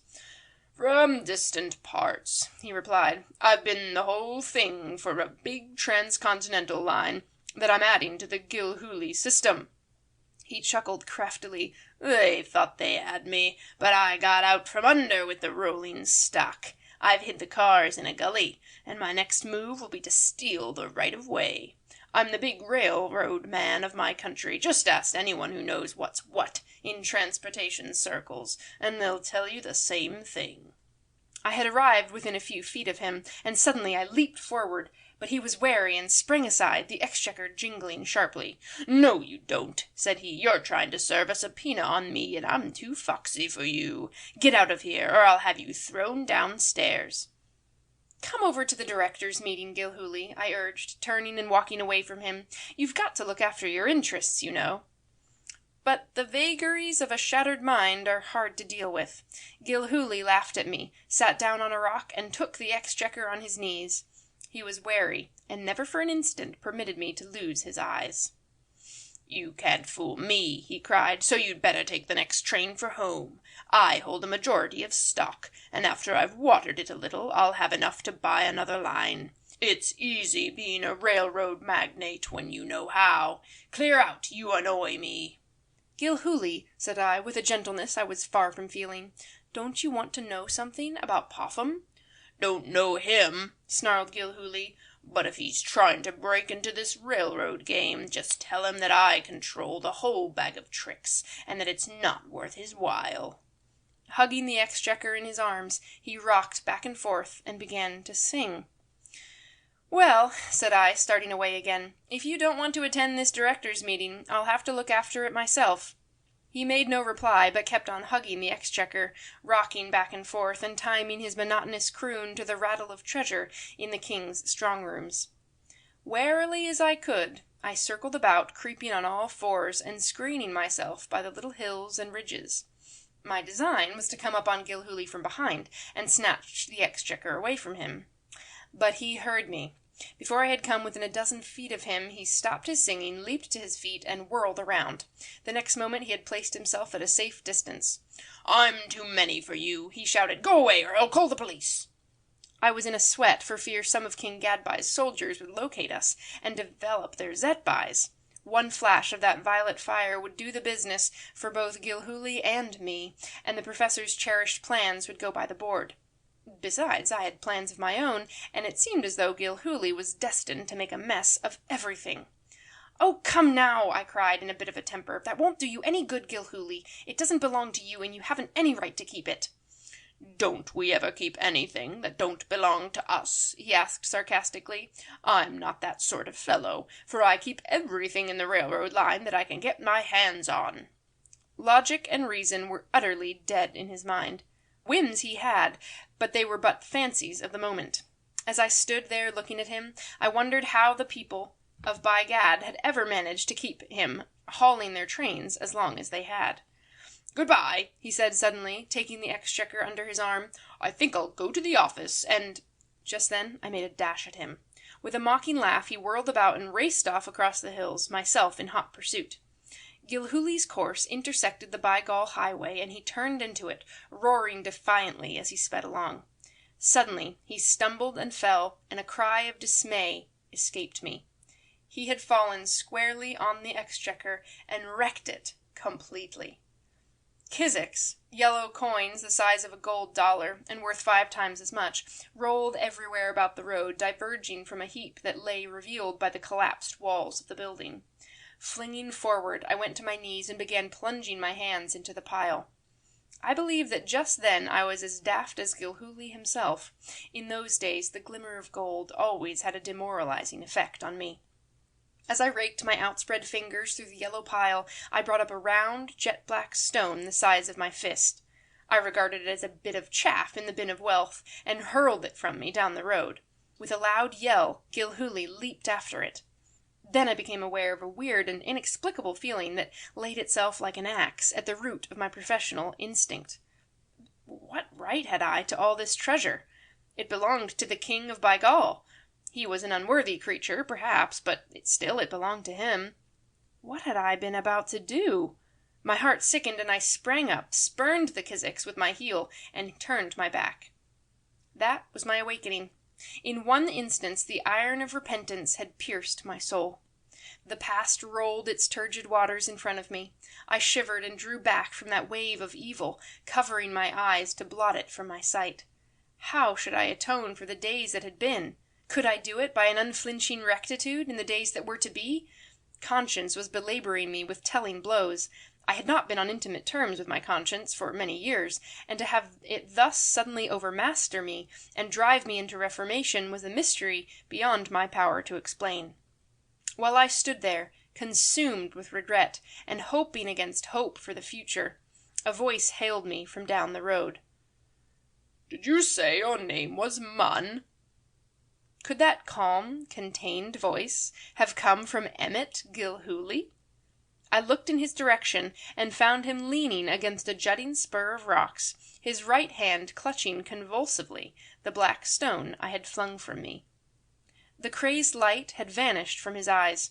An expression of wonder was on his face, but it was a rational wonder, developed by an awakening as abrupt and complete as mine had been. "You have it right, Mr. Gilhooly," I answered, the extreme mildness of my voice surprising me. "My full name is James Peter Munn, and—" "You are the thief who just came into the castle and relieved myself and my friends of their valuables?" Gilhooly's normal condition had come back to him at the point where it had been dropped. I was not slow in reasoning how this might be. "I was a thief in letter and spirit less than 10 minutes back," I humbly answered. "But now, sir, I have turned a leaf. I promise you that the rest of the book shall read better than what has gone before." Gilhooly passed his left hand across his forehead. Where am I?" he faltered. "In the kingdom of By Gad," I returned, "some distance out of the royal city." "By Gad? Royal city? You talk strangely, Mr. Munn. Where is the castle? Where are Meigs, Markham, and Popham? And Professor Quinn? Are we—" He started forward and looked wildly around. "Still in the castle? But no, that can't be. You just said we were somewhere else. I beg your pardon, Mr. Munn. I am confused, and hardly know what I am saying." I began an explanation, going patiently into every detail, and when I finally finished, Gilhooly knew as much about our situation as I did. For some time Gilhooly walked up and down the road, passing and repassing the heap of gold. At last he paused beside it. "We should return this treasure to its owner, Mr. Munn," said he, and he dropped the black stone on the yellow pile. "From what you tell me, this is a strange planet, and strangely peopled. Yet there is superstition here as well as in our native orb, as these wonder tales about the bola will bear evidence." "I think with you, sir," said I, "the bola is simply a fetish, and its miraculous powers are purely imaginary." "That is the sensible way to look at it. Suppose we load our pockets with the gold, and start back with it to the city from whence it was taken." I assented, and suggested using our coats as improvised bags for the easier transportation of the king's wealth, and we stripped to our shirt-sleeves and set about our work. In half an hour we had collected all the scattered treasure, had bound it up on our coats, and had started back. Gilhooly preserved a pensive silence. His thoughts were far away, and he seemed entirely oblivious of the fact that I was trudging along at his side. It was only when we turned an angle in the road and came face to face with Quinn, Meigs, Markham, and Popham that Gilhooly showed any interest in our present situation. A change of heart. The meeting between Gilhooly and his brother exiles was most affecting. In the general joy at finding the ex-railway magnate restored to reason, the matter of imperial exchequer was temporarily lost sight of. And I think the man who rejoiced most over Gilhooly's returned sanity was Quinn. The professor's beady little eyes were fairly glowing as he caught and clung to Gilhooly's hand after the others had expressed their pleasure and tendered congratulations. "This is a glad day for me, Mr. Gilhooly," exclaimed the professor. "I had taken myself very much to task on account of your clouded mind." "Your reproach of yourself was well merited," spoke up Meigs, who always had a venomous shaft in his quiver for Quinn. "Small thanks to you that our friend is himself again." "Gently, Mr. Meigs, gently," came from Gilhooly. "I do not find Professor Quinn in the wrong in any particular." Popham, Meigs, and Markham regarded Gilhooly with open-mouthed amaze. I think the professor was also startled. I know at least that I was. "Do you mean to say, Mr. Gilhooly," cried Meigs, "that you can overlook Quinn's criminal folly in casting us adrift in the unknown?" "I can not only overlook it," was the quiet response, "but I can forgive it. Almost I am of the opinion that it was justifiable." "Faugh!" rasped Meigs. "You have not recovered your reason after all, or you would not talk that way." "Let us not engage in useless disputes, gentlemen," put in the professor. "There is another affair to engage us. It was thought," Quinn went on, with an expressive look at me, "that Mr. Gilhooly had fled the realm and taken the imperial exchequer with him." "It was I who took the exchequer," said I, "and it is I who hope to return it to the king." "What about the bola?" queried Quinn, giving me a sharp look. "It is here," said I, touching the makeshift bundle that I was carrying under my arm. "At least," I added, "there is a strange-looking black stone among the gold coins, and I suppose it must be the King Golbai's palladium." "We were sent forth to look for Mr. Gilhooly and the stolen treasure," remarked the professor. "Olaux and his Gadbyzets are likewise on the road, but we have been able to leave them pretty well in the rear." "What was thought of my absence?" I asked. "Very little, Mr. Munn. Every officer of the state seemed united in fixing the blame upon Mr. Gilhooly. Since he was known to be mentally unsound, no crime could be attached to his act." "I shall tell the truth of it," I declared. "And be condemned to death by Zet," said the professor, gazing at me fixedly. "Let the king believe what he will," said Gilhooly. "I should rather have it so, since it means so much to Mr. Munn." "Why did you not keep on to the other kingdom with the bola?" inquired Quinn of me. "Because I didn't think I should be doing the right thing," I replied. "Ah! And why this sudden change in your sentiments, Mr. Munn?" "I can't explain it, Professor." "I believe it is a theory of yours that one thief has the right to take from another what does not belong to either of them." "Two wrongs do not make a right." "Indeed! The change in your sentiments is most sudden and remarkable. Will you please untie the sleeves of your coat and allow me to have a look at that black stone?" I lowered my bundle and opened it. "There," said I, but poorly concealing the contempt I felt for the black stone as I pointed to it. "You may take stock in the superstition if you will, Professor, but I will have none of it." The professor gave me a queer smile, then picked up the bola and surveyed it curiously. "Would you like to look at it, Mr. Meigs?" he asked. "A fetish like this is a sure sign of barbarism," observed Meigs, taking the stone. "The creatures who inhabit this planet are not of a very high order mentally." He passed the bola to Popham, and Popham handed it to Markham. It was presently returned to me, and I packed it away as before. The professor then asked me for an account of what had happened during my flight toward Bygall with the exchequer. Gilhooly was not able to help me much in the recital, as the most important part of our adventures was a perfect blank to him. I did not try to conceal anything from Quinn. I painted my designs on the king's money as black as they really were, and he smiled as he listened. "When did Mr. Gilhooly lay hands on the bola?" Quinn asked. "How did you know that he did?" I returned. "I am very sure that he did," was the quiet reply. Thereupon I told the professor how I had thrown the stone from the heap of gold and Gilhooly had picked it up, his reason returning shortly afterward. Quinn wagged his head sagely and mumbled something I could not understand, but which had to do with the ridiculous pretensions of the bola. I feared then for the mind of this great and good man. Was he breaking under the tremendous responsibility incurred by removing the plutocrats from Earth? A chill of apprehension shot to my heart. I was about to say something of a soothing nature to my patron, for I certainly looked upon him as such, when Olaux and his Gadbyzets appeared.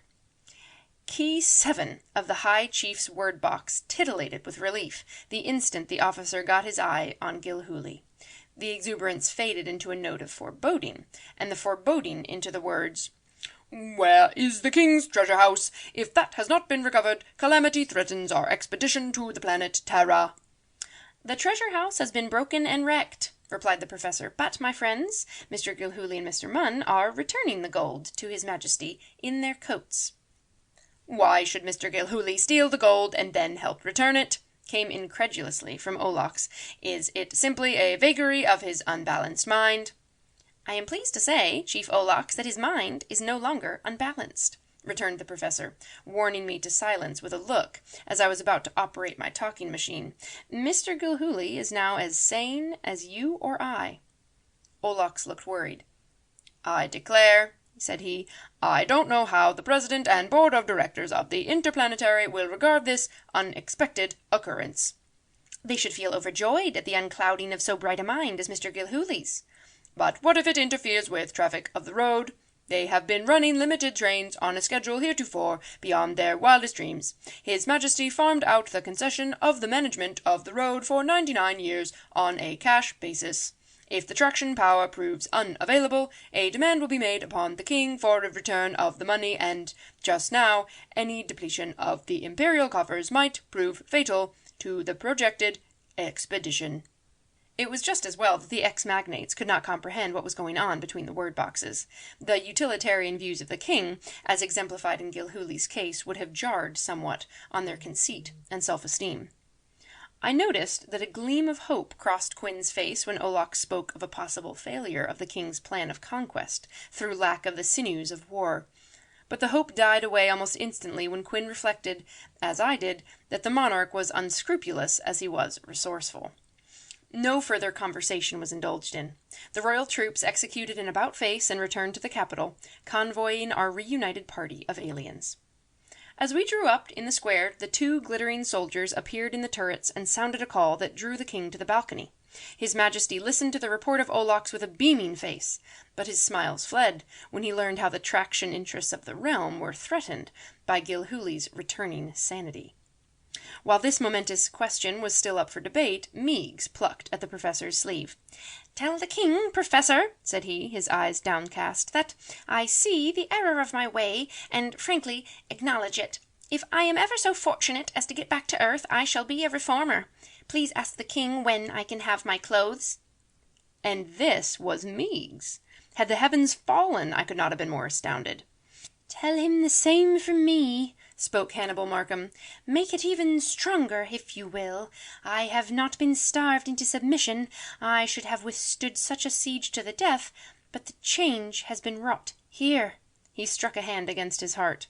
"And ask him, Professor," added Markham plaintively, "to have my wants supplied immediately from the palace kitchens."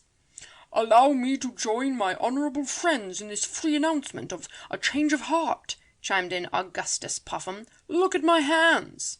He held out his hands to us, and we found them calloused and scarred. "I can't go back to those mole burrows," he supplemented. Professor Quin showed no signs of amazement. After grasping the palm of each ex-magnate, he fairly electrified his word-box with the supplications of the exiles. "Are these acknowledgments freely made, and do they come from contrite hearts?" said the king, "or do they merely cloak a desire to escape further privation at the expense of truth?" The professor indignantly repelled the insinuation. When he had finished his vigorous remarks, I stepped to the front and made a complete confession of my designs on the Bola and the imperial exchequer. Quin tried to stop me, but I would suffer no interference. "Are you aware," said the king gravely, "that lèse majesté, felony, and half a dozen other capital crimes are mixed up in your confession?" "Am I less courageous than an ex-trust magnate?" cried I warmly. "Their confessions free them from servitude and the inconveniences of hunger and the lack of raiment," responded the king. "Yours condemn you to a blast of zet that will consume and dissipate your body as though it had never been." Professor Quin groaned and turned away with one hand over his eyes. My affection reached out for the good man, then as it had never done before. "Bring on the indexograph, Olax," commanded the king. "We will see how much of truth or falsehood it registers in the cases of these gentlemen." The indexograph was brought, and test was made of all of us except the professor. The ideographs must have registered mightily in our favour, for the king seemed more than convinced of our sincerity. "Restore to the clothing trust man the apparel that is rightfully his," ordered his majesty. "Allow the gentleman who would monopolize food to partake of a sufficient supply to satisfy his hunger. Free the person who has been delving for my black blocks from further duty, and incidentally confiscate the funds paid into the royal treasury for his services, as well for the services of the B&B traction power. For Mr. Gilhooly's sanity precludes his further use on the interplanetary. Be happy, gentlemen. I feel that I must do some worthy deeds to commemorate the day that witnesses our departure for the subjugation of Terra." Quin was rent with conflicting emotions, as was plainly apparent. He was glad that the ex-plutocrats had fallen into royal favour, he was sorry to have me yet under that ban, and he was greatly wrought up to learn that the king meditated such an early start on his interstellar campaign. "What of Mr. Munn, your highness?" he inquired. "Oh, yes," returned the king, "I was forgetting him. Olax, let him be decorated with the Order of the Open Hand, and see that he is inducted on the morrow into the office of Executioner General. We need an executioner to fill the place of the late incumbent, and I should have to look far before I found so conscientious a person as Mr. Munn. Leave orders with a subordinate, Olax. Neither you nor I will be here to attend the ceremony. My royal will shall be conveyed to the regent. And now," added the king, as he rose from his seat, "while the treasurer counts the kicks and takes care of the bola, Olax, you and I will proceed to the metal house, guarded by the Gadbyzettes, and accompanied by our alien friends." Some preparations were necessary before a start for the car could be made, and while these were going forward, Meigs and Markham were led away to receive the attention their condition demanded. In an hour we were on the road. Meigs and Markham were in a jubilant mood. Popham was optimistic, but subdued. Gilhooly was silent and thoughtful, and I was inclined to look at the future with reckless indifference. But Professor Quinn was bowed under a grievous load. If this madcap monarch carried out his scheme of conquest, Quinn felt that on him alone would rest the responsibility. "I am making my plans, Mr. Munn," he whispered hoarsely to me as we proceeded on our journey to the car. "If the king's expedition gets away, I shall have to accompany it, and I shall take care that neither he nor his Gadbyzettes ever reach our native planet." "But suppose we can outwit the king in some way," I returned, "and escape in the car, leaving him and his subjects behind." "You and our other friends may go, if we can possibly manage it," said Quinn, "but I have made up my mind to stay here." I stopped short and stared at him. "Surely you can't mean that!" I exclaimed. "I do mean it," he said firmly. "For the good of Terra, these creatures of Njambai must be watched. We have only a surface knowledge of them and their resources. What if they should bring forward other means of spanning space besides our car? Can't you see," the professor went on passionately, "that my misguided enthusiasm painted the wonders of Earth in such glowing colors that King Gadbai will strain every effort to gratify his cupidity and lust for conquest? I must remain here to combat him and hold him in check." "Sir," said I in trepidation, "I think you take fright too easily. Once we leave Njambai in the car, it will be impossible for any of the Bygads to follow us. You overestimate their possible resources." "Whatever is possible cannot be overestimated. It may chance that I alone shall stand between this resolute monarch and the welfare and happiness of Terra. To desert my post would be cowardice. Do not seek to argue with me, for I made up my mind to this last night."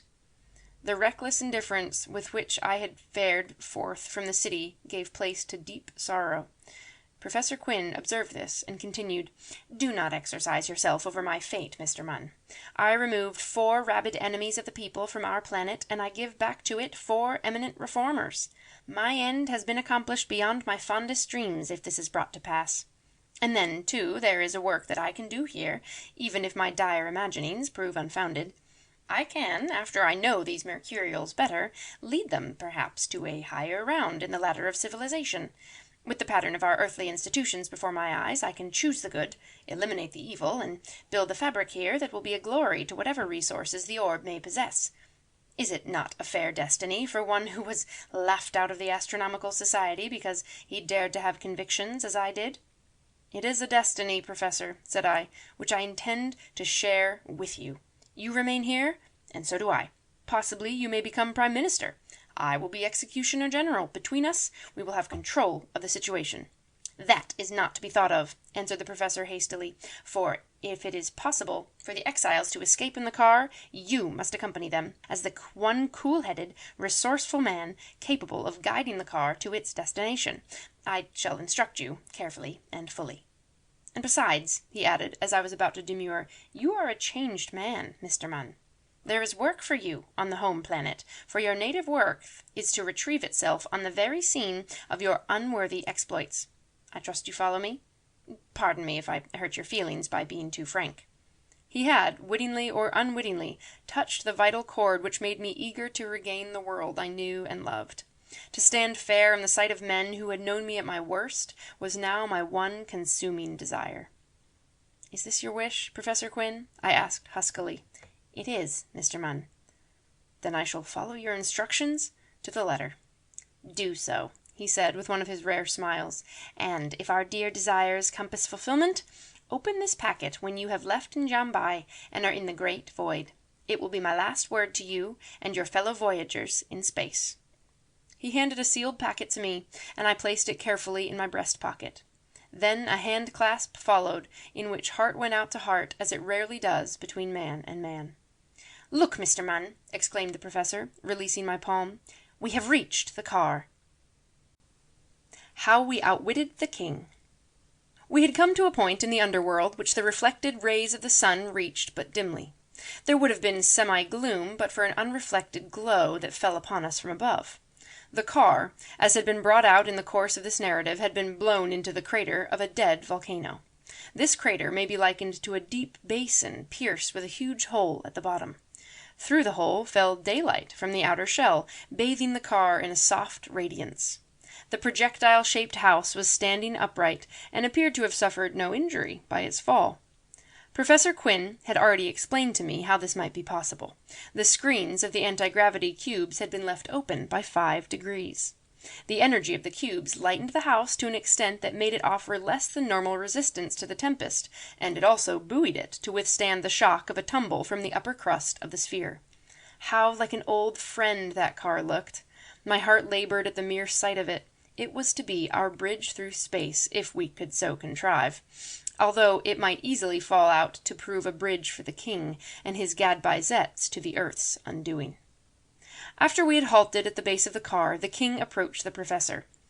"Your metal house is intact and uninjured," said his majesty, "save for the door that gives admittance to it. It was necessary to burn out the lock with a draught of Zet before the door could be opened. The telescope and the tub of white pigment have both been replaced, and you will, I think, find all your goods and chattels intact. How long before we can start?" "Let me first understand your arrangements, your majesty," the professor answered. "Are you or Olax to guide the car through space to your intended destination?" "You are to do that. Neither I nor Olax could manage the car, I fear." "Then I am to accompany you?" "I have so decided." "What of my friends?" "They are to be left here. You need not worry about them, however, as they will be well cared for. I have already given proof of my interest in them." "Before I give you an answer as to when it will be well to start," Quinn remarked after a little thought, "I shall have to go into the car and make some calculations." "We will go in with you," returned the king. "I should prefer to take only Mr. Munn with me, sir." The king became suspicious, and Olax got the royal ear and said something in an undertone on his word-box. "You and Munn may go in," the king said when Olax had finished, "but we shall keep the rest of your friends with us while you are making your calculations." "Very well." The professor and I thereupon entered the car, watched with some apprehension by the Meigs and the rest. Possibly they feared that we were about to desert them. If so, the look the professor gave them must have set their fears at rest. A survey of the interior of the car showed everything to be exactly as we had left it. The door at the top of the iron stairway had been forced precisely as the other at the outside entrance had been, but this was a matter of small importance. The oxygen tank was intact, and the professor showed me how to manipulate the lever that regulated the supply necessary for the car. There was still plenty of water, of good quality, in the reservoir, and of food, such as we were accustomed to, there was an abundance. Everything appeared to be in proper order, and just as it should be. "We are very fortunate, Mr. Munn," said Quinn, seating himself on a box. "I brought you in here with me less to have your help in examining the interior of the car than to seize an opportunity for giving you a few directions which you will find of use. When we left Earth, we started at an hour which gave us a course that angled sunward. When you leave Njambai, however, you must do so at an hour when this part of the planet is turned away from the sun, and as far away as possible. That will cause the car to be hurled toward the outer edge of the solar system, and in the direction of the Earth's orbit. Your business, however, will be to overhaul the Earth. The telescope will inform you of the planet's position, and by properly regulating the screens of the cubes, you can hang in the orbit of Terra until it reaches you. Then, once within its influence, shut off the energy of the cubes and suffer the car to fall to the surface. Do I make myself plain?" "Entirely so, Professor," I replied. "You understand the dangers of landing. All you can do is to experiment with the atmosphere while you are falling, exactly as we did with landing here. On your quickness and discretion will depend the lives of yourself and the others who will be with you." "It is a great responsibility, sir," said I, "but you can depend upon me to do my utmost to avoid a disaster." He pressed my hand to assure me of his confidence. "Midnight tonight will be the hour to start. The crater of the volcano will then be at its farthest from the sun. I shall so inform the king when we leave the car." "Have you thought of any plan whereby we might outwit his majesty?" I inquired. I have thought of it. Prior to the moment of embarking, I shall request His Majesty to allow you and the rest of our friends to come aboard, while I detain him and his followers outside for a few final instructions. The king will suspect nothing, for he will not imagine that I would allow you to escape and leave me behind." "I shudder to think of that part of it," I murmured. "Will you not reconsider your determination, Professor?" "No, Mr. Munn, on that point I am adamant. The instant you enter the car, hurry aloft and set loose the oxygen. I will drop this bit of rope near the door when we leave, and you will have to make use of it to tie the door securely shut on the inside. Mind what I tell you. Do not pull the lever until the door is securely closed." "I will remember." "The car is exactly under the crater opening, and you will have a clear path aloft. Therefore, I would advise that you throw the lever to 90 the instant the door is fastened." I nodded. "I think that is all. Your work is simple enough, for in order to reach Terra you have only to reduce or expand the energy of the anti-gravity cubes. We will now go below and rejoin the king." "Just a few minutes more, Professor," I begged. "This may be our last opportunity for a private talk, and there is something I wish to tell you." He turned back from the top of the iron stairway. "Go ahead, Mr. Munn," said he. "All of us whom you brought to Njambai," I proceeded, "are changed men. To you alone we owe this, and I wish to go on record, here and now, for giving you credit. I see my past as I thought I never should see it, and I realize how I have wasted a large part of my life. I shall prove to be a worthy citizen if we succeed in getting back to Earth, and it is you who have brought about my reformation." A glow came to the professor's face. He held up one hand protestingly. "It is the truth," I insisted. "You have argued with me constantly ever since we were thrown together, and it was while on the road to Bygall that the truth of your arguments suddenly came home to me." I stretched out my hand, but he held back. "You are too shrewd a man, Mr. Munn," he said kindly, "to be so deceived. There have been times when your artlessness made me wonder, but you have never aroused my wonder quite so much as you have now." "Why is that?" I asked, puzzled. "Answer me this, Mr. Munn," he went on. "How did it chance that Mr. Gilhooly so suddenly recovered his reason?" "He lost his wits, and crazed people have been known to regain their sanity as quickly as they lost it. It must have been so in Gilhooly's case." "Indeed," he said, smiling. "And was it merely a coincidence that you found your conscience and Gilhooly his reason at the same time?" "Merely a coincidence," I replied. He laughed, and it was his first happy laugh since King Gadbai had announced his coming campaign in the direction of Terra. "Let us go further," he went on. "What caused Markham, Popham, and Meigs to change their points of view so miraculously? Was it the coal mines, the lack of food, and the need of decent clothing?" "All that merely paved the way," I averred. "Your arguments did the rest." "You are blind, Mr. Munn. It was not the sufferings our friends endured, nor my arguments." "Then what was it?" I demanded. "The bola." I recoiled, staring blankly at the kindly face before me. "Don't let me part from you, Professor Quinn," I whispered hoarsely, feeling that I have left behind a man of unsound mind. "If I thought that, I believe I should remain here with you at any cost." "Unsound mind," he returned. "My dear Mr. Munn, my brain was never clearer, nor my reasoning more sound than at the present moment. You found the bola. The moment you picked it up, every unworthy thought vanished from your mind, and you became morally the man you ought to be. You did not understand the cause of your salvation, and you hurled the stone from you. Gilhooly picked it up. What happened then? Did he not recover his senses and a true outlook upon life at one and the same time?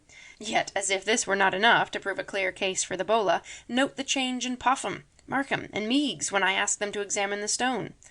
All this, sir, should prove my contention beyond all peradventure. I am filled with wonder, because you have gone so far afield in trying to explain what has occurred." The notion amazed, and in a measure disappointed me.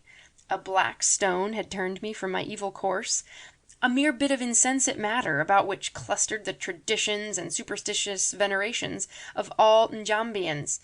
My regeneration had come from without, and not from within, and if there was no credit for the professor in my awakening, then there was still less for myself.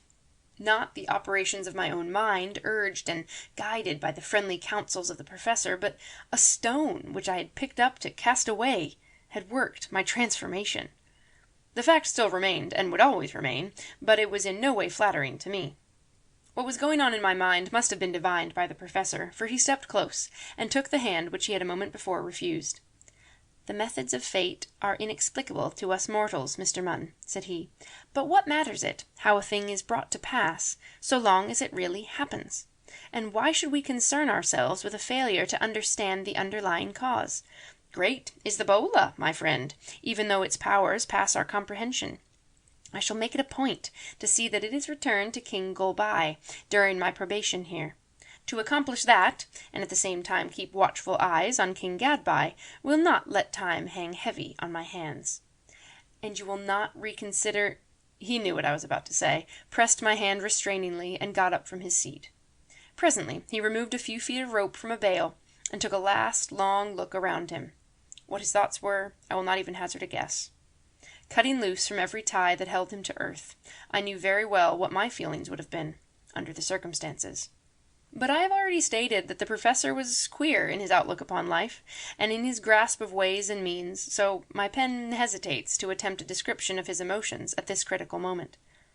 When we emerged from the steel shell, the king and his retainers crowded close to hear what my companion had to say.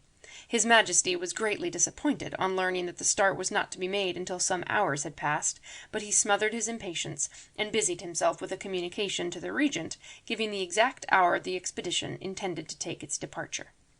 The historian, chosen to accompany the monarch and put into imperishable ideographs the history that he was about to make, transcribed the king's message, and it was dispatched by courier to the capital. Following this business, His Majesty entertained us with a review of the Gadbaizettes selected by Wallace for the expedition. The diminutive soldiers were well drilled, well equipped, and presented a dazzling spectacle in their gilt war paint and yellow kirtles. They were truly the flower of the country. Each carried a pair of zetbais, filled to the white tip with a special supply of zet. Quinn, now that his mind was made up to defeat the king and to remain on Njambai, displayed much interest in the manoeuvres, even going so far as to applaud them. Stores of prepared food had been collected in bales, which were piled in a heap beside the car, ready for loading. One bale was opened toward the close of day, and we used its contents for our supper rations. Night fell, and the professor asked me to enter the car and light the lamp on the table. I did so, and in the glow that came through the car windows, we who were not gifted with the owl sight of the Njambians were able to see a little of what went on around us. As the night advanced, and King Gadbai evinced his impatience and excitement by walking back and forth in front of his picked guard, strains of the national anthem were borne to us from a distance. Louder and louder swelled the tones of the word boxes, and at last the regent arrived, accompanied by a host from the town. They were there to give their monarch a rousing send-off, and I smiled a little as I thought of the disappointment that was likely to overtake them. While felicitations were being exchanged between the king and his people, Professor Quinn asked me to consult my watch. I found that we were within 15 minutes of midnight. My timepiece was not strictly accurate, inasmuch as, in the exciting events of the morning, I had neglected my usual custom of setting the hand 3 minutes back. However, the indicated time was close enough for all practical purposes. "Into the car with you, Mr. Munn," said the professor, as calmly as though the command were not going to separate him from his kind for all eternity. I would have taken his hand, had he not observed the movement, and said quickly, "Be careful. We must not let these people suspect by a word or gesture the sort of coup we are planning. Take the others with you. I will speak to the king, and cover your movements as I have already outlined." Those were the professor's last words to me. My final glimpse of him showed me his resolute face and slender form drifting away into the gloom in the direction of King Gadbai. I felt as though I must run after him and drag him into the car, whether he would or no. How I succeeded in fighting down the mad impulse has ever since been a mystery to me. But I did. And a word to Popham, Meigs, Markham, and Gilhooly, who had already been informed that they were to expect a startling denouement, brought them after me into the steel structure. I heard Olax give a loud command for us to turn back, but his word box was suddenly quieted, and I presumed that the professor had already gone far enough with his part of the ruse to lull any suspicions that had arisen.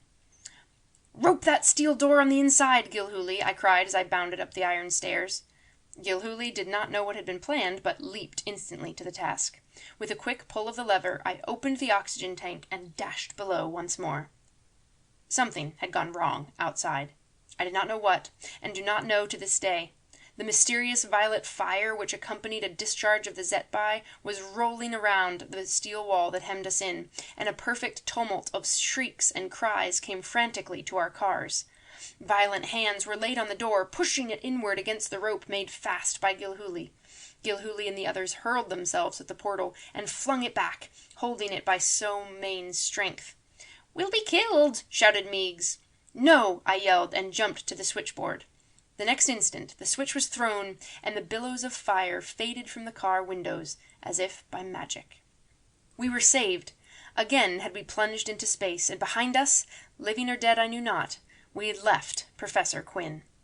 Sinking down on my knees, I buried my face in my hands. Back to Earth.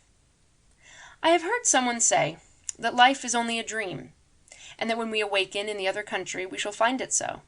Far be it for me to dispute this or affirm it, yet I know of my own experience that our waking moments furnish events that seem as illusory as the stuff that dreams are made of. Of all our strange adventures, the flight from Njambai has been the one that I recall with most vividness, and, at the same time, as seeming the most unreal. The tension of my nerves at the moment may account for this. As I stated somewhere close to the beginning of this narrative, what I set out to write was a description of the planet Mercury, in so far as my limited abilities for observation enabled me to gather knowledge. In looking back over my manuscript, I find I have made it more of an adventurous tale than I intended. Now, when near the close, I can hold more closely to my text, and deal only generally with our return trip to Terra. It is needless to dwell upon the way we missed and mourned the professor. At every turn some want developed which he could easily have satisfied, had he been with us. However, his wisdom had started us correctly, and we had perforce to make shift and get along without him as best we could. As captain of the car, the weight of a great responsibility rested on me. I was almost constantly at the telescope, and I kept Gilhooly, in whom I had the most confidence, about as constantly at the switchboard. We were menaced by frequent dangers during the trip, our course being literally strewn with meteoroids which required much deft maneuvering to evade, but we came safely out of these perils, and, as if to compensate us for them, we formed a most happy juncture with the Earth's orbit at a time when that planet was approaching and nearly upon us. With Gilhooly at the lever and myself at the telescope, we accomplished a very successful landing. So evenly balanced did the car hang between the cubes and the drawing power of gravity that the last 1,000 feet of our descent was merely a floating earthward, and we lighted with so slight a shock that none of us experienced a particle of inconvenience. The land that claimed us was a deserted island in mid-Pacific, where we remained for 2 weeks, living off our food supply and keeping a sharp lookout for a sail. We had not been more than a day on the island before I remembered the document Professor Quinn had given me. I had been directed to open it while on our way through the great void, but I had been so burdened with responsibilities during that time that I had not once thought of the packet. With my 4 companions as auditors, I read aloud one of the papers enclosed in the packet, which was addressed to all of us jointly. My dear friends, when you read this, I trust that the plans of myself and Mr. Munn will have proved so far successful that an impassable gulf will stretch between you and the undersigned. And I write this out of a desire to have you speeding on your return to our native planet, not because I would willingly separate myself from you, were circumstances here different from what we have found them. As long as I live, I shall stand between King Gadbai and any monstrous plan he may form and attempt to carry out, looking to the subjugating of the world we know and love so well. I am convinced that the king has resources of which we know nothing, and it shall be my aim to fathom the resources of Njambai and assist their development along other and more peaceable lines. This is to be my work, and I enter upon it with a tranquil soul. No doubt I took what you gentlemen may think was an unwarranted liberty in luring 4 of your number to my castle and casting it adrift in the unknown. As for myself, I believe I had ample warrant for doing what I did. I will not dwell on that motive, as it is already familiar to you.